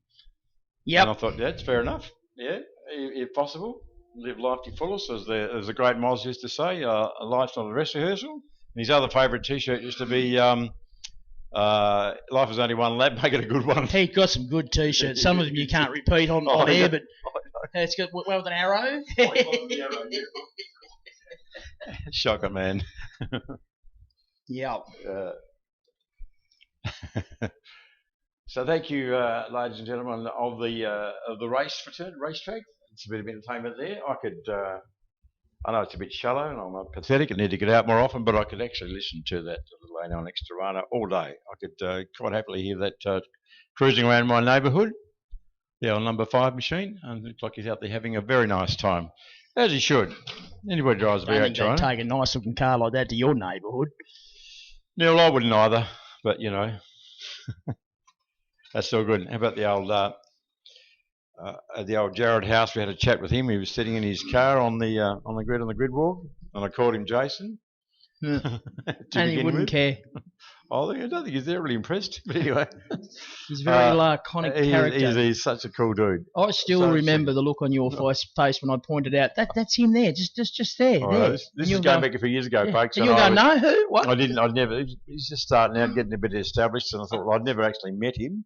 It was just a lot of these guys for years are just helmets in cars, and you get up close and personal. So I was down in the pits a few years ago and looking around for Jared House, and Strider comes and said, mate, you're looking at him. You're staring at him like he's 3 feet from you. I went, oh, right. And you said, the bloke with the long hair. And I went, that's him. That's him, yeah. Because Jared's, he's got my son's got really long hair too. So I just wasn't expecting that. You just didn't think he looked like a race car driver. driver. I didn't. But what does a race car driver look like? This thing. He didn't look like Jared, you know, but I just love it. I just like the way he picks that black thing up by the scruff and just holds it, mate. Holds it. There are some race car drivers that have got long hair. Yeah, Antonio Giovinazzi, he's got long hair. There's a Tasmanian driver who's been racing internationally Alex Peroni with long hair. Now, there's a story going on there. I don't know what the guts of that story are. Something's brewing, isn't it? He's suddenly left the Indy Lights series, I think. Suddenly, boom. For the benefit of his career. For an exciting opportunity back in Europe. Like, what does that mean? Well, and nothing's been said since that. No. But look, he was going all right too in the Indy Lights, doing a good job there. And you leave three events from the end of the year, sort of like break your contract because they were in a cease your arrangement with Carlin and go, no. It looks like we're probably going to get 2 world champions from Australia this year, which is just awesome. Remy Gardner in Moto 2 and Oscar Piastri in Formula 2. Yep. And really, from Piastri, that's outstanding. He won Formula 3 last year and stepped up to Formula 2 and does lead with his mouth. He's happy to make a statement. But the thing is, he's backing it. Yeah, or results, yeah. Pole positions and wins. And he's not winning by default. And he's up against some talented drivers, but some drivers with huge budgets. Yes. Like Zhu bringing 30 million from China. Yeah. And I just don't know what Oscar's budget is. Obviously, it's very good. It's good, but it's not a patch on others. One of his mainstays and main PRs in Australia was a guy called Gerald McDornan, who's an ex-drag racer, commentator, and commentator some note. It was a long time Holden Motorsport PR. And he's friends with the family, and he was doing a lot of the local PR in wrangling interviews and access and things. And he said their budget is small. His dad runs a mechanical workshop in suburban Melbourne. Yeah. So, but again, a bit like Alex, they had European heritage, European contact, European family. Helps. So Alex was able to stay with family when Alex Peroni, in his Europe campaign a couple of years ago. That kept his costs down enormously because he could live like for next to nothing. So he just had to, and he lived modestly on, 2-minute noodles and stuff. Well, and I just don't think people realise exactly how much it costs to race in those categories. It's just horrendously expensive. Well, from when Alex got out of F3 and he had that crash at Monza a couple of years ago, and he went back to do the full season, but although it was truncated last year, it was all over the shop because of COVID, but they still ran and got a championship done. And because Oscar won it. That was difficult for Alex because they had 2 Australians trying to get win the hearts and minds of media as well back home. But he did a good job, got a couple of fastest laps, which didn't go astray. But he needed to go into Formula 2. The budget he needed, says Alex Peroni, to go from Formula 3, supported by Tasmania and RCT and Brunson, he needed $3 million. You're not much of a side fast. Yes, it is. Yeah, so $3 million, and he just didn't have that. He looked through his top drawer. He looked in his console. He looked in the ashtray in his car. He looked under the cushions on the couch. Nah, didn't find $3 million. So I ended up, the money they could raise, they ended up going to the States. Yep. To do the Indy Lights thing. So I'm really, really intrigued to know why he's bailed out of the US and gone back to US. So I hope it's for the right reasons. I hope it's for good reasons. Yeah. Because, you know, like if it's one of those situations where he's out of money, he's out of budget, he's got to come back and try and reset, that's really sad. But if it's because he's got a new opportunity to do something cooler than what he was doing, and nothing wrong with Indy Lights, that is a great category. Yep. But if it's something cooler than that, and he can progress his career, well, that's just awesome. Don't know. But anyway, all we can do is hope and wish him all the best, because he's such a talent. You know, one at Monaco, one at Power, and street circuits that are hard to win on, or hard to go fast on, and he got pole at both of them. And those sorts of performances is what team managers take notice of as well. Even though he didn't win there for a championship, he got 2 fastest laps, and the team managers take notice of that. For me, one of the things that can denote a good driver is your ability to come back from adversity. Now, he had that massive, horrendous accident, which you wouldn't criticise someone for saying, no, that's it, I'm done. That was massive, yeah. Monzo, when he flew through the air, the greatest of ease. Yeah, and if it wasn't for the halo, we probably wouldn't have him. Yeah. But he got back in the car and he was straight there. Like he was on it again. Yeah. Yep. So you know, you can only just say, look, I hope it's for the right reasons. I hope he's got an exciting announcement to make soon for his career going forward into 2022. Be awesome to see, you know, him doing great things, Oscar Piastri doing great things, Remy Gardner, Jack Miller. I love Jack, but he's got to step up. He's inconsistent, unfortunately. He's just got to step up, doesn't he? I mean, he's got a good bike, and he's a good rider. And when he's on, he's on. But he just lacks that little bit of consistency. When Marc Marquez was on, he stayed on before his really bad crash a few years ago. Yeah. But he's coming back now. He was brilliant last weekend, race last weekend. So, we hope Jack goes well, but he's just, I don't know what it is. But anyway, I'm happy for Remy that he's, because sure in MotoGP next year. So Jack Doohan in Formula 3 doing really well. Yes. And it's not his name. I mean, this is the thing that Remy Gardner and Jack Doohan and those guys, it's not their name that's getting him through. Yeah. It's their results. It's their talent. Yeah, you can't fudge that. Well, Milan's giving himself a 2-minute disadvantage. What I tried to begin with is, you guys can't see the weekend. The Mustang's probably 2 meters behind his marker on the grid, so he's already given his... Same with 75 car there of Lincoln Spur. Yeah, that's interesting. And very ordinary run by Much, but a run by Scott Corbell. Scott had a very ordinary start last time around, but obviously gone back and had a bit good talking to himself, thought about it this time around. Some ripper scraps, I should say. We'll use that one as well. Between these two, between the gold XU1 of Scotty Corbell leading the field at the moment and the 45 Mustang and Milan Zizek behind him. They've been going at it hammer and tongs the last couple of days. Tell you what, that great power down from Scotty Corbell's car. Yeah. It gets up on boogies. Gee, it's sorted, isn't it? Just does everything right. Yeah. I mean, you watch the body language, and we're in a great spot up here to watch the body language of the cars, and it just doesn't seem to misbehave. You can put it anywhere on the track. They've also done a lot of work away from here with shocks and springs and the like. Well, you'd have to think, because he was always solid, but he hadn't seen him for a while, and he's come back and he is on it. He is absolutely on the money. Has been from quali, from quali. Qualified on pole. He is the man, yeah. So nice work, and we mentioned them up before, but Scott, it's his son Otis that runs in the HQ, the Black HQ, and they're the one that are doing this wonderful, giving this wonderful assistance to Motorsports Tasmania with their little drainage issue recently with their Caudal excavations. Again, Milan Zizek. I wonder if he's got some flat spots, Strider, because this is about the third time I've seen him lock up the right-hand front in the Mustang. As we all know, often when you get to a flat spot situation, they return to the same spot, which is never ideal. But anyway, there he goes again, getting great power down out of turn 4 at the bottom of the hill. That's the gold Tirana. It's got doing it well. In the last couple of races, we've seen Milan start to get a bit racy round about this time, started to put the hammer down a bit. So you can have it down. Some great little mini dices happening. It's like the Kid Ellis Memorial Race all over again. If you look to the midfield. Well, there's nothing wrong with that. Because there's Bennett and Wilson still going. They're going, now, where were we? I think there might have been a bit of contact last time. And it's scene 2, take 2. And here we go. And then Wilson going down the inside this time. So you might have got the Memorial Race. I'm going to have a big crack at you on the inside. And Bennett's going, oh, yeah. I'm going to hang you on the outside. I'm going to pedal furiously here. No, he's got him. How about that? He's got him this time, and Lockie Thomas got the best seat in the house. Sure has. Sitting right behind the pair of them thinking, how am I going to get past this? I don't think you can.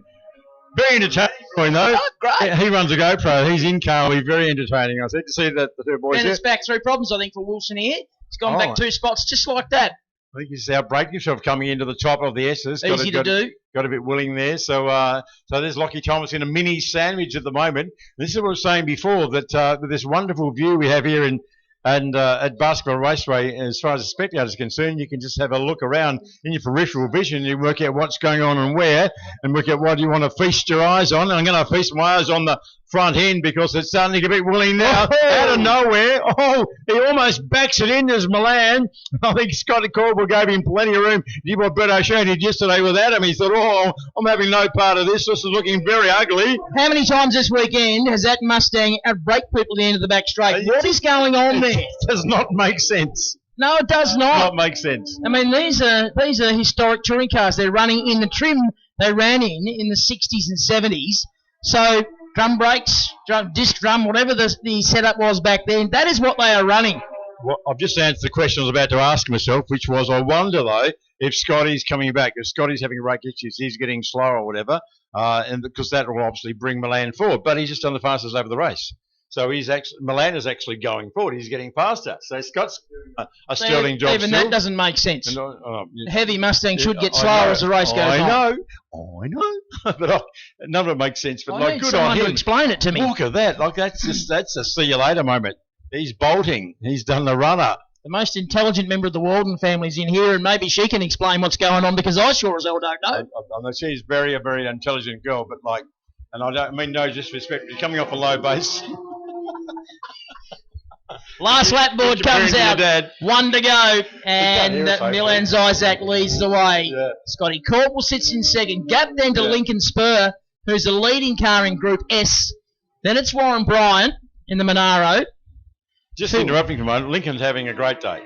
He's having a great day. Yeah, he is. He's generally only seen once a year. He had that massive crash, remember, a couple of years ago?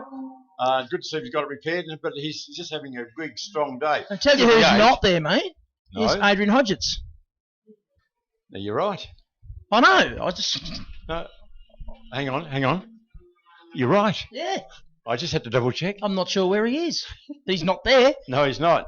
Yeah, it was something that was a bit odd, wasn't it? Because we were talking before about Tirana versus Mustang, and the interloper was the Datto, because it was unusual.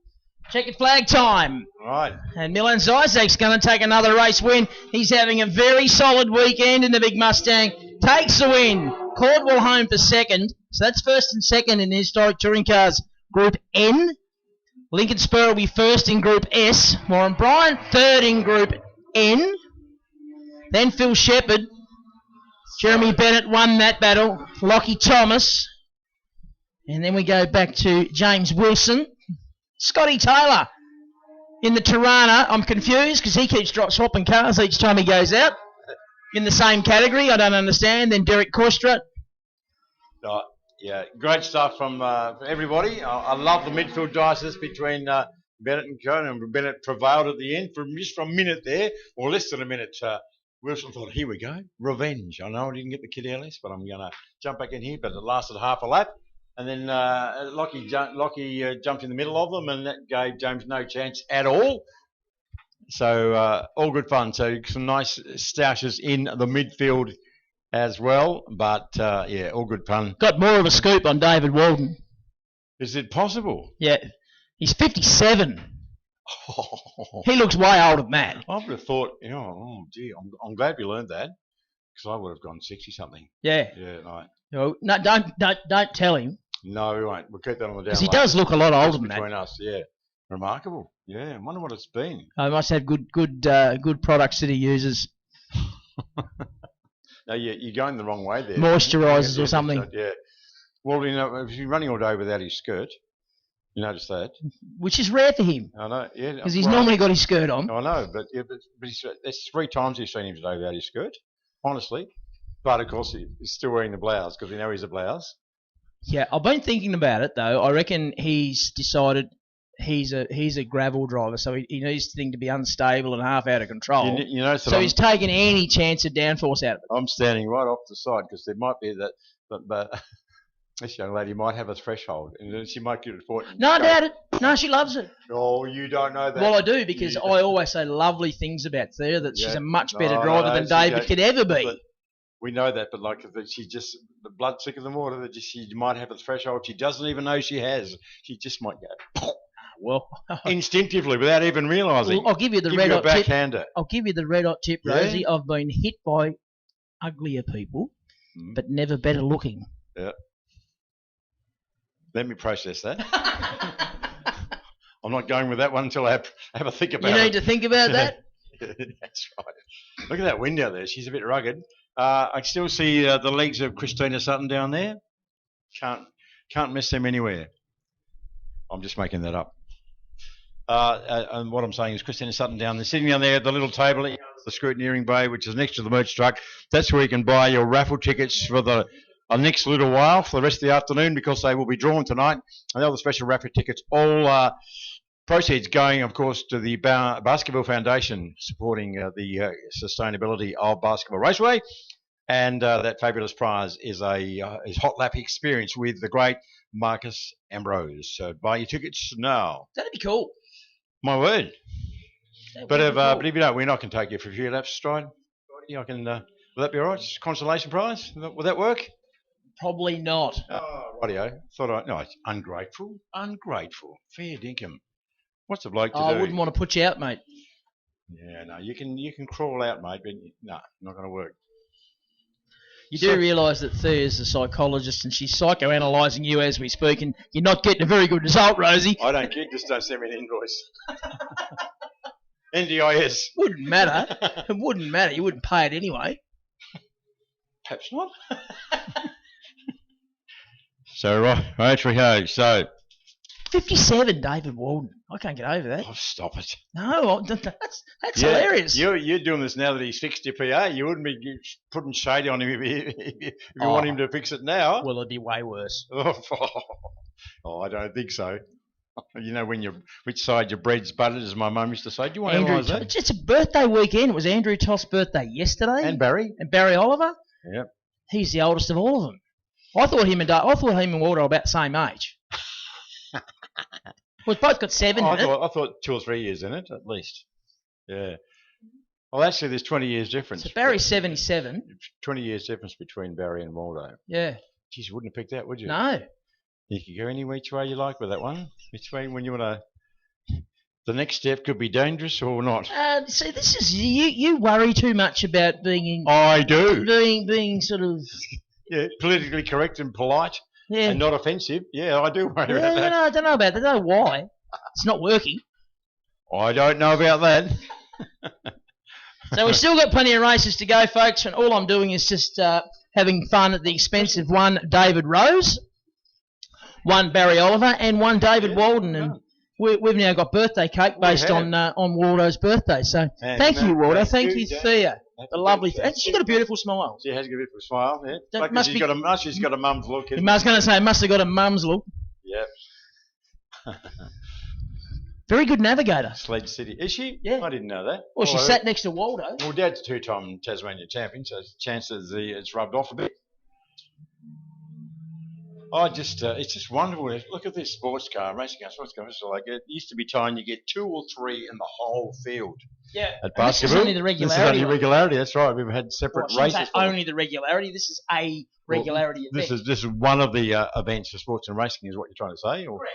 yeah, which is wonderful. This is just. I just hope we can keep it up. I fully understand that a lot of the owners of these wonderful cars just don't want to damage them, or they don't have the budget to run them all the time, or the inclinations. A whole lot of reasons, good reasons, why they can't run them for the rest of the year or in championship style events. But it'd be good if they could. But if it means that we can only see them once a year, so be it. We just need to enjoy it while we can. Yeah, we will take it indeed. So it's a bit breezy out there, and we don't need to tell you that because you guys and girls are out there in it. But it's not as cold as I thought it would be, so that's, I guess, perhaps one plus. And it's not raining at the minute. We're supposed to have a lot of rain showers and a lot of coldness, and it's not too bad. And at the moment, there's no weather around, so just keep our fingers crossed for that. And you know what? It is what it is. We can talk about the weather till the cows come home, and it won't change a thing. So we just hope that it does the right thing by us at the moment. It is September. It is the old, if you don't like the weather, wait 5 minutes. 4 seasons in an hour, let alone a day. And the glass half full thing. Yeah. We're working our way through spring. We're getting towards that nice time of the year when we've got the longer days and the pleasant evenings. I know you love that, Strider. I know. You are not a winter person. No, I'm not. I know. I openly admit that. I make no apologies for it. Some people love it. I don't. Yeah. No, I'm not real keen on it, but, you know, it is what it is. But you, just having spent a couple of weeks in Darwin, go you good thing. Yeah, I'd half your luck. Right, into this regularity caper again for sports and racing. And again, we have mentioned before, but for those of you who might not have been around this morning when we did the explanation, this regularity thing, it is a thing, it's a category, and it's very popular around Australia now. Hasn't it grown? Yeah, because it gives people like these guys and girls a chance to run their cars that are often very, very valuable or very fragile, and they just don't cope well with being driven like to the extreme, to the 10/10 thing. You come out running at 7 or 8 tenths, and they do a certain lap time, and the owners still get to, like your old mate Grant Bingley just going past us now in the 132. Well, he managed to go past me without running into me. That was good. Well, yeah. Geez, I reckon if you saw you though. So Grant's an excellent fella. Him and his lovely wife Jan own and run Merseyland Coaches, and the little ferry across the Mersey and various other enterprises. He's a man with a fantastic collection of just beautiful cars. So I believe. Yeah, he's got a Mustang Group N Mustang. He's got an EH Holden. He's got an early model Holden, so an FJFX type Holden. That car. He's got all sorts of really lovely motor cars. He had what was the Formula car that he had on display at Simmons when Randall unveiled? Wasn't this one? Oh yes, it was. Yes, that's right. Yes. I remember. I'm thinking it was the Formula car. I'm pretty sure that's the Bingley. Terry Bow car. And that was there when we had that wonderful day. Was it last year or this year? Yeah, when Randall unveiled the Gremlin. It was October last year. I remember like it was yesterday. I reckon, yeah. That was a great day, and that's when I became aware that this wonderful collection that the Grant had. So good on him. If nothing else, it just means that these cars get kept in the state and they get kept and they're well looked after. So great to see Grant out there. His son has been running around in recent years in both the EH, but one that you mentioned, there's beautiful, absolutely pristine EH, running around that in regularity. And I think Julian's also had a run in Excels from memory as well. So the Bingley name. We were having a bit of an exchange yesterday. I just looked around and saw this huge plume of smoke. I just wondering where it came from. Oh, it's coming from on track? It's coming from that. No, that's what you call a blow up. That's Don Fraser. Yeah. Isn't it? It's Don Fraser. I just looked over and saw this massive plume of smoke coming from the other side of the track. I thought there was something happening in the pitch, but it wasn't. But it was, yeah. It's Howie. I don't know what he's continuing on for. I was hoping he might have pulled off before that because we had the oil flags out. I don't know. It's funny how the commentary just stopped because we both saw just smoke and I turned. Just a blow up. But he's stationary on the outside. I reckon they will red flag that because that is a very dangerous place. Yeah, it is. Someone makes a mistake under the bridge, that's going to end badly. Particularly if there's oil down, which is a fair chance it would be because there's masses of smoke. That was a blow of pretty significant proportions on the back straight, and it's come all the way down through the chute. I'm just looking down to see if I could see any little oil trail, but it's not a race as such, so they may keep it going, but these guys are trying to drive to a lap time, so with a car parked there, that's not going to assist them. And it's right in your vision as well. Absolutely. You're setting yourself up to turn right under the bridge, and you'll see a car there, and it has to play with your periphery vision. So Bingley's just completed a lap 4, so they'll let this run now because it's well and truly towards the end of the session. But that has to impede your lap time. Absolutely. It just it just get your attention in all the wrong ways. As you come in there and it's right in your vision, you've got your eye fixed on that, pretty much the beginning of those ripple strips, just sort of approaching your apex. You're up from apex to the corner, and there's right in that vision point is that stuck car. The best part about it now is two things. Is one, that the whole field has been passed at least once. They know what they're dealing with. The other part is the checkered flag is out, so it's all over anyway. So then you have to come past the checkered flag one more time. They can button off immediately. And I tell you, poor old starter, he's hanging on like grim death to that checker. It's like a sail down there at the minute. If they let go, that'll end up on top of that hill up there. Yeah.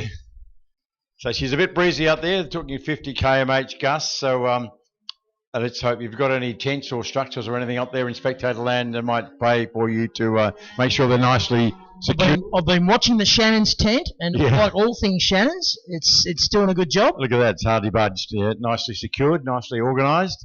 And again, a reminder to folks, there's a little bit of debris flying around, some plastic bags and bits and pieces. It's never good for anything, but especially today when it can get caught in radiator ducts and brake ducts and such like. So please hang on to your debris, hang on to your rubbish if you can. Make sure it's deposited in any of the bins.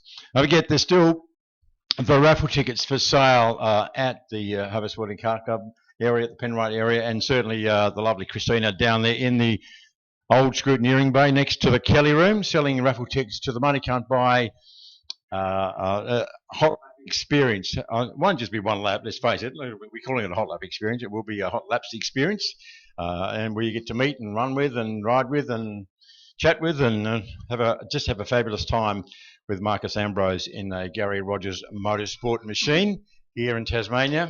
You can't buy that even for all the money in the world, but you can buy yourself a chance to do that and win that by buying a raffle ticket. You can also buy and sell some merchandise, T-shirts, caps, hats, all those sorts of things. I haven't been and done it either. Well, we need to, because I wanted to, a couple of years ago, I had those fabulous hats with the old McLaren type thing, or the golf thing, and they sold out finally because they were so bloody good. Excuse my French, but But yeah, I thought, I have one of those. Well, no, you won't, Rosie, because they're all gone. Yeah. So you didn't get one. So if you do like the merch this time, folks, I'd jump onto it quite quickly. So Strider and I can be disappointed when we get down there and find there's none left. Now I'm looking forward to one of the polo shirts.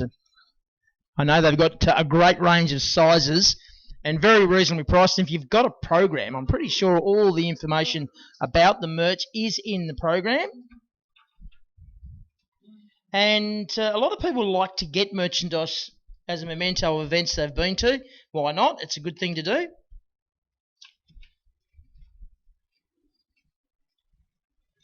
Says me going through the program. Official merchandise. We have got caps, T-shirts, long sleeve tee, and pit polo.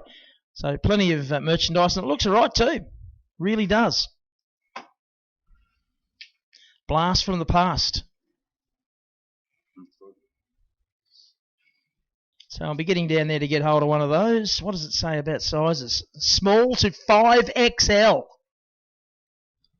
So you could use one as a car cover. Ooh.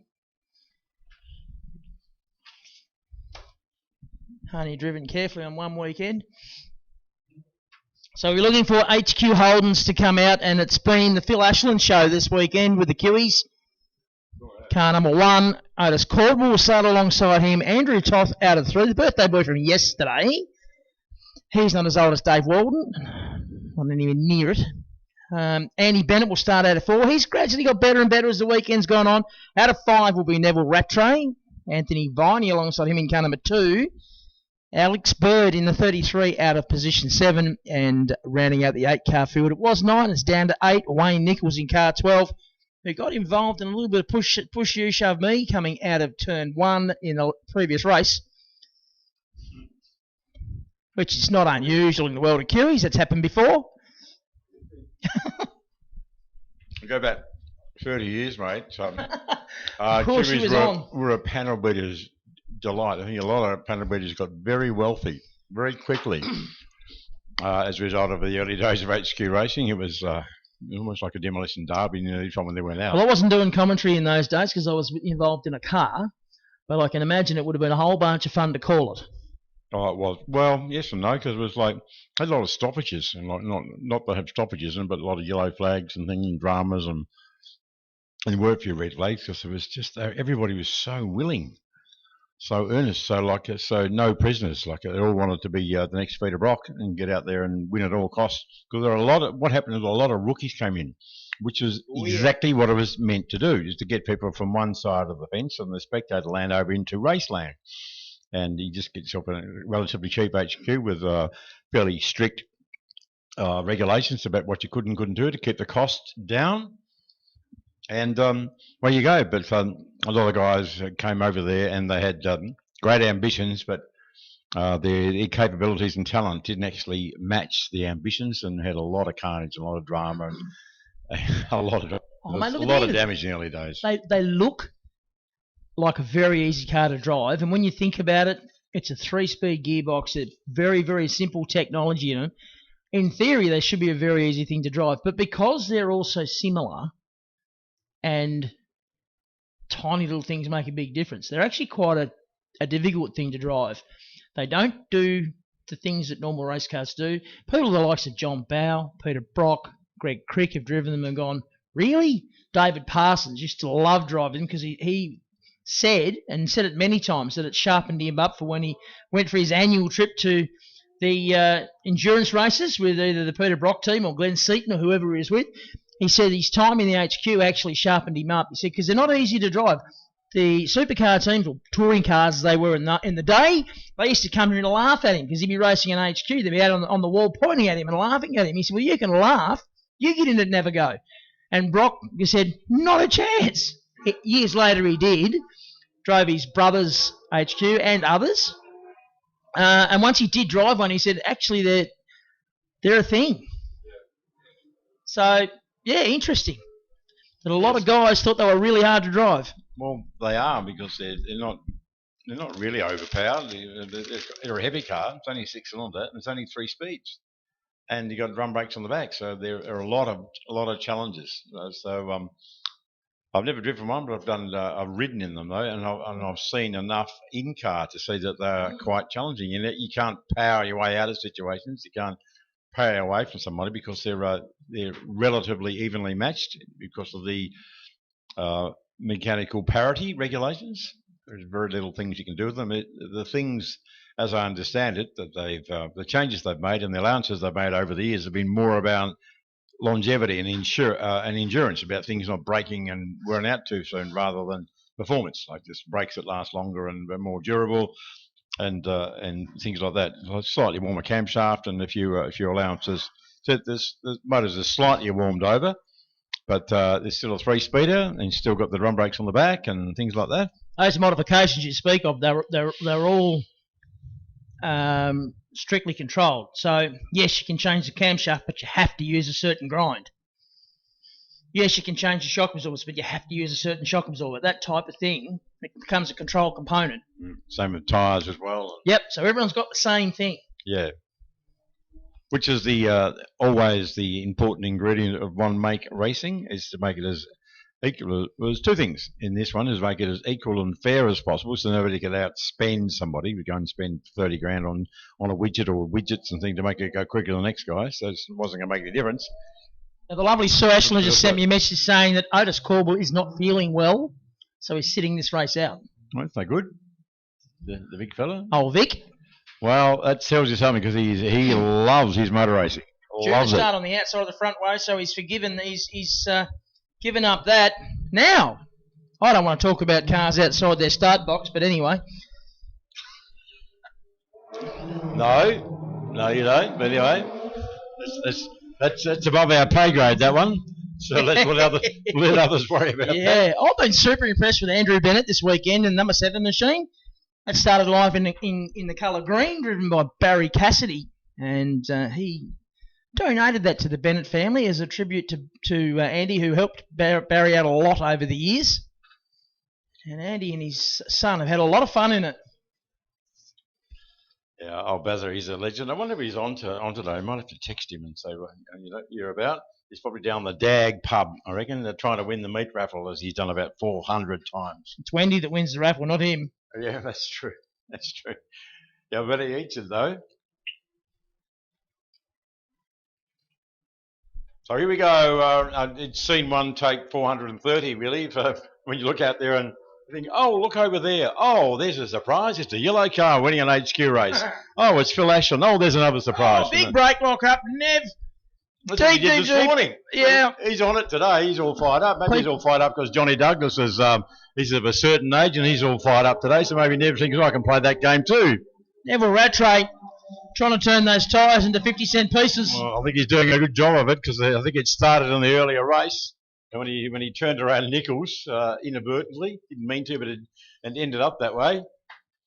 So I wouldn't be surprised this time around that Phil will just back out of it a little bit. So he's got the fastest lap of the race, but that's not surprising. It's at 12, but sort of Tothy's doing a 30. Only guy dumped into the 12 so far. Mind you, he's stamped his authority, but he might just keep an eye on the mirror now. And it was the standing lap. Yes, that's true. That's true. So, of course, it's going to be the fastest lap of the race because it's just faster than anybody else, so it doesn't mean it's going to be a record or whatever. Anyway, laps left in this race. See how it turns out. Still Indian file, more or less, at the moment as we check out our leader midway down the back straight. And our tail gunner coming up at the back end. That's Birdie. That's Alex Bird. He's bringing up the rear of this HQ train. Not a large field, not a bad field considering it is an invitation event. It is a non-championship race wedding and therefore non-championship races. They're out there wearing out the machinery, just having a bit of fun and keeping the race skills nicely honed, you might say. So the field past us now. With how many laps to go? Still about half a distance in the motor race. I'm just curious to see whether he's backing out of it. Yes, I think he might be because the fastest lap of the race now, we did our 12s and 13s on standing laps, 1:07.15. So about a second away from the lap record pace of that particular category, 1:06 flat, round about that mark is the lap record. So about a second away. Mind you, that wind would be knocking lap times around a little bit. Not much between our leaders. Last lap by was a 1:07.3 for our race leader, a 1:07.1 for Toth, so 2/10. Not much in it at all, and they've been so even over a long period of time. Excellent point you make, though, Stride, about the wind. Having made that comment, a look outside, and it's fully on the nose, coming down the top straight between Sucker's corner and Moz's corner. Toth's definitely made up a lot of ground here, Rosie. We'll look at the lap time, though, to see whether he's catching him or Phil's gone back to him. Well, Phil's just done his fastest lap of the race, but Toth's gone quicker. A 1:06.81. Okay. All right. So this could be genuine pace because that is a strong wind. And it's right on the nose. So the whole, they'll be getting it. It'll be helping him now because it's coming on the back, although they have to be careful of the braking. They'll be getting on the side, going up the hill. Dead set on the side, so like, whatever. But as soon as they hit the 20 metres from now, let's say from now through the Sucker's corner all the way down now, they're fully on into a headwind, and that's going to certainly. And they're not exactly an aerodynamic car, so you'd have to think that they're just going to affect them because they're just pushing into this wall of wind, and it's coming on their side now. They'll be getting actually quite buffeted. You know, they'll be doing their 160 km/h down the straight at the moment, and they'll be doing a fair bit of buffeting. That'll be getting their attention. So good to see that Tothy, these two guys. It used to be pretty much fair to say the Ashland, Toth and Bird show for the last several years, literally several years. It's one of those three guys was almost guaranteed to win the race until young Otis came along and had some quite strong drives and consistent drives, as I said, 3 years ago when he won the championship. So he's been the spoiler, but either those 3 or 4 guys have been the main men in this category because the Birdie's not a starter. We know that the situation now, so it's all left to these guys at the sharp end, that familiar yellow colours. I don't know how long it's been yellow for, but a very long time. It has. They're on their last lap, so about half a lap to go. Over Skyline they go. They'll run downhill, as Rosie said, into the breeze, and it's interesting that Ashland's now broken the chain. Toth had closed right in, and Ashland's now broken away through Moz's corner and down onto the back straight for the final time in this one. And it looks like it's going to be another win for Phil Ashland. What's that, 104? 104, yeah. Not bad. Now he's got people keeping count for him. That's right. Well, because he was good enough to let us know that his 100th was coming up. which arrived yesterday, of course, yesterday morning. And this makes it 104. Perfect score for the weekend. So nice going, Uncle Phil. He's got another one to come on later on this afternoon. His second to last race. He could leave the meeting, leave the Historics Ready 2021 with 105 wins to his name. Look at this battle up here. Bennett, Nichols, Viney and Bird all in very close quarters. And they did something similar in the last race, so I reckon they've enjoyed that. No, they weren't on the podium, but it doesn't matter. It's all about finding someone with a similar pace to yourself and beating them. Scrap. And beating them, that's right. So that you can have your own fun. You don't have to win to enjoy your motor racing. Makes it sweeter, but it's not a prerequisite. So we've got some serious iron lining up down there again now in the dummy grid area. Rocking down through this program here at the SRT Logistics. Baskerville Historics, a big thank you to the good folk SRT Logistics. Stuck with us thick and thin, stayed with us even to last year, even though it never happened.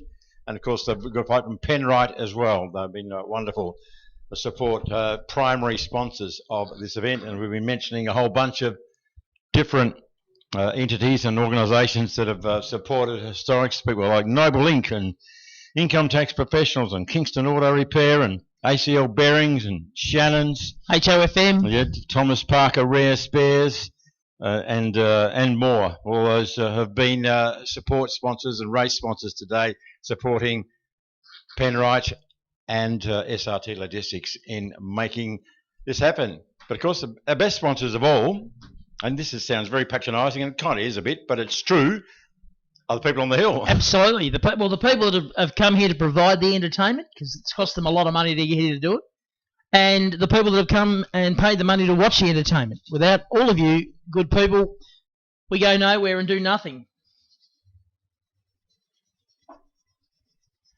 So we have got, we're up to race 45 in the program. The program's set to have 52 events. Muscle Car Cup coming out, courtesy of Thomas Parker Rare Spares, and fuel pump issue with the Garwood Capri means they are not coming out. It's done. Gee, we've had a big toll on cars this weekend. I love the old cars and I love the historics. One thing that is prevalent with the older cars is they're a little bit fragile, and it was always going to be a big ask to ask 12 races out of that car. And the driver, for that matter. He's only 23. He's a spring chicken. He can cope. Well, that's a shame. I like the way he drives. I like his aggression. I'm really hoping that he organises a drive for that Bathurst week. He's good at Bathurst, and I know he likes going there. And well, last time there in the TCM car on pole. Yeah. We don't talk about that. I know it didn't end well, but he showed his speed early in the day. Yeah, he did. Yep. Stick it on pole. I was around one of the most fearsome circuits in the world, let alone Australia. Well, he came to the recognition of the motorsport fraternity at Bathurst when he was driving the Capri that we parked over there, and trying to pass Stevie J around the outside of turn 2. Up Mountain Straight. I'm going to go around the outside you in turn 2. No, you're not, was the answer from Stevie J. And he ended up backing it into the wall. Not hard, just gave a little love tap. But Stevie J said, I couldn't believe he was going there. No one goes there. He did. He did, yep. I'm almost. Young and fearless. Yep. That was the year they had 50-odd cars, because a whole bunch of cars came over from New Zealand. When we could have people coming backwards and forwards across the ditch. And that was a huge year, wasn't it? That was massive. And you ended up having Australia versus New Zealand and all sorts of stuff. And it was a great show. And when those cars are racing, social media lights up. The people of Australia love TCM. Well, they are pretty special cars, aren't they? Well, selfishly, I'm glad that Greg didn't sell the Capri, because there was for sale there for a while. Because it's their sort of race car of choice, or it's their main weapon at the minute. And we've been, at least, I know it's such a shame that the fuel pump is quiet enough, but at least you've had the benefit of a day and a half of entertainment. Yeah, absolutely. Young Adam. And he's got a weapon to take to Bathurst potentially. Well, we hope so. If all the cards fall the right way. Well, this means Housey, and it's not Jared. It's the other house. It's the 57. It's young Philip in the very rapid little beamer. Can be hard task to beat the very informed Jared House. So like house on house. It's a full house on the front row, Andrew. You're a fool. A full house. That's right. Pretty even start, but the power of the Tirana comes into play. When they get second gear, Jared House rockets up under the Tilford Auto Group bridge. And look at them trying to get position as they run up through turns 1, up towards turn 2. Massive door shut there by Phil House. Look at Brinsby. Where's he going? I don't know. Shortcut. He's going to join halfway up the hill. It works for me. It sometimes works.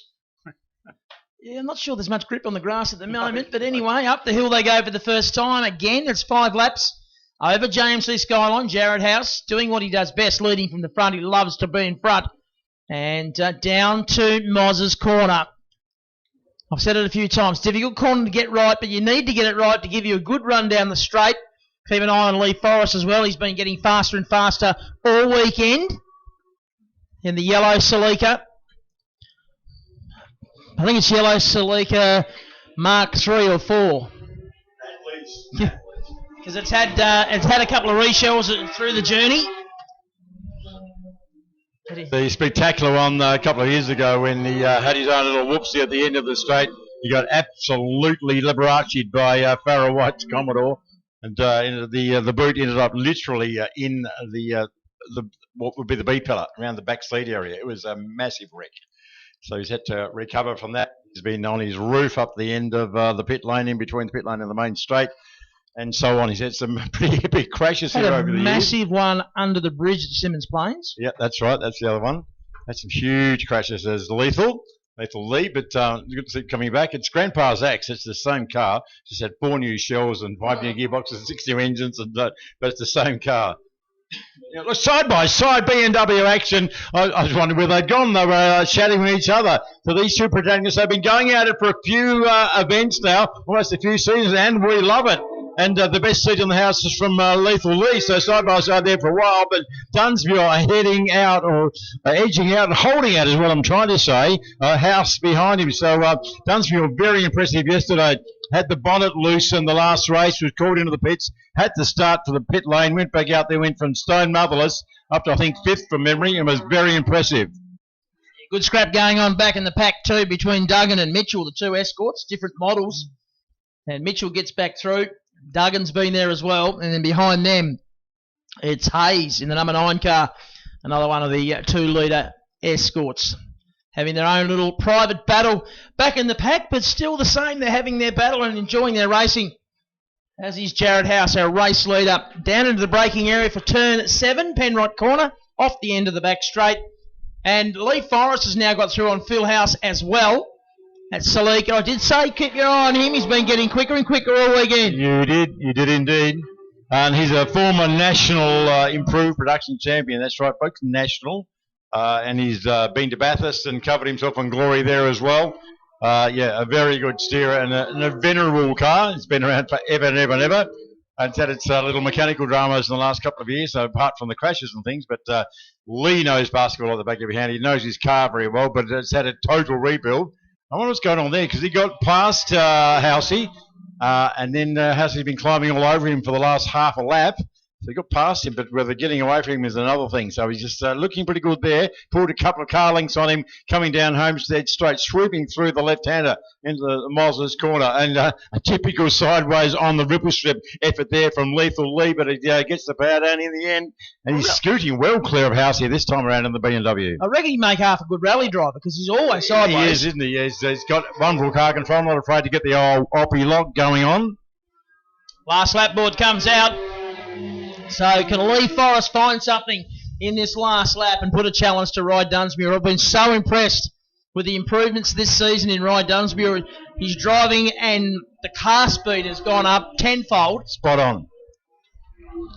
Yeah, good to watch, and I enjoyed his doushes with Housey as well. But, just only a little BMW, but anytime you can run with or beat or street or certainly run in the same company as Lee Forrest in that car, you know you're having a good day. Absolutely right.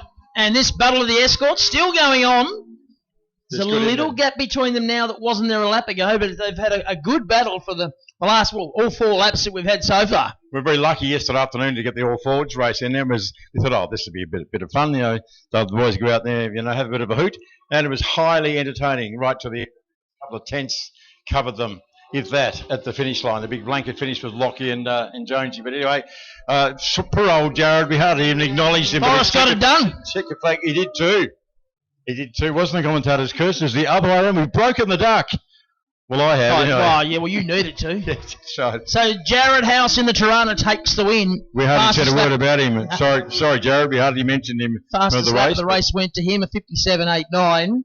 Then Lee Forrest, good job. I did say keep your eye on him. I just feel he's been getting better and better for the whole weekend. Comes home in second. Rye Dunsmuir third. Phil House fourth. Did his fastest lap of the race on the last lap. Then Stuart Brinsmead. So it was BMW third, fourth, and fifth. Then Ferguson in the RX-7. Scotty Kent in the Mustang. Great to see Scotty back. That's basically a Targa car. He comes out once a year these days. This is his outing. He just loves this meeting. Done a lot of Targas. I think he's done like 20 Targas. The Kent family between them have done like 400 Targas because there was their dad and there was Scott and Drew all doing Targas together. They did about 20 each. So they've done plenty of that. Jeff Duggan was the next one and so on and so forth. So good stuff there from the Muscle Car Cup. We are sort of starting to thin the fields out a little bit. Good thing we had so many cars to start with.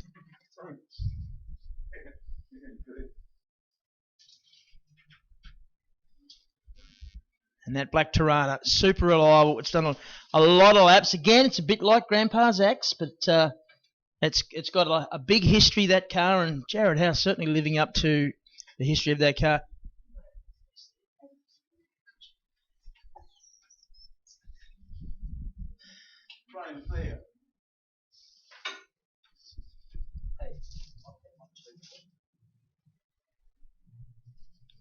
The Muscle Car Cup, courtesy of Thomas Parker Rare Spares, done and dusted.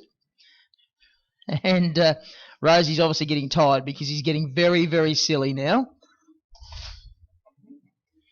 We'll be looking for the Legends demonstrations. Yeah. Now, I said Legends, not just old people. And we're thinning this field out as well. I did see John Talbot leave a little while ago. It's been somewhat tortured this weekend, poor old Tommy. Beautiful car, and he's a racer's racer, and he wasn't able to race it. He could go and do some demonstrations, which he was happy to do. But I think it's all got a bit much for him. He's just, I just want to race, not just do laps. So John's packed the car up and headed back to Launceston. Hopefully next time we're out, we'll see him racing again. He's had to do a lot of work on the car, and he's had some health issues of his own, and he's overcome all that. So it's great news and great to see him back around the racetracks. And I know one thing, when he comes back, he's going to be mildly surprised at the improved speed from Millens Isaac, because he has come on very, very strong indeed in his Mustang. He's having a great weekend, and we will see him, one more time. Well, it's good for the fans because you really have to rely on JT to be out there, flying the Mustang flag. So when he's unable to, such as this time, we've got Milan out there, that gladdens the hearts of the Mustang followers. And I saw a few up there in the Shannon Show and Glow field, if you call it field, in the display. There's a few more modern ones as well. There's a magnificent red one along there on the front row. Yep, there is. What a one. And I see that most years, actually. So a few fans here, both in the Shannon Show and Glow and up there in Spectator Land, no doubt. I can see two beautiful red Mustangs there. Absolutely. Fastback one and... Yep, that early model one, that 67, 68, whatever it is, it's just, I had to look at it. There's actually three red Mustangs, one's a new one. Oh, I see that, yes, that's just a bit closer to us. Yep. So, folks, if you're down in that area, there's still, a few cars have gone, but there's still a wonderful array, very, very eclectic, very different. There's Porsches, there's Maserati, there's Jaguars, there's old Mustangs, there's new Mustangs, there's some Pontiacs, there's a few Premiers, there's some FPV gear. I still see this lovely old Ford Mark 1 and Mark 2 Cortinas and Mark 1 Mark 2 Escorts as well down there in the Classic Ford Club stand. That's basically against the fence, just 100 metres or so up from the pit gate if you're walking around through that chute area. So plenty of lovely old cars and classic cars and desirable cars up there in spectator land as well as being down here in race car land in the pit area. Absolutely, Rosie. We've had people coming and going. I've seen some people leaving the facility. They've obviously had their fill, which is fantastic. And people coming in even coming in now still late, which is fantastic. We've had a great crowd today, and I want to thank everyone for making the effort to come out here on a day that's probably not ideal. It's not raining, which is a bonus, but it's been quite windy, and we want to thank you for your support of this Baskerville Historics meeting. I know a lot of people look forward each year to this event because they want to see all the, what's coming in from interstate. We've been very spoiled. There's no other way to put it. We've been very spoiled with the likes of Formula 1 cars and Group A and Group C cars and an influx of early model Holdens and the Medax and all these beautiful cars that have come in here for this meeting. And this time we couldn't do it. We were left with just a local field. But, gee, I tell you what, it's been a great show, and the support from the people of Tasmania for this show gladdens the heart. And I'm sure all those people that work behind the scenes to put the show on will be feeling a bit warm in the heart at the moment because we've had decent crowds yesterday and again today, and that's what it's all about. It's all about raising some funds to keep this fantastic racetrack afloat. So many racetracks of this character, this type, like I think they classify it as a club track, have gone by the wayside, and even some of the more high-profile tracks. So Amaru Park was much along this lines. That disappeared. Oran Park was one of the major players. That's gone. So many racetracks over the time have disappeared. I think, sadly, that Sandown won't be far behind them.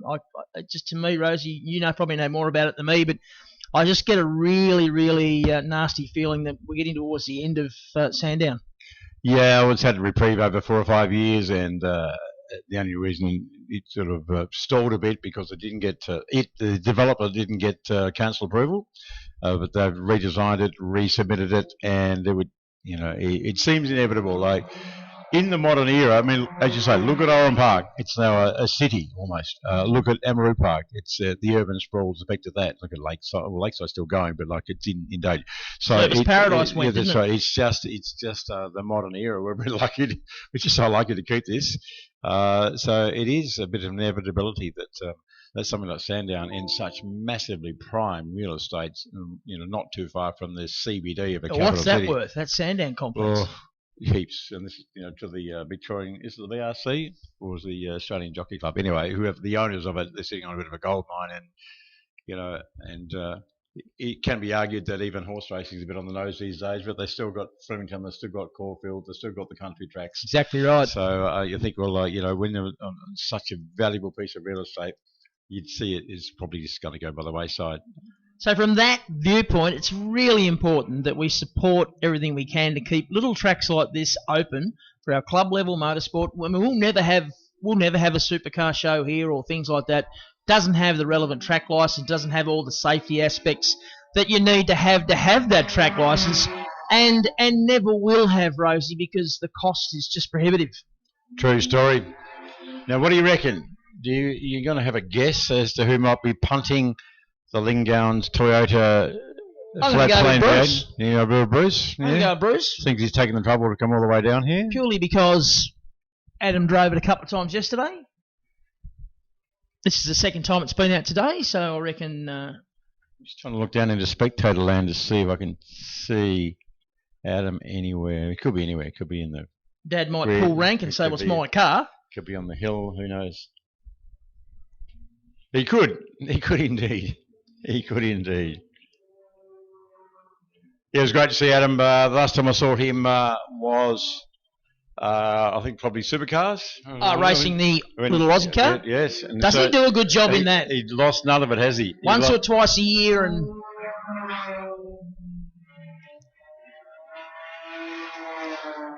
Pat Reed doesn't look like he's lost anything. Seems to be going around nicely in that old terrain. He does. And we were pontificating yesterday. And I was being my normal nasty self and hanging on him and saying that I bet he's got 30-year-old tyres. I went down to ask him earlier on and he just started up and took off. He had to go out onto the track. But someone suggested to me that maybe he'd got some new ones in the interim. But I know a couple of years ago when he came and ran this meeting in that car, the old original XU1, he ran back in the day, that he did have 30-year-old tyres on it. So it didn't have a lot of grip, not a lot of capability, not a lot of life in them. And we were saying before, he's probably still got half a tank of, golden fleece in it, standard from back in the day. Although it wouldn't be golden fleece because I think the jet service station in its day was a BP. Oh, I tell you what, Bruce got a tiny bit out of shape then, Strider, or whoever's in it. Oh, I don't know. I can stop watching. Hang on. Well, I'm just watching it go around. I'm just starting to think, actually, because Bruce is normally not super sideways when we see him drive the car. Pat Reed and Pat Reed's having a go as well in the Tirana. We don't have any timing on the cars in the demonstrations. But it's just a reminder to people that these cars used to be the machines of the era back in the 70s and 80s.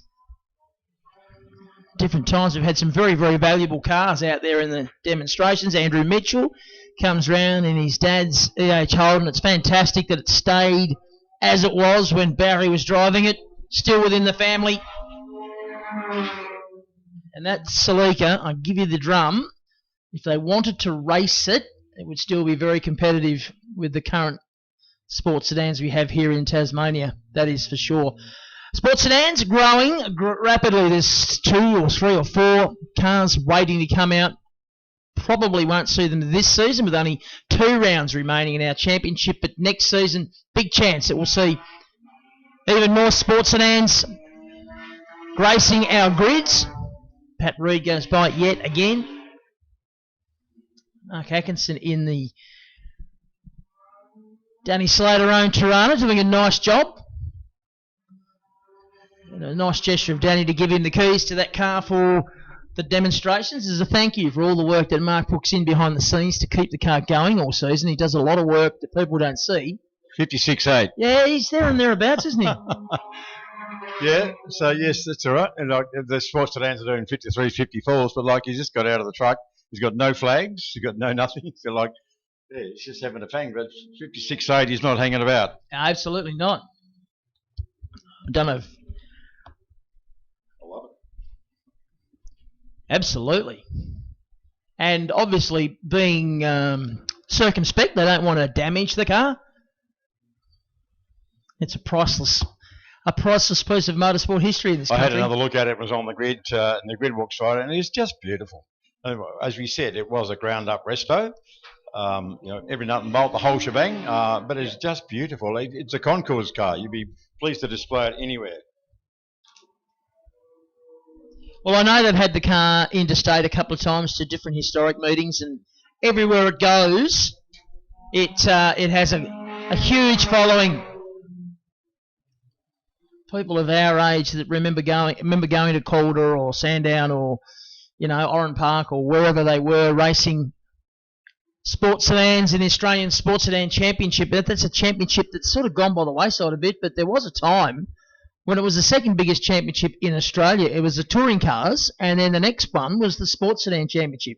We'd have the touring cars here in March, sports sedans in September or October, and it was massive. Yeah, it was. The days when cars like Graham Wincup's Monza, Johnny Briggs's Penthouse Monza. There's about 10 Monzas, Brock in the Bob Jane car. Yep. They were everywhere. Moffat had one. Well, we go back to 1975 to the Jim Richards and the Taz 10,000. Chrome Mustang. When we had queues 4Ks outside the circuit, and the Premier of the day stopped up on the top back basket right up the top. and had to walk in the last few Ks because they couldn't get close enough to the circuit because the circuit was jammed at both entrances. The whole precinct was jammed. That was the biggest date ever in Baskerville's history, the Test 10,000 1975. Jimmy Richards and co. And of course, we had the golden years of sports sedans after that with, weird and wonderful wacky cars like the Yippie cars. They had the Yippie Charger, John McCormick's Charger, follow, and then the wild and wonderful S5000, the Formula 5000 based Corvair of Frank Gardner and later Alan Grice, and then a couple of Monaros that were turned into sports sedans, and a Tirana sports sedan that Ian Gagan ran, that ridiculous thing. Absolutely. Yeah. A couple of Cortinas that ended up being very, very fast sports sedans. The Scotty sponsored car, Pat Crea, and that VW thing. Oh, that's right, Brian Thompson. Yeah. That's right, the chef-powered VW. Yeah, and then even here in Tasmania, we spoke about it yesterday, Rosie. The BMW car that Tony Edmondson drove for Don Elliott, that was a very, very quick and pretty intricate bit of gear in the day. But look, it goes back, and then Alan Jones in the Porsche 935. That was another one, which was an amazing car that ran in the Sports Sedan Championship at both Simmons Plains, and I'm pretty sure it came down here about Baskerville as well. Would have been about 81, 82 after Alan Jones had become world champion. Came back to Australia. And I remember it well, he and Peter Brock in the Bob Jane Monza at Simmons Plains, they went at it lap after lap after lap. Just great entertainment. Here and Simmons, they were just two of the best races I've seen. And one-on-one races, because it was just relentless. It was just, from start to finish, it was relentless. It wasn't just catch him, pass him and go, or just a couple of laps of harassing each other. It was full on the whole time. Pretty sure Gary Rogers had a Tirana sports sedan as well, Rosie, from memory. I know he was made famous in the early days by his little BDG escorts, belt drive gearing or belt drive arrangements, and he made cars, those little twin cam escorts go very, very quickly, the early little red and yellow ones, and then the Greater Pacific Finance ones, and then he got up into, I'm not sure about sports sedan because I think he got up in Tiranas. I was lucky enough to have a ride with him in his 896 Tirana at one of those Ian Harrington touring car meetings, around here. Jim Richards had the Big M Falcon. That's right. That was the time when Bob Jane was campaigning his own Monza, because I was lucky enough to be invited to AIR, Adelaide International Raceway, to call sports sedan races. Another track that's gone by the wayside. And that was Bob Jane and Jim Richards and that ilk, and that was the Big M Falcon. And I remember Bob Jane had carried so much grunt. Even Jim Richards was just shaking his head like, "Oh, how do you keep up with that?" And Bob was fast, but he was very hard on his gear. And I was commentating in the middle of the circuit, and he was flat changing the Monza, and Pat Purcell was just wincing, and just flat changing folks means he was just grabbing the gear and slamming it through without lifting.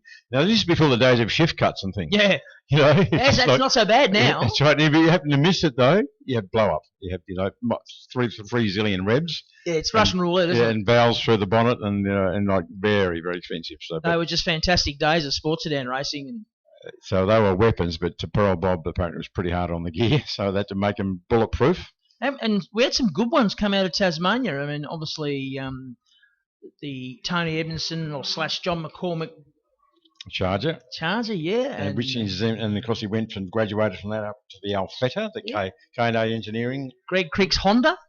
That's right. That was a bit special as well, wasn't it? Very special car. Won the Australian Sports Sedan Championship in that car. I don't know who's in that Saliga, but they're having a nice time. I can tell you that. They're having a nice time. And then they back it off. And I think maybe they're getting tired or a bit sweaty or something. But for those of you wondering what's underneath the bonnet of that, a lot of the train spotters up there in Spectator Land would know that this is the famous car with the Repco flat plane V8 engine. It sounds absolutely not like a V8. It doesn't even sound like a V6. I don't know what it sounds like. It sounds like probably a warmed up 4-cylinder, sort of high capacity 4-cylinder, but no, she's the V8, but a bit like the Mercedes-Benz machines that Betty Klemenko built and ran for a couple of seasons a while ago now, in the early part of the century, last decade, I should say, when she got serious in the supercar thing and took over Stone Brothers and ran those couple of Mercedes-Benz. I think it was Sir Will Davison and Lee Holdsworth and those little flat plane Mercedes-Benz things, they sounded very different as well. When you're talking about sports sedans, it would be remiss and unfair and unkind not to mention our very own Kerry Bailey with the Supra, Of course. the 300 ZX. What else did he have? Was it a Jag? Aston Martin, Aston Martin. which is still running. It's his last car. He ran last ran that, I think, at Phillip Island, and he got rubbed out for noise. It was too noisy.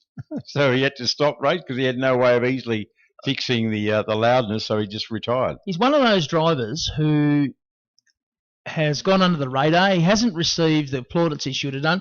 He's won 7 or 8 national sports sedan championships, has Kerry Bailey, and He has. he's never received the plaudits I think he deserved as a driver. I think from memory he's also a top 10 finisher at Bathurst way back in the day. As I Yeah. recall, it was 8th or 9th or something, but yeah, so he's done a few Bathurst as well. Early 80s, 83, 84, around that era.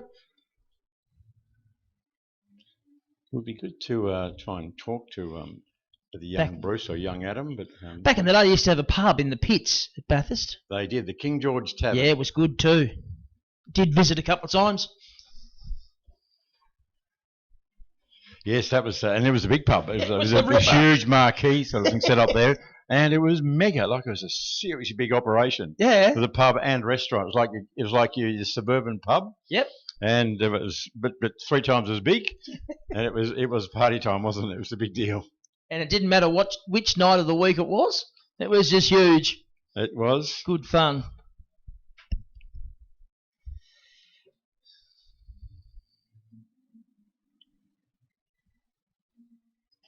So No, it was Adam. It was Adam. I thought it was Brewster, but no, it was young Adam. He's just jumped out, has he? well, he's taken the helmet off, and he's got the haircut. He's got the hairstyle, the big part in the middle. you know what I'm saying? Yeah, I had to put the sunglasses on to avoid the glare. So, what are you going to chat about? Up to you. We've got.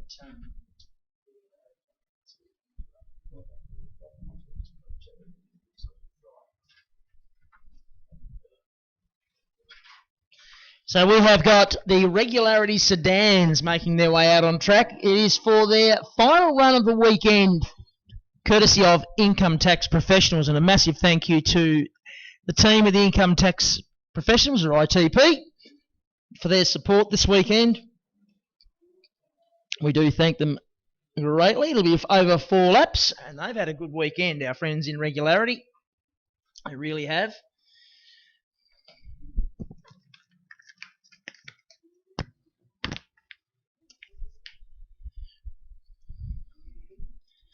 So this is the final hurrah for these cars. We will have a winner or place getters after this run. It's been a big weekend, as I said. Yes, and it's me again, Strider. Rosie! Yeah, it's Rosie. And I found the great man. We've now ascertained that it was, in fact, young Adam out there cutting 58s. So just that's spirited by our assumption. A very good afternoon to you, Bruce Gowns. Lovely to see you back here at Baskerville Raceway.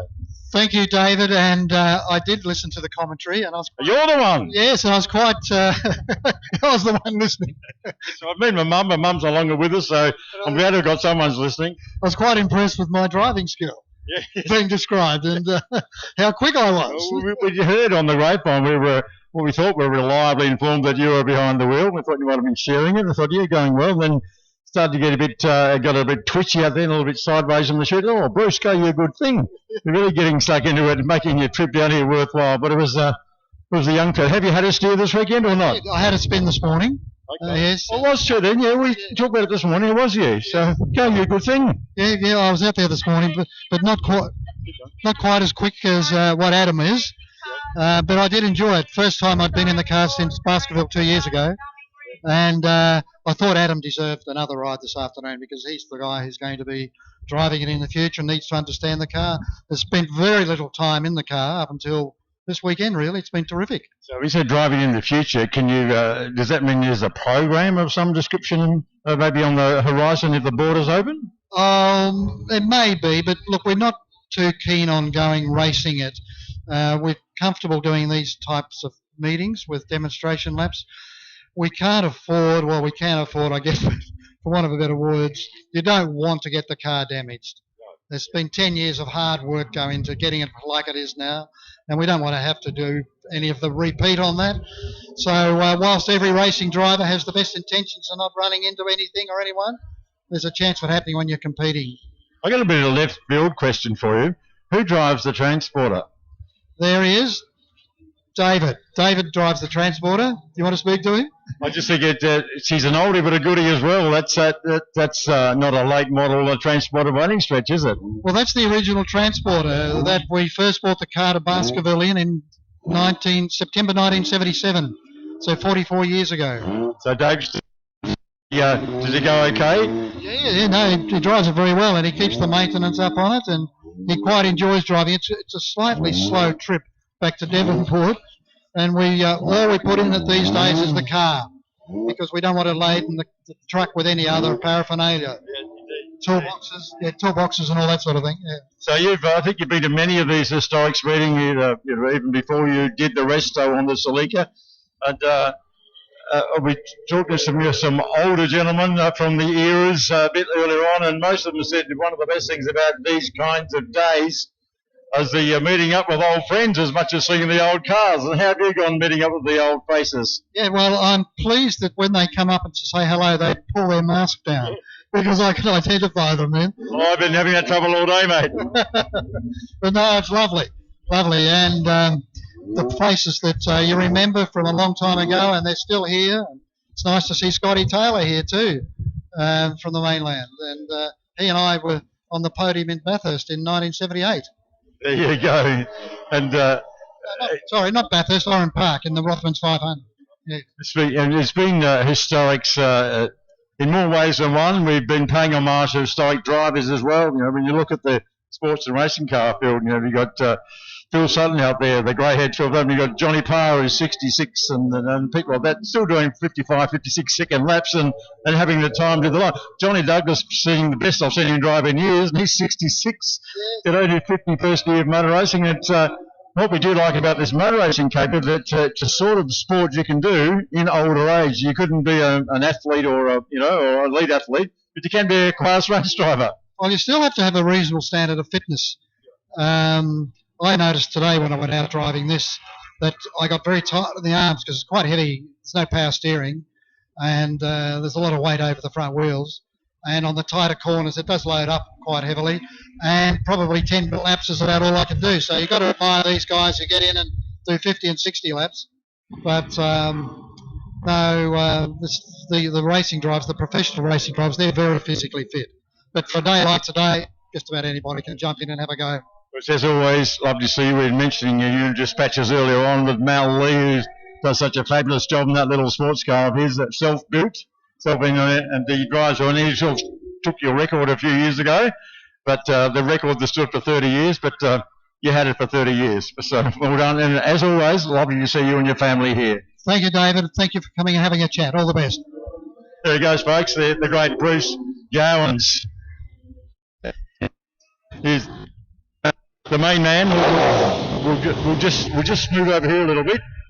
We had to wait to you got out of the car, Adam Gowans, and took your helmet off to see who it was. Could be you. Your dad was having a little skid this morning. We had to see who was that, and we thought it's getting a bit willing out there from open because a couple of times a little bit sideways through the chute. We thought, oh, well, Bruce, get into it, son. But it was you.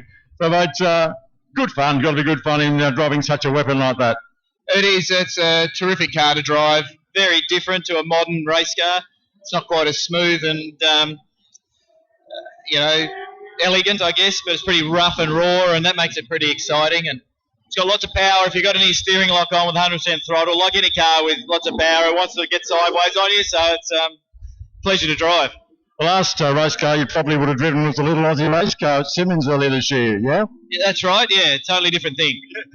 I reckon. You were saying to us earlier in the year, and we had a chat at Race Tasmania, you were down there helping Owen and Marcus, that maybe in the future, maybe some chance to get a little bit more racy in something or other Aussie race car, something else. So that's still on your horizon? I'd never say no, David. I love motor racing. I love motorsport. It's it's a terrific network of people, good people involved, and it's great fun to get behind the wheel. And those TO2 cars are pretty exciting. They're very competitive, and that's the sort of racing I like, where you can sort of you got even equipment. And yeah, who knows? But at the moment, I've got a couple of little girls to look after, and might have to come back to it later. Yeah, you have indeed. One beautiful family, but never say never, as you say. So rather than helping out an Owen and a Marcus in future, we might even see behind you. We certainly hope so. Whatever, great to see you, mate. Thanks, David. Thank you. Adam, the Gowans family. We've got regularity happening straight. I might throw back up to you. Yeah, thanks, mate. We certainly have, and it's almost wound down, and we've only got a couple of cars left to finish the session. And we'll have a winner very, very shortly in this one. Be able to bring you that information when it comes up on the monitor. Everyone looks to have had the checker. So it might be the Volvo, actually, of Gary Smith, car number 39, who may well have got the chocolates in that last regularity sedan session. So good job there. Losing 5 points. Monson was on 44, as was Holton in the 72 car. So it's been good watching the sports sedans and all the other categories, the muscle cars, the regularity. Just a real glance back in time at what we used to have as a regular thing, day in, day out, week in, week out, meeting by meeting.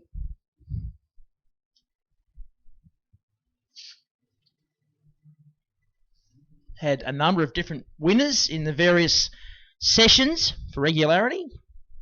So that's also always good.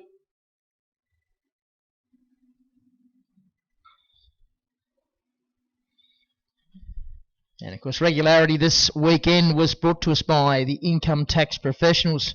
Waiting next for the Historic Sports and Racing Cars for their last event of the weekend. Of course, SRT Logistics have been the supporter of them this weekend. And they've put on some really good racing. Enjoyed them, and particularly the Michelle Fish Memorial Race earlier on this morning.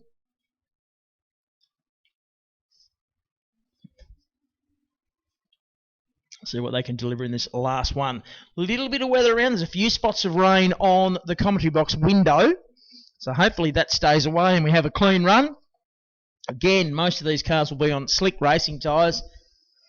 And they won't be too keen to go out in the rain. Why would you? But a good field of sports and racing cars sitting down there. Following that, we will have Group N and Group S again. The early model Holden regularity, HQ Holden sports sedans. Finish the weekend with the Muscle Car Cup. Brought to us by Thomas Parker Rare Spares. The last few races will go to 7 laps, with the exception of the early Holden regularity. So this next one will be a 7-lapper.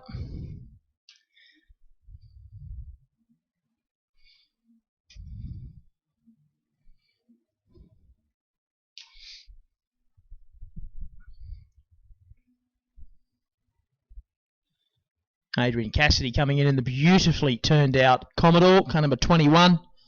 Debut for this car this weekend. Ed Newton behind him in the Jag. That is the car that Ed raced on a regular basis back in the 80s. It's amazing to think that he's still got the car all these years later.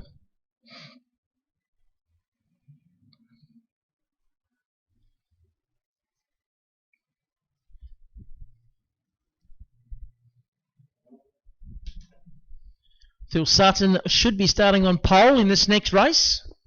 John Parr alongside Mal Lee out of grid number 3. Darryl Hurd out of grid number 4. Rodney Creed in the Clubman out of 5. Kevin Miller in the Elfin 300 out of 6. Jeremy Dyer in the Wren out of 7. Danny Newland out of 8. And Wayne Clark rounding out your 9-car field in his early model. Well, much earlier model Formula Ford.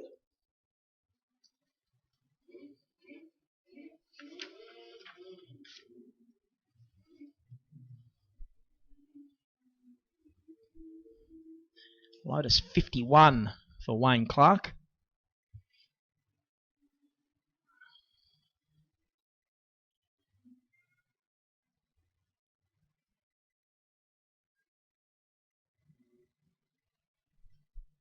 So cars on track. Phil Sutton will lead them around. A couple of warm-up laps for the slick tyres. Great to see so many people hanging on for the last half a dozen events. It's been a big day, been a big 3 days. Lots of action. Lots of events. 52 races, 5 lots of demonstrations. We've had 2 of the pedal car Grand Prix, or pedal Prix, call it what you will. Both very successful, and a massive shout out to the organisers that went to a lot of trouble to make that happen. They look fantastic. There's so much work gone on in the background to make that pedal Prix happen. And a massive congratulations and thank you to everyone that did that, and the parents and the kids and everyone involved in that. Good to see the kids having such a good time. And again, once again, thank you to everyone concerned in making that happen yesterday and today.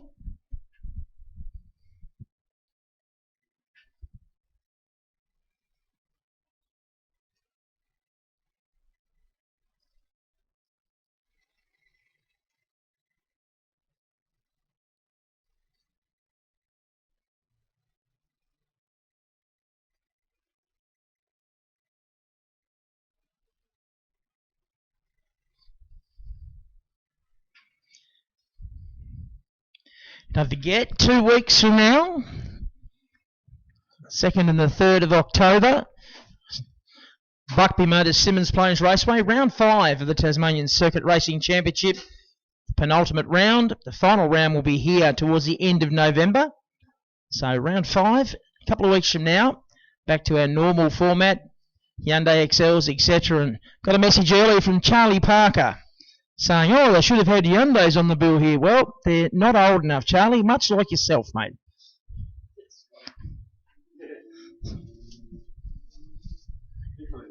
Yeah, even though they probably would have put on a hell of a show, as they have been all season.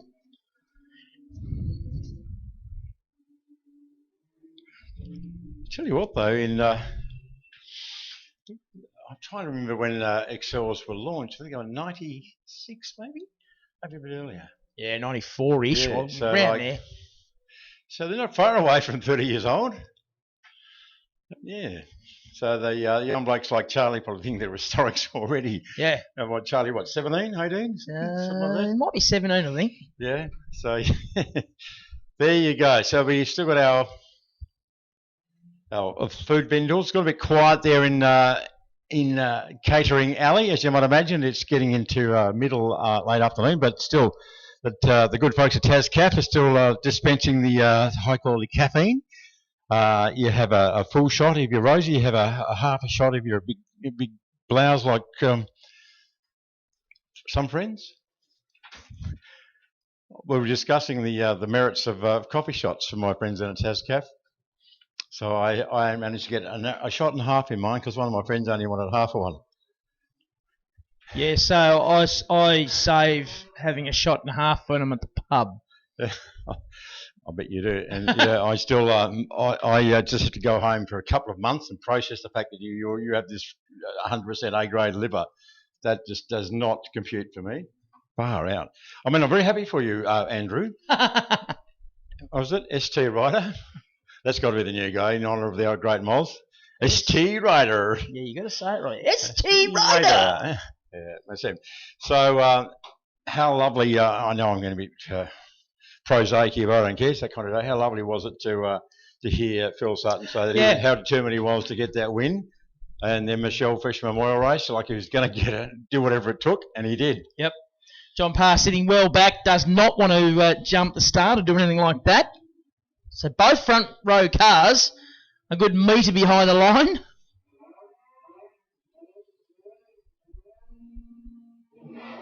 Oh, Mal Lee, I tell you what, he got the jump about perfect, I think. Not quite enough. He'll try to get to second, but a great start from John Parr around the outside. And he'll lead the field up through turns 1 and down through turn 2. He's got Phil Sutton behind him. Then it's Mal Lee. Rodney Creed's the next one. Then Dyer. Darryl Hurd has been tardy at the start this time. He started out at grid number 4, and now he's got some work to do. He's got to get past that Formula Ford Wren that's in front of him, and the Clubman in front of that.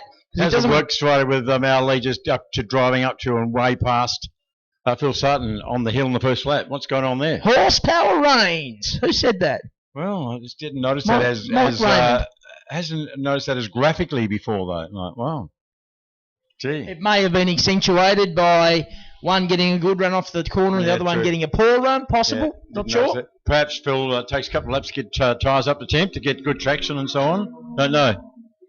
Interesting to hear though, and pleasing to hear Phil say it's the best he's ever driven, and that he's finding the cars where he wants it, and he feels like he's got some confidence in the car. That's good to hear. For him and for future races. Like now, Mal Lee might have got him, but has he got anything for him? Let's look at the second place dice, folks. Coming around 2 and 4, that's the one at the bottom of the Killy Kill. No, again, Lee certainly, it's either gearing or power or both, but certainly got the measure of, I think there might be a bit of gearing in there because he just drives away from him there, but not so much other places. See how the yellow car or the orangey yellow, the Phil Sutton car, that third one there, that can go with orange. It's orangey. It stays with him. It stays with him on the top straight. Let's see what happens on the back straight. Yeah, he goes through, and they both go, oh, he's going to do what he did on the last. Look at that. Hello, goodbye, says Phil Sutton as he goes zooming down, not just getting Johnny Parr, not just getting Mal Lee. Almost like he just bides his time for a couple of laps stridey and then goes, oh, okay, it's time. He nailed both of them, didn't he? In the space of a couple hundred metres. Nailed them both and now has driven away. If you don't mind. You'd have to think, not to think, you could think, and will, but look, and he did that this morning because he wanted to. He needed to win from a shell, and he thought, oh, that wasn't so bad. Nobody got that. Oh, I managed to do that. I might do that again. You'd think that maybe he's just, as he said, a bit more confidence. He found you can go a bit harder, you can go a bit later, you can do that. The car will let me do that. Wow, look at that.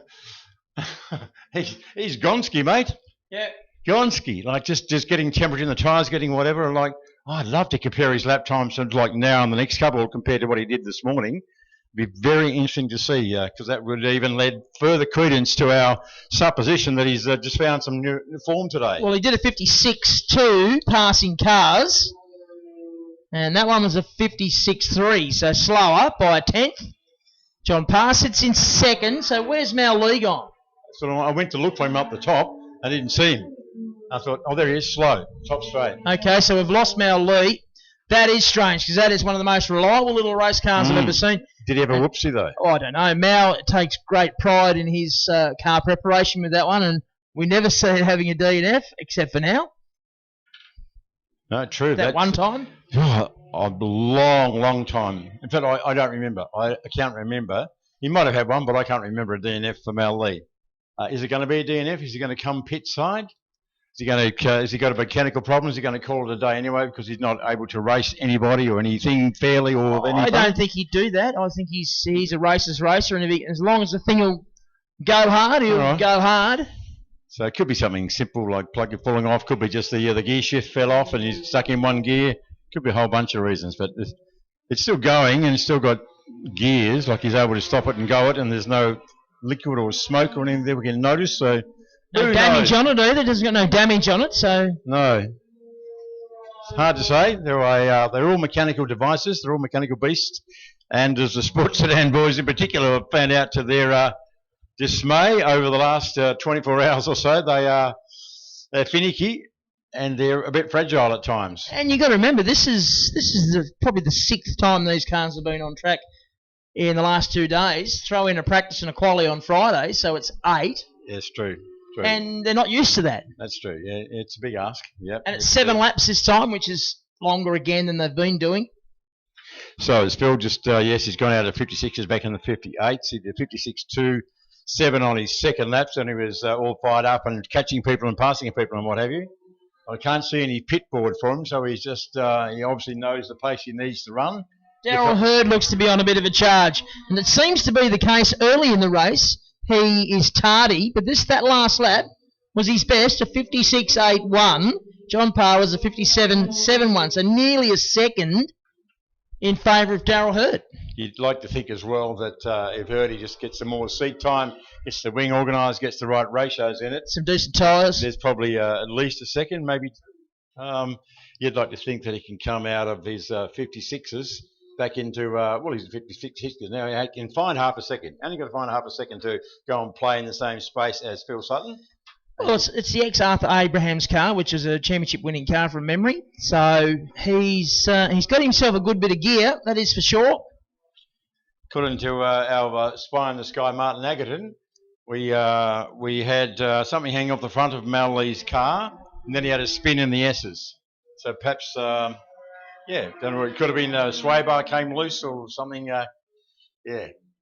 Something hanging off the front could be just a sway bar mount came in and was hanging down. That caused the car to spin. Something that Mal doesn't do generally. So, mechanical failure like something like that kind of makes sense. Daryl Hurd is right with John Parr and looking to pass as they go up the hill. I saw what you did there. They're on the last lap. He's looking to pass him. Boom, boom. Yeah, I didn't even pick it. But anyway, they are on the last lap, so if you're going to do it, no better time than the last lap. I'm just getting my head around the fact that I can look down the back straight and see 4 open-wheeler race cars. That's good, isn't it? That's right. That's just awesome. I grew up with that. Then my dad was racing those, so that was what I sort of knew as a kid. Yep. And it's great to see them back. It's going to be checkered flag time for our race leader. And he takes the win. Phil Sutton will win the race. Daryl Hurd's jumped to second on the last lap. John Parr will come home for third.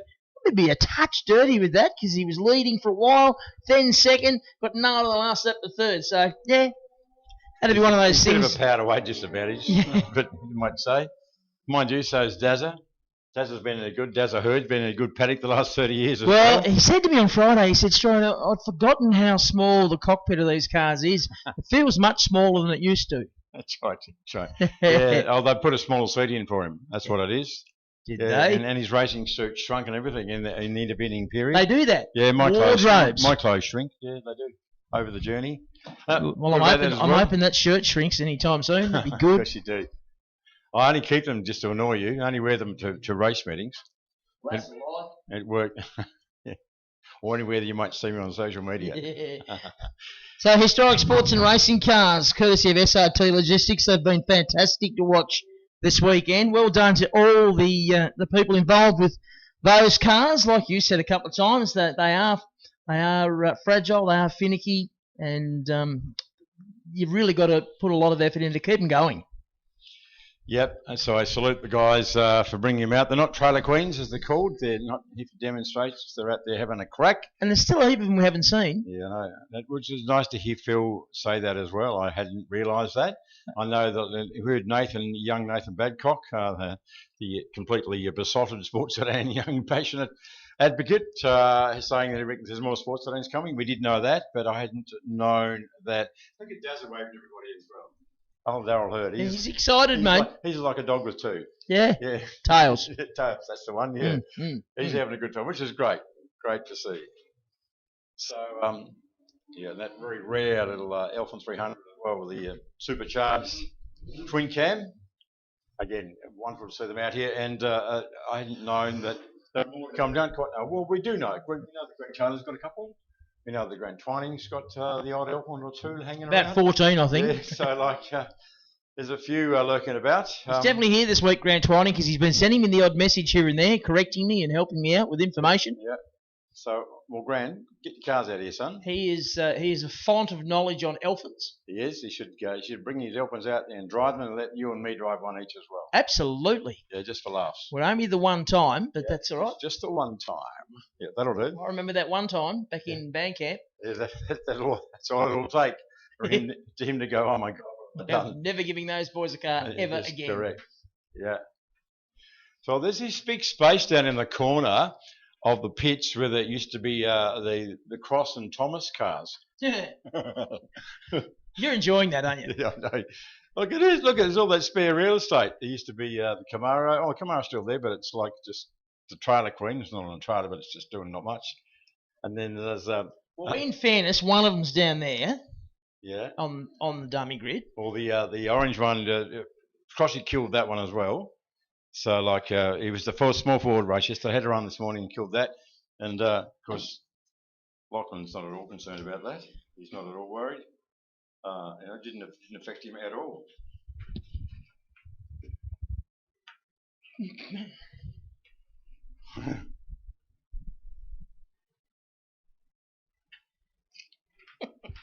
So there's a bit of fun and going on. There's a bit of byplay going on. Byplay going on, but that's it. Like there's Bruce Thomas's Bastos Texaco Rover, the $900 special that didn't go, so it failed. Well, they broke that as well, but they fixed that one because it didn't have any. It had about 3 millimetres of brake pads on it. Lachlan said, "She'd be right, change his regularity." And then the brake pedal went to the floor, and Bruce said, "No, actually no." That's not. So and then Bruce was running around, couldn't get brake pads for it. Found some. He had to go home and grind them down to size to fit into the calipers, and like it was all this. They haven't had a good weekend, the boys. But anyway, so Bruce is not going well. The Camaro is dead. The Rover's dead. The orange Fanta's dead. The orange Tirana's dead, and the orange and red Rover's dead. So we've got the green car left. So you know what that means? There's a lot of work to be done to get them all going again. It is. The green, who would have thought? The luck of the Irish, the green car. Gorby, he calls it. That's Gorby. Gorby, the green 1.3 litre Escort. Is that the one he took to Bathurst? No, he took the orange one, took Fanta to Bathurst. The one that he now crossing with. Didn't take Crossy long to break it, did it? No. You found that a simple process. What was it? It's not good for the reputation. Like, 3 cars. Tirana, the Rover, and the Escort. Kaputs. Across 3 different brands? Oh, Jack Crossy, what a legend. Yeah, all good fun. What's your claim to fame? I kill everything I get in. That's pretty much at the minute. It could have been a worse person to be involved with in Lockie. I mean, I travelled to Bathurst with him and did the Bathurst a weekend, and he is one funny bloke. He's a vegan. I don't mind that, but I'm not. But you don't reckon the rest of the team gave him grief for that? You might see his Facebook page, Team Vegan Nurse. I coined that because he's a nurse, fully qualified nurse. That's his day job. And he also happens to be vegan. Good on him. It doesn't bother me in the slightest. But I did provide some catering challenges along the way, you might say. But gave him zero sympathy. Like, you're on your own, Cobber. We're all right. Yeah. So, yeah. We're having Maccas. That's right. What are you going to have? Well, I was challenging, mate, we're okay. Yeah. There's a little supermarket. It's one of those bloody hipster places around the corner. I'm sure you'll find something there that'll work for you. There's some grass over there. Mate, that's about the extent of it. That's what was happening. It was on. It was very unsympathetic, I have to tell you. Oh, I wouldn't want it to be any other way. Yeah, so that's great. He's a funny fellow though, there, Lockie. And fair to say, he's motor racing. He's got the Camaro. He's got the orange Gorby. He's got the that's the green Gorby, the orange Fanta, and he's got the Escorts down there on display. So he's got a few race cars. That's his thing, and he's got the world's most understanding and amazing wife. You go down to his house and the whole under the house and all the surrounding paddocks and everything is race cars. I know a few people like that. Oh, she's a legend. Melanie T. What a legend she is. Lovely girl, but I don't know what it is. But whatever she's got, they should bottle it, make a fortune. Yeah. Yeah, there's quite a few understanding race-wise. It was like young Nathan was saying at lunchtime that he's probably hated by quite a few wives and girlfriends around the place in Tasmania at the moment. He's persuaded these blokes to buy race cars and spend copious amounts of money on them, getting them race ready. They haven't been spending much. They haven't? No. You can buy a good sports sedan for $1,500.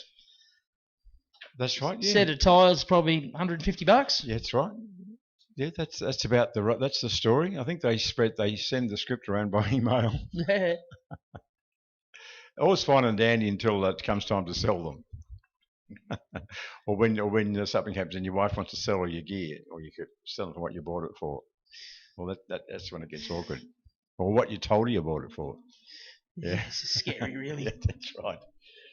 Oh, no, we're just being silly. That's all right. It's getting late in the weekend. It is getting late in the weekend. And generally, we're silly to start with, so it doesn't get any better. Well, we've been prattling on for 3 days. 6.5 hours. Well, 6.5 hours a day. Yeah. Yep. So But folks, we won't be orally assaulting you for too much longer. We're on the run home, as we say. Not that. No, it's not orally assaulting. I said orally. Come on, it's a family show. Orally assaulting, as the word, making noise and hurting your ears. I thought you should be impressed that I come up with that phrase at this point of the afternoon. Normally I'm just gibbering more than usual. Nah, you are gibbering. Oh. Millen's Isaac's going to sit on pole. Let's get a bit serious. He's had a great weekend, has young Millen. One of the drives of the weekend, I would say. Absolutely. Scotty Corbell rolls up alongside him. Lincoln Spur out of 3. Warren Bryant out of 4. Phil Shepherd out of 5. Jeremy Bennett out of 6. Lachlan Thomas out of 7. James Wilson out of 8. Scotty Taylor out of 9. Derek Koistra out of 10. Adrian Wilson out of 11. Mick Williams out of 12. Can't quite pick the number up on the next one. My eyes aren't what they used to be. But anyway, we're set to go. The red light has come on. We're set to go. Who's going to get the start? It should be the Tirana. And it is. He makes a great start. Millen's Isaac bogs down the big Mustang. Oh, problems for Scotty Corbell. And he gets it all gathered up. I'm not sure what happened there. The car just jigged hard right. And Millen's Isaac went past him like he was going backwards. I thought he might have broken an axle or something, but he's still mobile. That was kind of weird. They worked their way down through turn 2 and 3. Very odd. They head towards turn 4. This is where the Mustangs really went up this hill. Warren Bryant's got himself up to 3rd. Then Lincoln Spurred. Jeremy Bennett's there. Who's that round the outside of him? Trying to pick that up. That's Phil Shepherd. Phil Shepherd. I thought it was a little escort from a little silver and black escort. I thought, no, wrong class. But yeah, it was Phil Shepherd. Fastest CH in the world. Allegedly, yes, but that's as in Group N EH, so, stockish, standardish.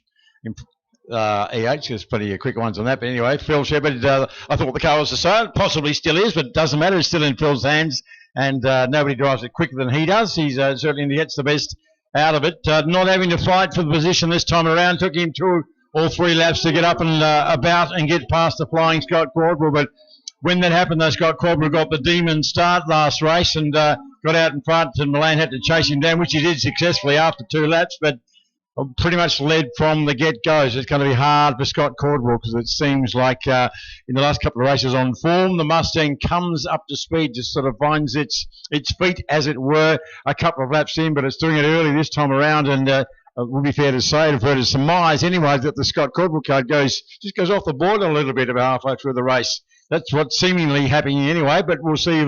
Hopefully we can be proven wrong. We'll have a dice right to the end. But the same protagonist, as we've seen for the last couple of days, folks, it's Ford versus Holden. It's Mustang versus Tirana XU1, V8 versus 6-cylinder. Having a little scrap down the back straight here at the Pepsi Max Baskerville Raceway. Puff of smoke from the right rear from the big yellow Monaro of Warren Bryant, so he's jumping on the anchors very, very late in the piece, so pretty anxious to try and stay in touch with the guys in front of him. Good luck with that one. A big, strong performance again all day from the 75 MGB V8 of Lincoln Spur. Great to see him back there. And again, we've got that magic dice happening, the 2 little minis with Lockie in the sandwich. But it's a different mini. It's Derek Koistra, because James Wilson's behind him. Oh, so he is. So it's still the point remains, Your Worship. Absolutely right. That Lockie is still in a mini sandwich, just a different mini and the rear gunner. It's Koistra instead of Wilson this time around. So Jeremy Bennett showing that it was no fluke that he won the Kit Elias Memorial Race a bit earlier this afternoon in his Monty Mini. And, they're all 1.3 litres pretty much. You got the little 1300cc minis with a 1300cc Escort in the middle. So it's almost like the runt, the litter, sort of like the dog next door coming over to play. Little Lockie's little Escort. So 7 laps this time, Rosie. These closer. Older cars. Now Scotty Corbell was closing in. Still thinking about lap 1 up towards the Tilford Autogrove Bridge. Really not sure where it went off. That was weird. Brake lock from Scotty Corbell. He's trying really hard in that Tirana. He's got plenty of time. Go back 2 races. Remember that ridiculous move up the inside? Yeah. And Milan gave him room. That could have ended really badly. He had to go up there and basically turn hard right. He was way off beam. But he showed he could do it, but you'd think that Milan would remember that and go, no, mate, I ain't leaving the door open next time for you. It's just not going to happen. But like I tell you what, Milan might be in front, but Scotty, we're just hoping that it doesn't happen. It being what we've seen happen in the last couple of races, when the Scottish car just seems to go off the boil ever so slightly in the latter part of the race. So it's not at the moment with his made changes or tweaks. Look at the grunt of the Mustang, though. You can't beat the old cubic capacity. It's a very poignant thing to bring up too, that looking at the points at the moment, Zizak 141, Corbel 139. So whoever wins this race, I would suggest, will win the weekend. There you go. So it's a lot to play for. So it's not just about the race. That's the way the points have run out here. These two guys have been absolutely at each other's throats since the get-go on Fridays. Practice and qualifying, then in the races, has been absolutely absorbing. Problems for Warren Bryant. Oh, it is too, yep. He's gone. Suddenly pulls off, so obviously some sort of catastrophic situation. Still running, though. So he's found a gear of some description. He's trying to get it as far away off from the racetrack as possible to avoid any stoppages or dramas. He's came past here out of the throttle, and I just followed his progress, and he just slowed dramatically. We've lost Derek Koister as well now. Well, that's a shame, because he was running so strongly. He was the best of the minis behind Lockie as well. So it's almost like where we've seen one take 37, like where we've got Jeremy Bennett, and we've got Lockie Thomas, and we've got James Wilson, like we saw in the last race. So lots of little dices happening right throughout the race, little private races happening within races. That's what we like to see. Now, both these guys here, yellow flag up there, that would probably be for the car we can't see, but it's probably up there on the infield somewhere, but it's okay. That makes it a bit awkward now. It's only a short yellow flag period from the bridge to the top of the S's.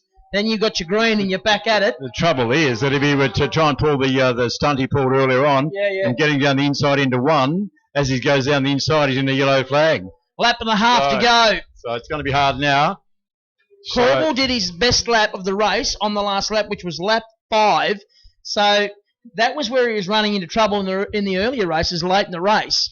And he's just done his best lap of the race late in the race. So, yeah, puzzling. But he's lost a little bit of ground to our race leader. Yeah, but 64's just gone past, and I'm under instructions to tell you that with the Galpin box on, you've got to give him shade, because apparently that's what you do. He likes it.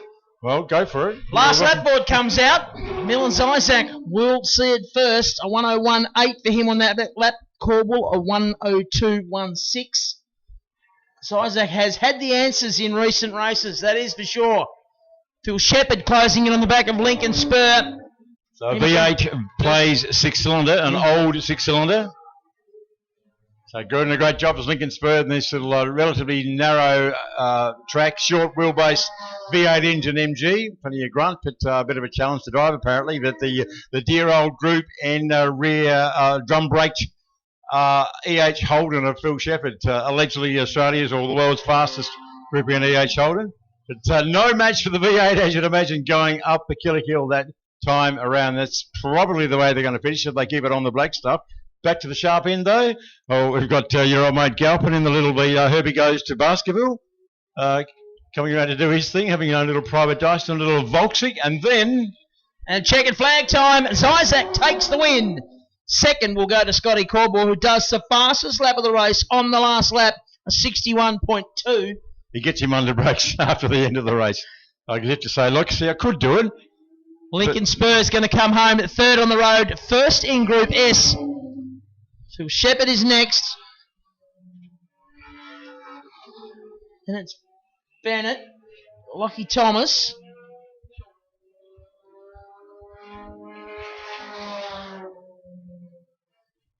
James Wilson would be the next one. Then we'll be looking further back again.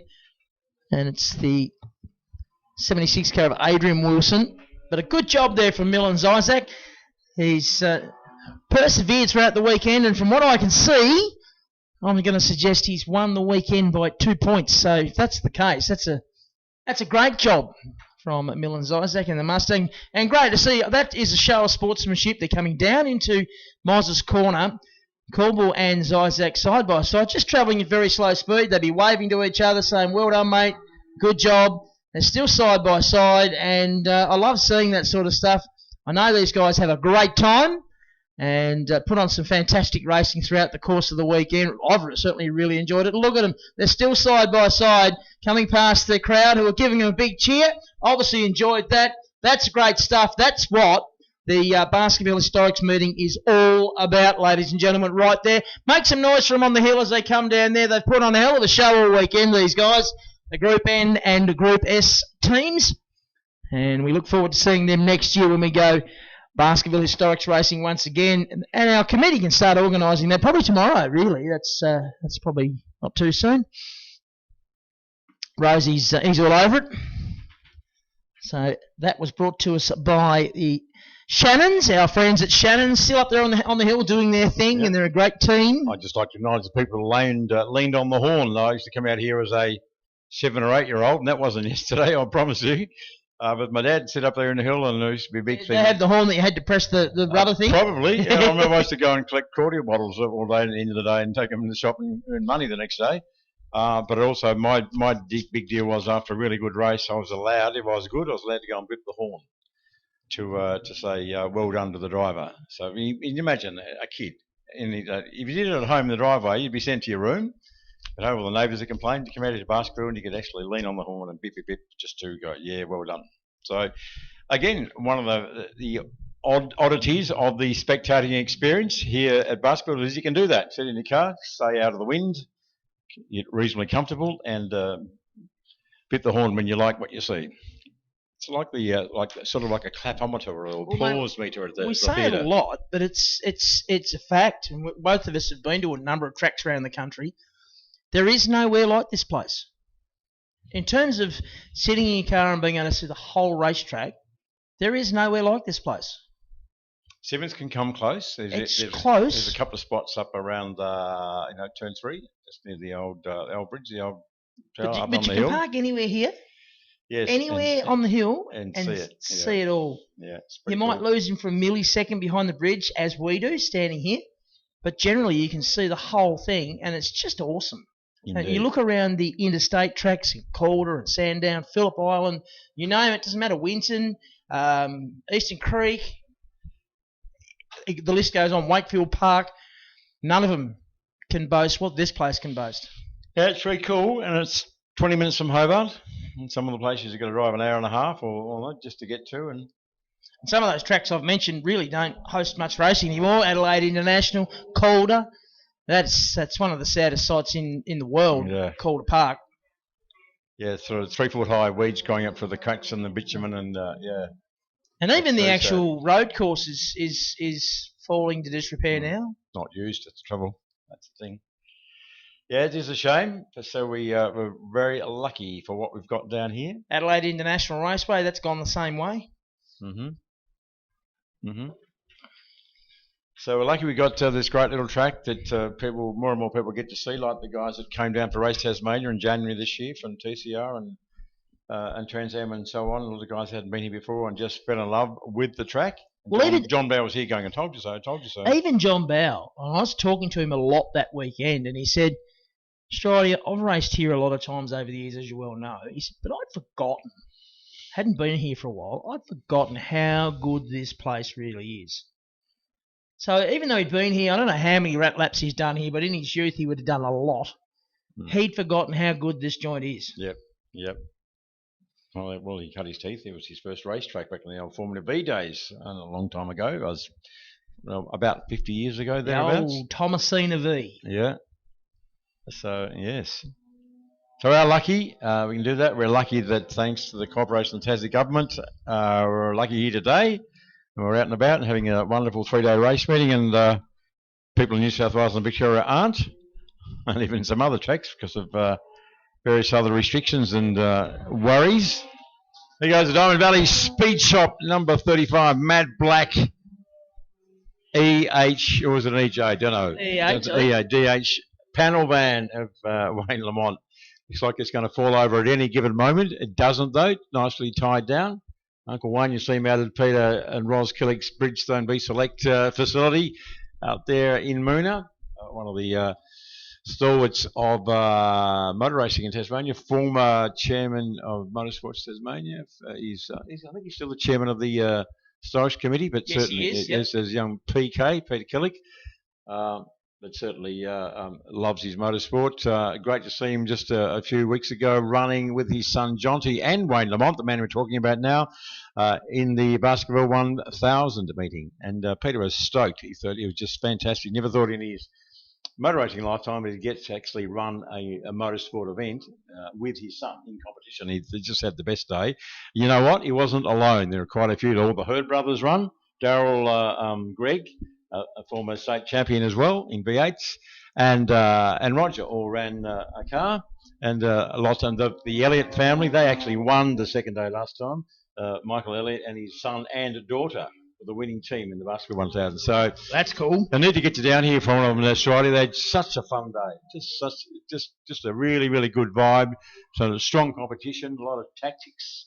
It's just heaps of fun. So if you want to know anything more about the Baskerville 1000, ladies and gentlemen, getting involved, that's probably a fabulous event for you to get involved with, men and women. They've got some all-girl teams as well, all female teams. Go to the Hobart Sporting Car Club website, hobartsportingcarclub.org.au. There's stuff about historic, there's stuff about Baskerville 1000 and regulations and all sorts of things, how to do, what to do, how to get involved, who to talk to. There's ways to get involved in the Hobart Sporting Car Club itself.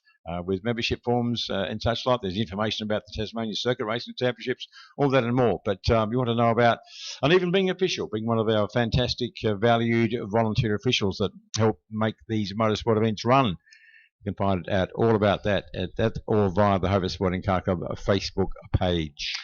Yeah, I know. We always need more people to get involved with the conduct of these meetings as well, don't we? Whether they be people waving flags or down in the tower and timing or wherever it is. If you don't feel you want to race but you want to get more involved, by all means come and see us and talk to the boys and girls down there and let them know that you'd like to get involved, and they will help you out. It's good fun getting out trackside, and sometimes you're out there in the wind or the rain or whatever, but you cannot get a better view. You cannot get closer to the action. It's cool. The Hobart Sporting Car Club a couple of months ago, Strider had I suppose you call it a come and try day or training day. Yep. And it was designed primarily for young drivers or rookie drivers, athletes. I can say young because we had 60-year-old women here as well who were going to be driving in the Baskerville 1000. They had the best time. They had grins on their faces like cats coming out of fish shops. It was just an outstanding day, 40-odd drivers, and we got 15 gun local race drivers from people like Roger Hurd, a three-time national champion, and yada, yada, yada, and Bathurst competitor. People like that, some really gun drivers, and they gave up all of their time all day just sitting with rookies in their cars. Yep. And they spent all day mentoring them about race lines and smoothness and gear changes and keeping your vision up and spatial awareness and yada, yada, yada, yada. But we also did it simultaneously for officials. We had a dozen or so officials that came out and learnt to be flaggies. They learnt on the start procedures, how to be flag marshals, and gee, it was a good day. And several of those people said, yeah, this is me, and since been back with us for subsequent TCRC and other meetings. So that's because they had such a good time. And, you look at the guys on the flag point here, just at the next to the track, just as the cars come off the track, into the pit lane, or you even look at the flag point there on turn one, and I've been in that one as well, and it's 2.5 meters from the racetrack. Yeah, it's close. And you hear the noise, you feel the rush, you can feel the heat from the cars, you can hear the tyres squeal, you can see the whites of the driver's eyes. It's as close as you probably want to get, it's as close as you're allowed to get, but it's a very visceral experience. It's not too different as well as they drop down into the S's. That's right next to the track as well. So, and the guys up there at what I call Suckers Corner, top of the JMC Hill, they have this spectacular view down over all of the circuit, and they get they have some stories to tell as well. So there goes not so young Wayne Lamont, brother of the great Sim Lamont we saw yesterday. Yep. So 4 laps completed by our early Holden regularity cars, brought to us by Rare Spares, and they've been good all weekend. Car number 60 is leading this session with 3-point advantage. That's Hindle, who's just been going around nicely, staying out of trouble, keeping it nice and clean and tidy. Wayne Lamont, Darryl Wilcox, Lamont on 45, Wilcox on 44, Slater on 42, Dawson on 41, Trevor Grace on 40, Bill Wedd on 38. And here's the 60 car, crossing the line, and will win the last session. Lost 2 points, but still finishes on 46, so there you go. Winner of the final event for the early Holden regularity is car number 60. Consistency is everything, eh? That's all about. Consistency is the key. And wonderful to see the old humpies, the FXs or the 48215s, to give them the correct nomenclature. 48215 FXs, FJs, and co. And of course, the blow-in of the Diamond Valley Speed Shop panel band, young Wayne Lamont, having the time of his life out there, using all of the track. And then some. Wonderful to see our humpies there, and I know I'm bang on about it, but I'm so stoked to see the original, not just the original car from way back when, but the original driver. Like it's a plug and play, just like they put old Trevor in his car in the garage for 40 years and then brought him out again. So, okay, perform. Look at this top on Donald Potter here. I did see that, and I'm very, very envious. We haven't had a chance to get down there and get him yet. Have they got much stock left, Donald? Okay. Really? So, yeah. Well, we don't know how much stock is left, but there will be a bit of a... Is there going to be a bit of a get-together after the trophy presentation tonight, DP?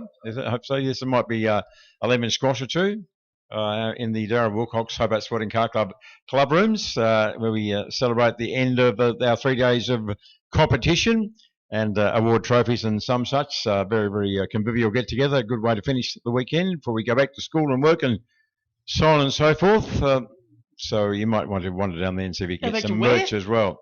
Yeah, tell you what, I walked past a while ago and I was like, it's like a fixture, almost like a statue. Guess who was sitting in there just inside the door with a table full of raffle tickets and stuff? Ros Killick. Ros Killick, mate. There you go. I didn't even have to give you a clue. And I said, I don't know what that lady's made of, but whatever it is, I want some. I know. Peter Killick is punching so far above his weight. Absolutely. It's ridiculous. And I just I went past and I stopped back and went back to saying, Ros, you are a bloody marvel. Look at you. You've been here forever. Have you been home since last year? Or the 2 years ago? Oh, yeah. I still remember her and Pete, particularly Ros, down there or up on the hill at Simmons Plains in the supercars selling raffle tickets. Everywhere you went, there's good old Ros selling raffle tickets. She's and she was and a time she'll never forget, which is probably several years ago.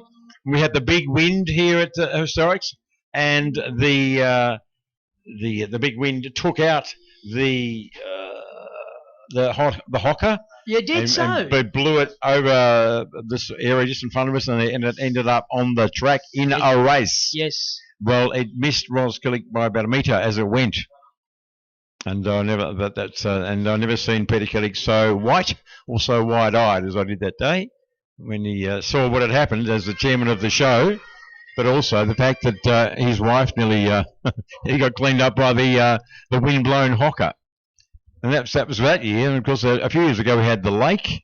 We had Lake Baskerville under 3 foot of water on the Friday beforehand. So, yeah, we've had stories to tell over the journey, Strider. Yeah, it hasn't been easy, has it? The Baskerville Historics. And we talk about the money that's spent here and how much has been spent, and it's around $2 million, I think, these days. But a lot of it we don't ever see because it's in the ground. Drainage and wiring and all that sort of stuff that's been put under the ground to try and make sure that we don't have Lake Baskerville again and those sorts of things. And that's where a lot of money went, didn't it? I don't even want to think how much that repair is going to cost on the back straight. Donald did say yesterday when I interviewed him that he hasn't got any of the invoices yet and he's a bit frightened. I said, simple, don't pay them. That's a donation. Donation. Yeah. I don't start a march, but... I don't. We had very good support from a number of contractors, including the Cordwell family and others that that came had in. The potential to stop the meeting and cost hundreds of thousands of dollars if the track had collapsed. That's the basic story. That wouldn't be good. I know. I saw the photos and went, oh my God, there's another ulcer for DP. They had 2 or 3 fixers that were going to fix it. that didn't fix it. So they needed Bob the Builder because only he could fix it. That's right. Yes, he can. Yes, he can. Yep. Yeah. He's got 3 pockets in his overalls as well. So I said earlier this morning, Don Pottles in the general manager of Motorsport says in the box with us. I didn't mention the Cordwell family, Cordwell father and son, because I know what they did. But I did say this morning I would like to name up the others. So now is a good time to do it. Who are the other contractors that got involved with us, the DP, to help the other day? Oh, the Water Industry Solutions helped us out, and Noble's pumping over at Brisbane gave us a bit of work. So, and we can't forget the engineers from Andrew Walters, of course, as well. So, yeah, no, we got the right people in eventually. Yeah. I'd also like to give a shout out to Donald's therapist, who's been working after hours to try and keep Donald. I think, is it he or is she? I don't know. I think they're with him 7 now, aren't they? He's not on a self-harm watch or anything. It's not that bad, but you know. Oh, you have the same as me. Oh, go you, good thing. All right, let's get serious. Sports sedan action. Alex Williams on pole. Brad Chick next to him. Listen to that rev. Away we go. And Danny Slater, he got a great start and had to get out of the throttle. Oh, look at him. He's completely thwarted. Danny Slater, mobile, roadblock, Brad Chick. Heavy dirty ass. Danny has got a great start. He could go nowhere. He still can't go anywhere. He's still got that bloody big wing of Brad Chick here in front of him. We had 16 of these cars at the start of the weekend. We're down to about 6 or 7 now. This is their last race. So basically what I'm saying is it's been a tough weekend. They're a bit fragile. Just a little bit. Yeah. There's a whole lot of sports sedans lying down there in the grid area that have died. Challenge under brakes, and I think it might be JD who's under pressure through Moz's corner and onto the back straight. There you go. This is where the horsepower comes in, and we'll find out who's got it. Tell you what, but look at JD. I can't believe I keep banging on about it. Folks, this man on the inside here, he's 66 years old. I know it's not old, but it's not young either. And he's just driving like he's a teenager. I love it. And we spoke to him. Loving it. Yeah, he's loving it too. We spoke to him earlier today, and he said, Rose, there's something about the strikes, brings out the best of me or worst of me or the mongrel in me or something. It's just great. Oh, Danny Slater almost into the back of Brad Chick on the run into turn 2 there. He would have liked to have got that good start that he had lined up. He got a great launch and had to get out of the throttle. This mobile roadblock, so that's 2 in a row.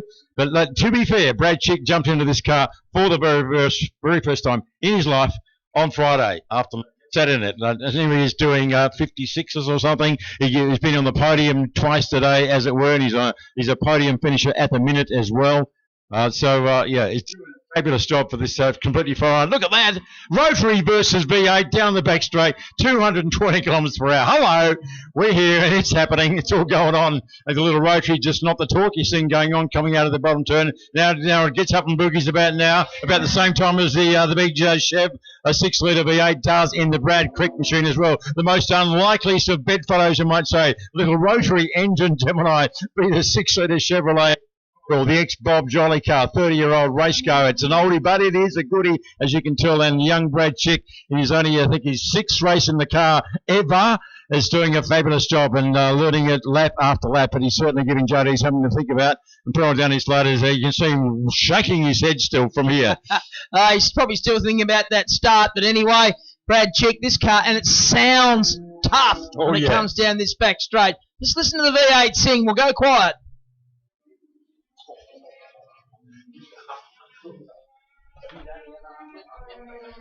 Is that race leader? Oh, that is horny, mate. That's all. Hang on a minute. That is the sound. Have a listen. Race leader,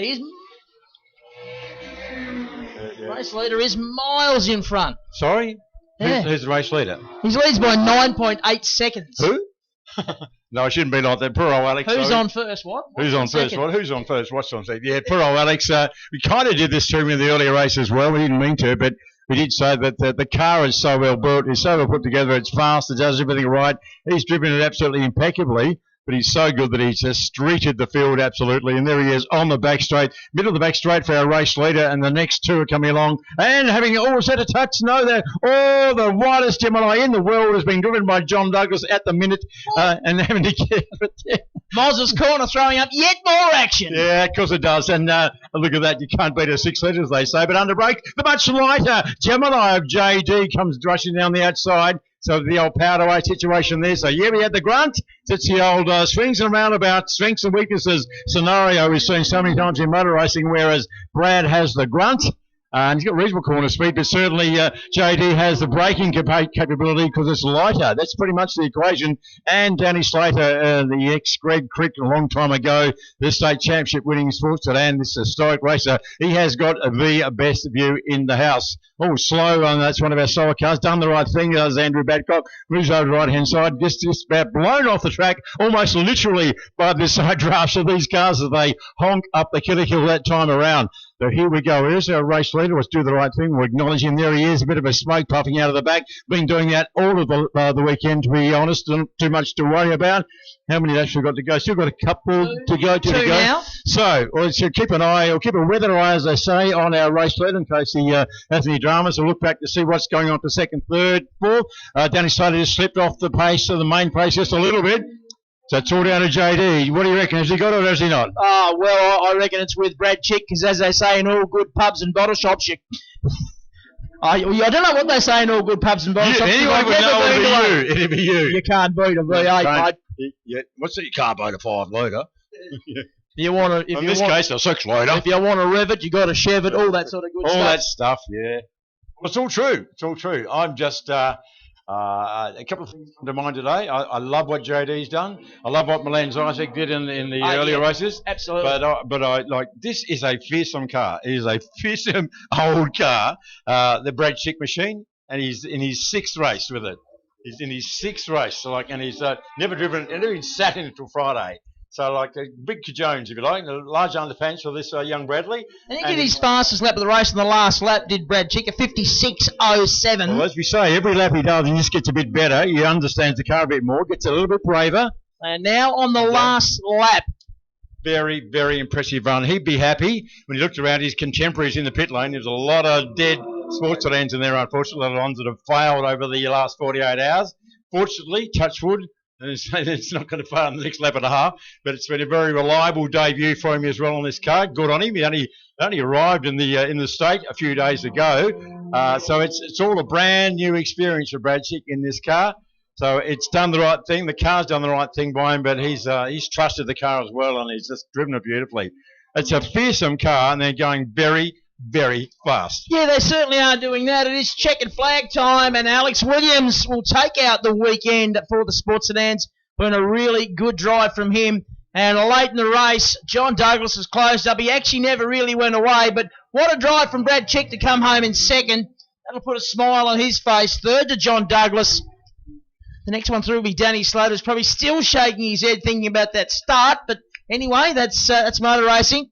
I tell you what, though, Alex will be happy, but and so they should. Just almost a clinical drive. The car was great, and he drove it beautifully. Brad Chick, for all the right reasons, brand new car, the whole shebang. John knows his car a little bit better, but John is not a young man anymore. And I've never seen JD through his XU1s, through his Commodore, through yada yada yada. I've never seen him drive that hard, that aggressively for a long time. I want you to think about that statement you just made really carefully, because I'm going to go back about 2 to 3 years. In the Commodore and in the Commodore, in the Group A, Group C, Legends, whatever they called it. Yeah. He was right on it, right on it. Is that aggressive? Slim's nodding. Slim's with me. That aggressive though? Was he? Oh okay. yeah. Yeah, it was against the Sierra, and I think it was a Skyline there as well, was it? No, yeah. Yeah, that was. He was there or thereabouts. I can't wait for he those was like inches off the back of Brad, and I just thought, okay, if you like that, ladies and gentlemen, up there in spectator land, and you got a horn handy, that's one attached to the steering wheel. You just go for it. You know what to do. Yeah, good stuff. Okay, they know it. Believe it, they can't hear it. That's the true story. I'm not making it up. They can't hear it, and they think, "Oh, that's good." You're never late. We're glad you did too. You're never late in a V8, mate. Yeah, there we go. Any more you got up your sleeves? Oh, plenty, but I've only got short sleeves on. Oh, in honour of the great moles, I've got any more up your sleeve? ST Raider. That was how he greeted me every time he saw me. ST Spider! He was a weapon. Here's the thing, though, right? We've got our memories. We've got our fantastic memories. You can't take them away from us. They took Moz away from us. Time can take memories away from you. What was your name again? None of your business. That's a long name, mate. Sorry, officer, I'm not telling you a thing. Talk to my lawyer. Yeah. Oh, look, Sim's got one of those hats. He's got the gun hat, and then Potter comes up with his really trick T-shirt, and we got nothing. They're doing it deliberate. They're just, that's right. They're coming up their line as soon. They get,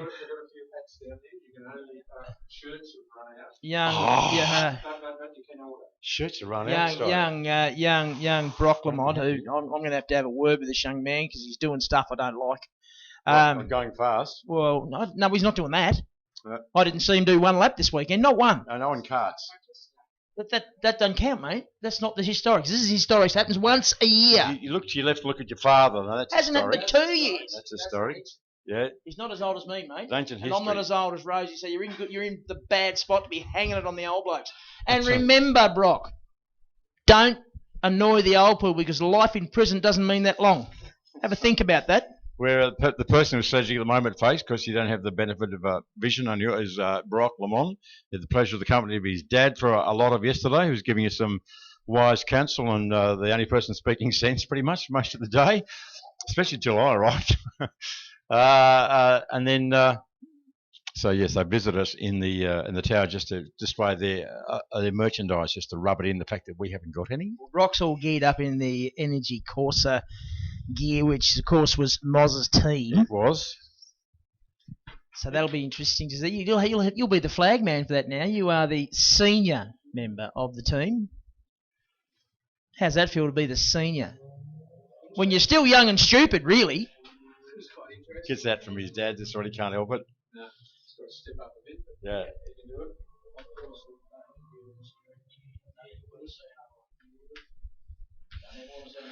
So we're right on this program. What are we doing? What's up? I don't know. Kiwis! Whatever you like. Yeah, it's the kids. Look, seems like they're only here 5 minutes ago. We're 104, 105. Is it? Well, this is 104. This is going to make 105. We worked out the chain. No, it's not Shane. It's the dear departed Shane. Our dear friend. It'd be Phil. Yeah.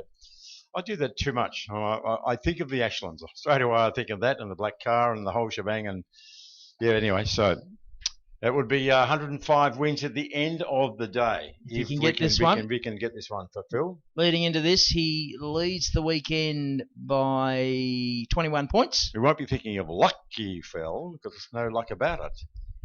No, he has driven faultlessly in both the dry and the rain. He did have a very wet race yesterday for the Kiwis, and he drove beautifully. Really As he does, nothing seems to phase him too much, whether it's a handicap race, a wet race, dry, whatever. He just gets on with it. Big fields, little fields. Need to find out what's going on with Otis because he's not out there again, and I did get a message saying he's not feeling that well. So hopefully he's okay. Yeah. Oh.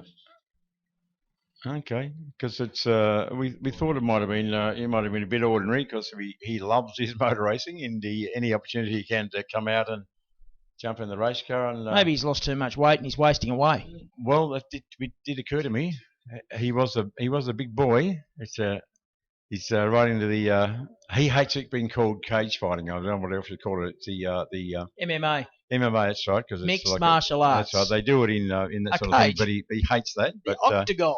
But he's so fit and so strong, and he's got careful diet and all this sort of stuff. It's all new age and healthy. But he likes people punching him. I don't understand that. I never understood that either, mate. I don't get that at all. But I spent my however long I've been alive trying to to avoid those. Well, so mate, you can make it easier for yourself if you were a nicer person. Ooh. Now, right on it. Got nothing to say. He's right on it. Well, Strider's up here frothing. I'm big gun shy with it now. I know you are. He's worried about people exceeding their little pit box things, their little start box things, and being a jumping and strike. I don't think so, though. Anyway, now is this a bit of gamesmanship here, or is this a fair fight? Do you reckon? The fact that Tuffy's on the outside and he's taking it right up to to young Phil. Phil's probably not that worried because he was on the pole line. He was on the inside line to take the apex and the optimum line down through the turns 2 and 3 S's complex. Well, it's worked for him, hasn't it? Because there he is, 2 car lengths ahead already for half a lap into this motor race as they head across the Suckers Corner, top of the James Hill for the first time. Well, one of the things you need to be a good race driver is a good race brain, and Phil Ashland definitely has that. It's all very well to be really fast, but you've got to be able to think about your racing as well and work out where you need to be and what you need to do. Phil seems to be really, really good at doing that. He just processes what's going on and does what he needs to do, and he's got himself into the position he likes best out in front. He seems to be one of some drivers like to follow. He seems to like to lead, and once he gets in the lead, he's almost impossible to get past because he's one of the very best in the business in this category. Crosses the line to complete lap 1, and we've got a couple of 10-second penalties. Neville Rattray and Andy Bennett have both copped 10 seconds. So we were looking at the wrong place. Yeah, we were worried about as the front always. row. We were worried about the front, but we were worried about them actually jumping or being a little bit ahead in their boxes. But clearly a few rows back, they went just a little bit early, a bit of anticipated the shutting down or the disappearance of the red light just a little bit too much. Maybe thought they'd get away with it being back down the field a bit, but need more cars than that. That's correct. And the other thing about it now is it's all electronic because of the transponders. As soon as the car moves, it'll only get you at the line. Oh, true. Yes. So if you're on grid 10 and you jump, it won't register until you get to the line. It's all good. Oh, it's true. So it must have been a visual judge of fact. Yep. Possibly those fine gentlemen in the flag point, because they are, each flag point is a judge of fact. Correct. Yes. So anyway, it hasn't stopped Phil Ashland because he is doing a good job, although Andrew Toth going with him at the moment. It was Tothy's birthday yesterday. He probably thinks it's so unfair. I should be able to win today. It's my birthday yesterday. Well, he has a point. Yeah, he does. He does have a point. You better show a bit of respect. So the cars that are running, well, Andy Bennett's running 3rd. He has a 10-second penalty. Neville Rattray's running 4th. He has a 10-second penalty.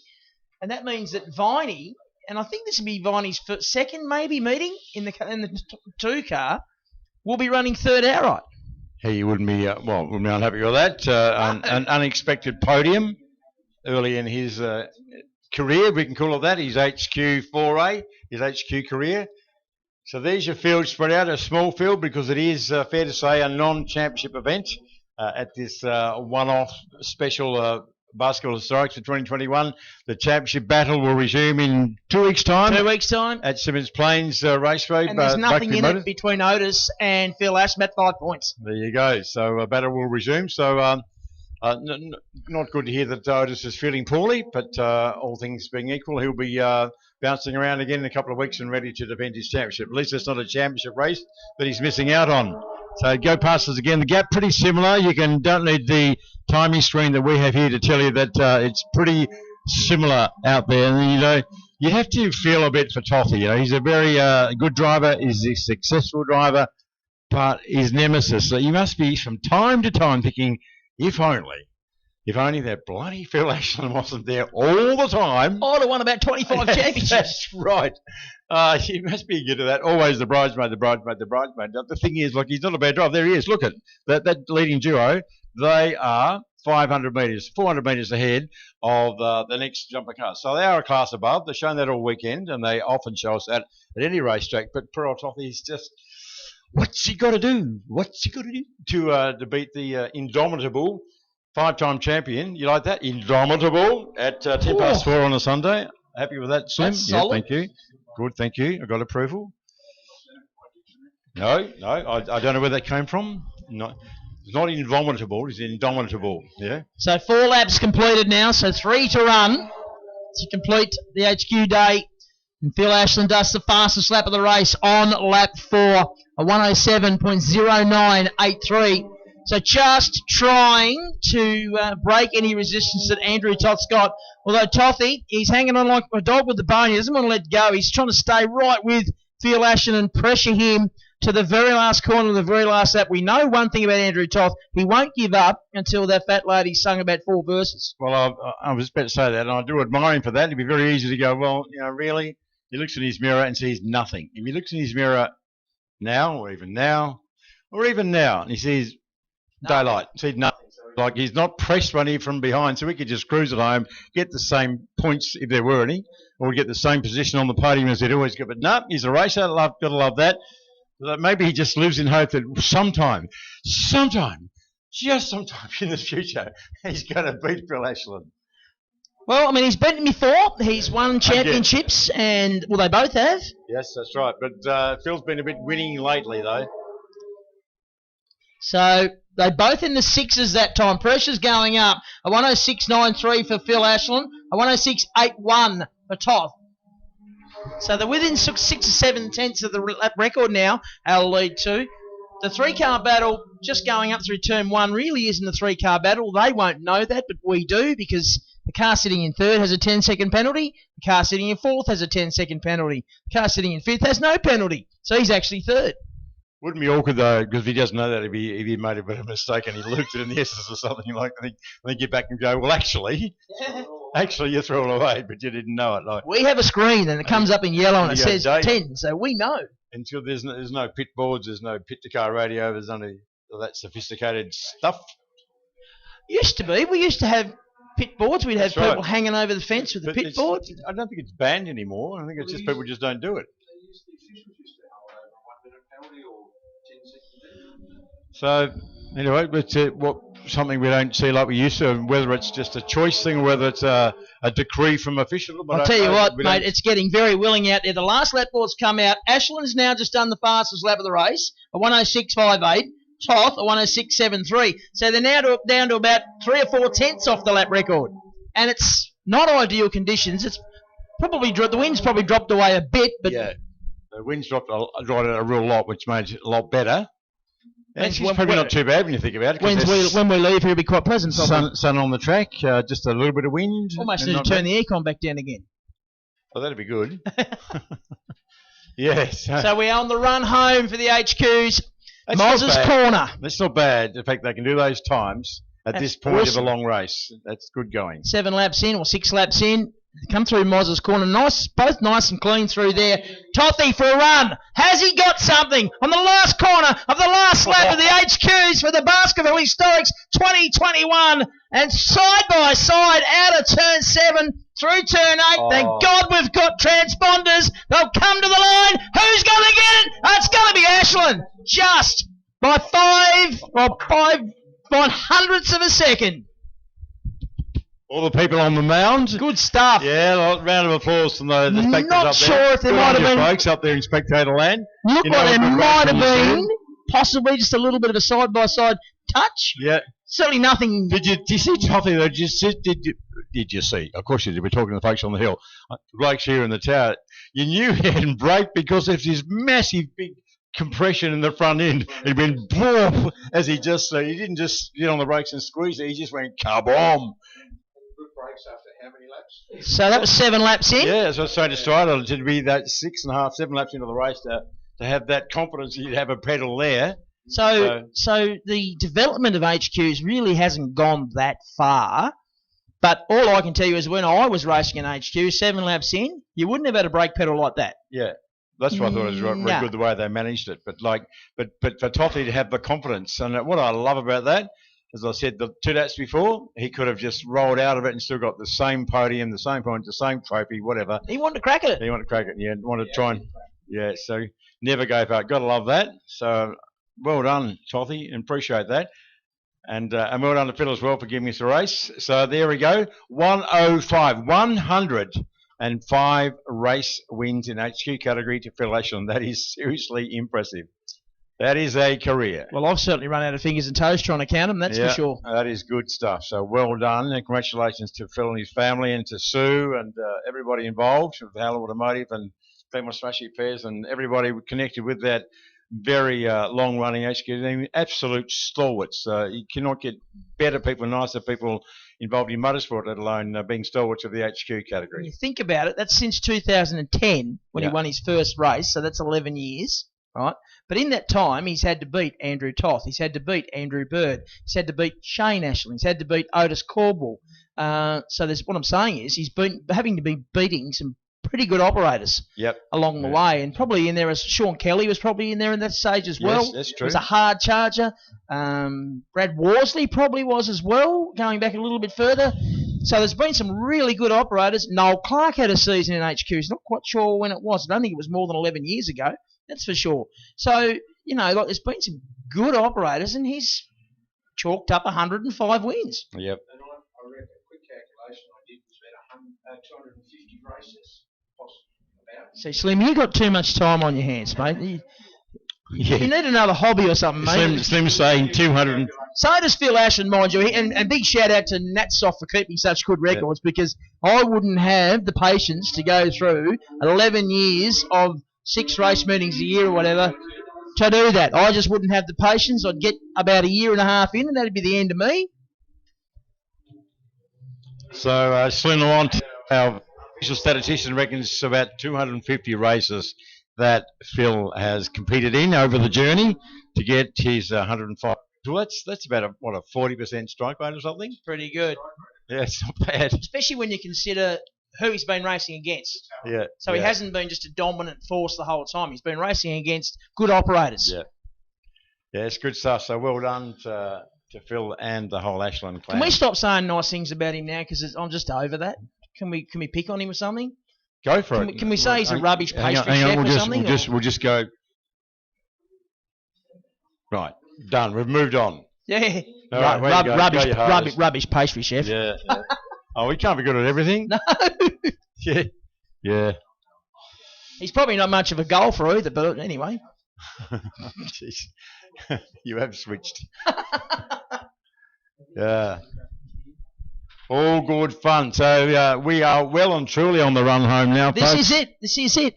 Race number 52 of 52.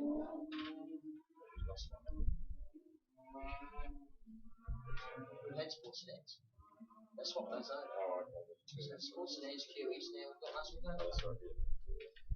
Last event of the program, courtesy of Thomas Parker Rare Spares, over 7 laps. And while they're coming around to get organised, let me remind you that you can still buy tickets, I do believe, for the raffle, right up until not for much longer, though, I don't think, to the money come by a hot lap with Marcus Ambrose. All proceeds going to the Baskerville Foundation, and also reminding you that all folks up there in spectator land are welcome to come down and participate in the trophy presentations and the little refreshment session at the end of the meeting. Just letting you know right now, before we get into this exciting race, all the usual protagonists out there, the guys that thrilled us silly a few years ago. Progressive grid means that Lethal Lee is on the front row. Stand by. Taken all weekend, hasn't it? But he's got to the front row. The Salika, pretty even start, moves over. You won't intimidate Jared House. He's been around too long, and Wright Dunsmuir makes a good start as well. Slots right in behind. Lee Forrest dives to the inside. The run-up into turn 2. Caught him napping. That's not easy to do because Lee Forrest has been around for a day or 3 and not used to seeing him get outsmarted so early. He's probably not used to it either. Now finds himself in third. Phil House behind him. Let me go back to Brinsmead in the black or blue number 20 BMW. Then it's Ferguson in the RX-7, the Takiko lookalike type RX-7. But, gee, a shock there for Lee Forrest getting nailed like that, Rose. Yeah, really weird. You know, we'll be pumping up his tyres before, quite justly, properly, because he's a bit of a ledge. Done a race or two. But to leave the door open like that on lap 1 was really weird. He clearly didn't expect that to happen, but it certainly did, Ollie. So we're about to get 1 down and 6 to go with the 7th lap of the final race on the program here at Baskerville. The wind sprung back up very, very strongly again, just like they suggested. So that'll be buffeting a little bit. Plenty of wind behind them going into the S's. That could give their braking markers a bit of something to think about. Same, they've got the wind on the bum as well going down into turn 4, bottom of the hill. Bit of side buffeting going up the hill, but I think with that prodigious horsepower from Black Beauty from the Jared House machine as he scoots away up the hill, that's not going to bother him too much. But they've got the the wind on the nose. It's coming quite stiffly again from the west. You're going to be into the headwind there. Not a big deal. It's only really a worry if you are trying to go for a lap record or some such thing. In fact, it'll help you braking a little bit as you go on to the main straight. Here we go again. We're going to be 2 laps into this 7-lapper. And again, the beautiful sounding V8 Tirana of Jared House. He told us at lunchtime in the grid walk, he reckons he's got the car well and truly sorted. He's happy with how it's going. He feels at one with it. He certainly is, Ollie.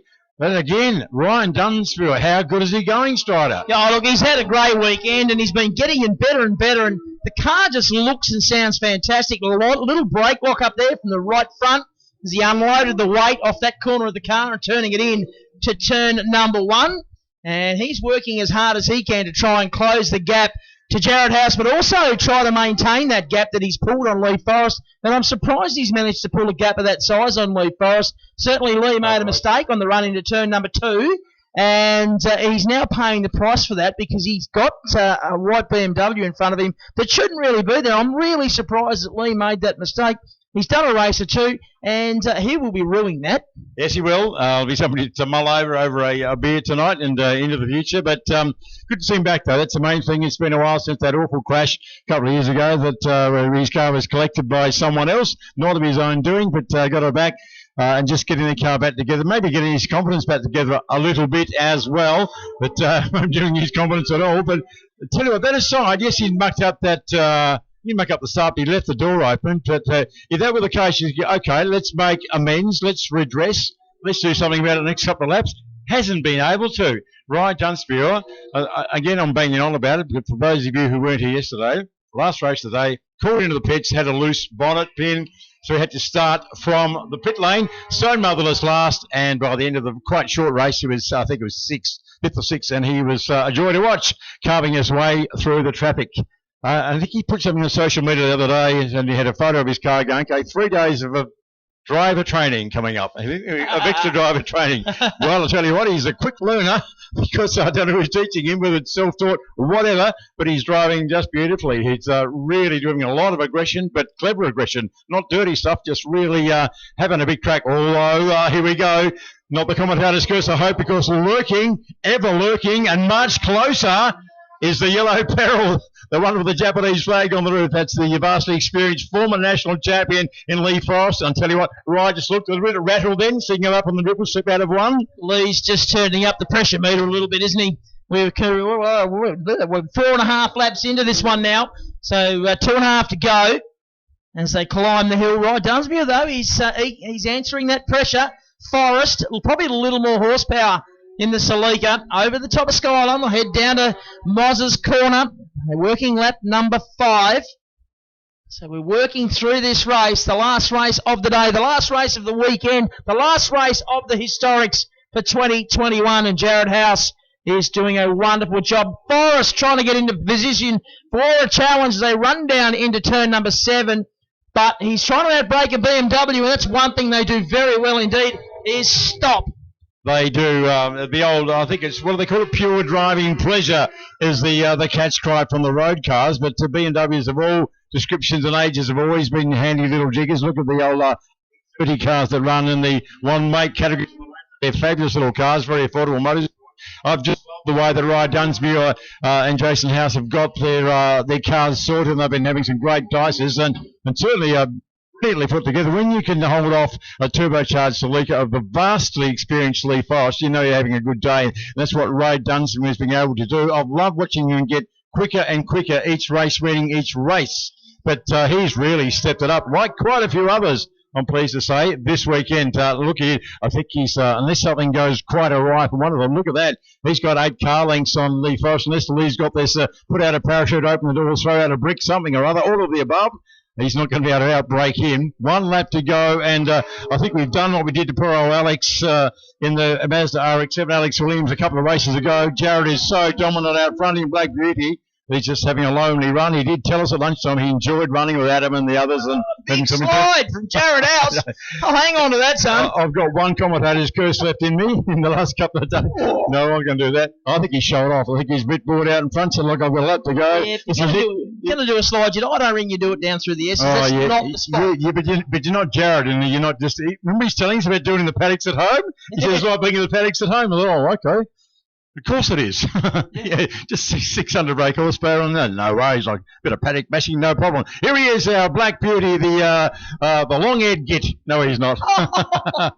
The laconic, the excellent fella. Here we go, and it is a run down. It is a run to the finish. It is do or die, so to speak, between these two protagonists for second place. He comes out and race for it, but we must stay with second place. Well done, Jared. But a big run on the outside, but he's not going to be good enough. Oh, super sideways. He got onto it, and the boost came on, and it went sideways, and he just held onto it. But 10 out of 10 for effort. He gave it a fair old lunge. He gave it a tweak, and of course it came well on boost. And there they go, side by side through turn 3 on the side end, waving to each other, thinking, yeah, that was good fun. Both those boys had a good run, and the grandstand view there for Jason House saw it all happening in front of him. He would have quite enjoyed that too, I suspect. Yeah, good stuff. Really enjoyed that. I've enjoyed the whole weekend, Rosie. It's been awesome. I have. And just before we get into the other thank yous, I want to thank my mad mate Walter. I've been driving this bike crazy for months. In fact, about 5 years. About the little PA issues we've had. No, it's longer than 5 years. It's been a bit of a drama, but certainly he's got us out of jail last night, and we appreciate the man that runs eHome down there in Sandy Bay, the home audio gurus. Happy birthday, Walter. Yeah, 67, same age as me. Good on you. You look a lot older than you are, mate. I know. Is that something to do with Rosie? I think it might be. Well, he was all right until he met me, and then started hanging around me, and it rubbed off his ugliness and oldness, something like that. Yeah, and thank you to your lovely daughter as well. So we've had the yeah, your birthday cakes were wonderful. Yeah, they were very nice. Although what I just told me, all the concoctions, all the nasty stuff he put in, and we knew where they were going. That's all right, mate. That's all right. I'm good with that. I said the same. I reckon I've put worse poisons in my body before. Exactly the same. I said, go your hardest, see if we care. Yeah. Thank you very much. Yeah, he doesn't. So he was happy to look up. He doesn't know what medications we're on. just as well, all of them. Yeah. Yeah. Which ones am I going to take today? I can't decide. I'll take them all. So that's eHome Sandy Bay, and Waldo just gone way above and beyond to make things happen for us this weekend. So thank you, mate. Yeah. But plenty of others as well, like SRT Logistics. They've been fabulous supporters of this event for several years now, and Penrite Oils. So give salads to them and all the other sponsors that have sponsored races over all practice and qualifying over the last few days, from Noble League, Income Tax Professionals, Kingston Auto Repairs, ACL Bearing, the good folks at Shannon's, Thomas Parker Rest Bears, 7HO FM as well, and of course Peter and Ros Kirk at B Select Moonage. To all those folks and our primary sponsors, thank you very much. But of course, the big sponsors, the ones that we thank the most, absolutely, people on the hill. Spectators who have come through the gate, paid their hard-earned to come and watch the action and support the Baskerville Foundation and the clubs that put it on, the Hobart Sporting Car Club, the MG Car Club, the Mini Car Club, Sports Rider Motorcycles Club, who have been running the TV, video, audio channel for everybody to keep up with what's going on here at Baskerville. Big thank you to them. All our volunteer officials, we're in a position where we're struggling for volunteer officials. Every race meeting, we've never got enough. We're always scrabbling to find more. So if you'd like to get involved, please come and see us, and you'll be welcomed with open arms, I'm sure. To all the competitors and their families and crews and everybody else that put the effort in to come down here and race. And I know some of you are taking home some cars that need some attention, particularly Michael Cross, because he's got to fix about 9 of them. Him and Lockie. Not sure if he hasn't broken a tow car yet. That'd be next. Oh, the sun hasn't gone down yet, Scotty. They haven't got home yet. Still time. Still Sunday. So look, big thank you to everyone. Donald Potter, I know he put in that 52-page submission to get us a position where we could have a 5,000 strong crowd here. The list just goes on, doesn't it? And you're at risk of missing someone, and that's the problem. And we will. But if we have missed you, we do apologise. We thank everyone who has put this show together. It's been a terrific weekend. Thank you to you for finally turning up at some point yesterday. That was good. Fashionably late, mate. It's becoming old, that trick. So same as you. It still works for me, Strider. I'll tell you, ST Rider. Mr. Winner. Big thank you to Slim for filling in for you yesterday because you couldn't be bothered being here. So he's done a great job. That's it, folks. We're done. We're going to go down and have a quiet refreshment. The presentations will be on. Feel free to come and join us on behalf of everybody involved with the Baskerville Historics for 2021. We say thank you. Drive safely on the way home. We'll see you all in 2022.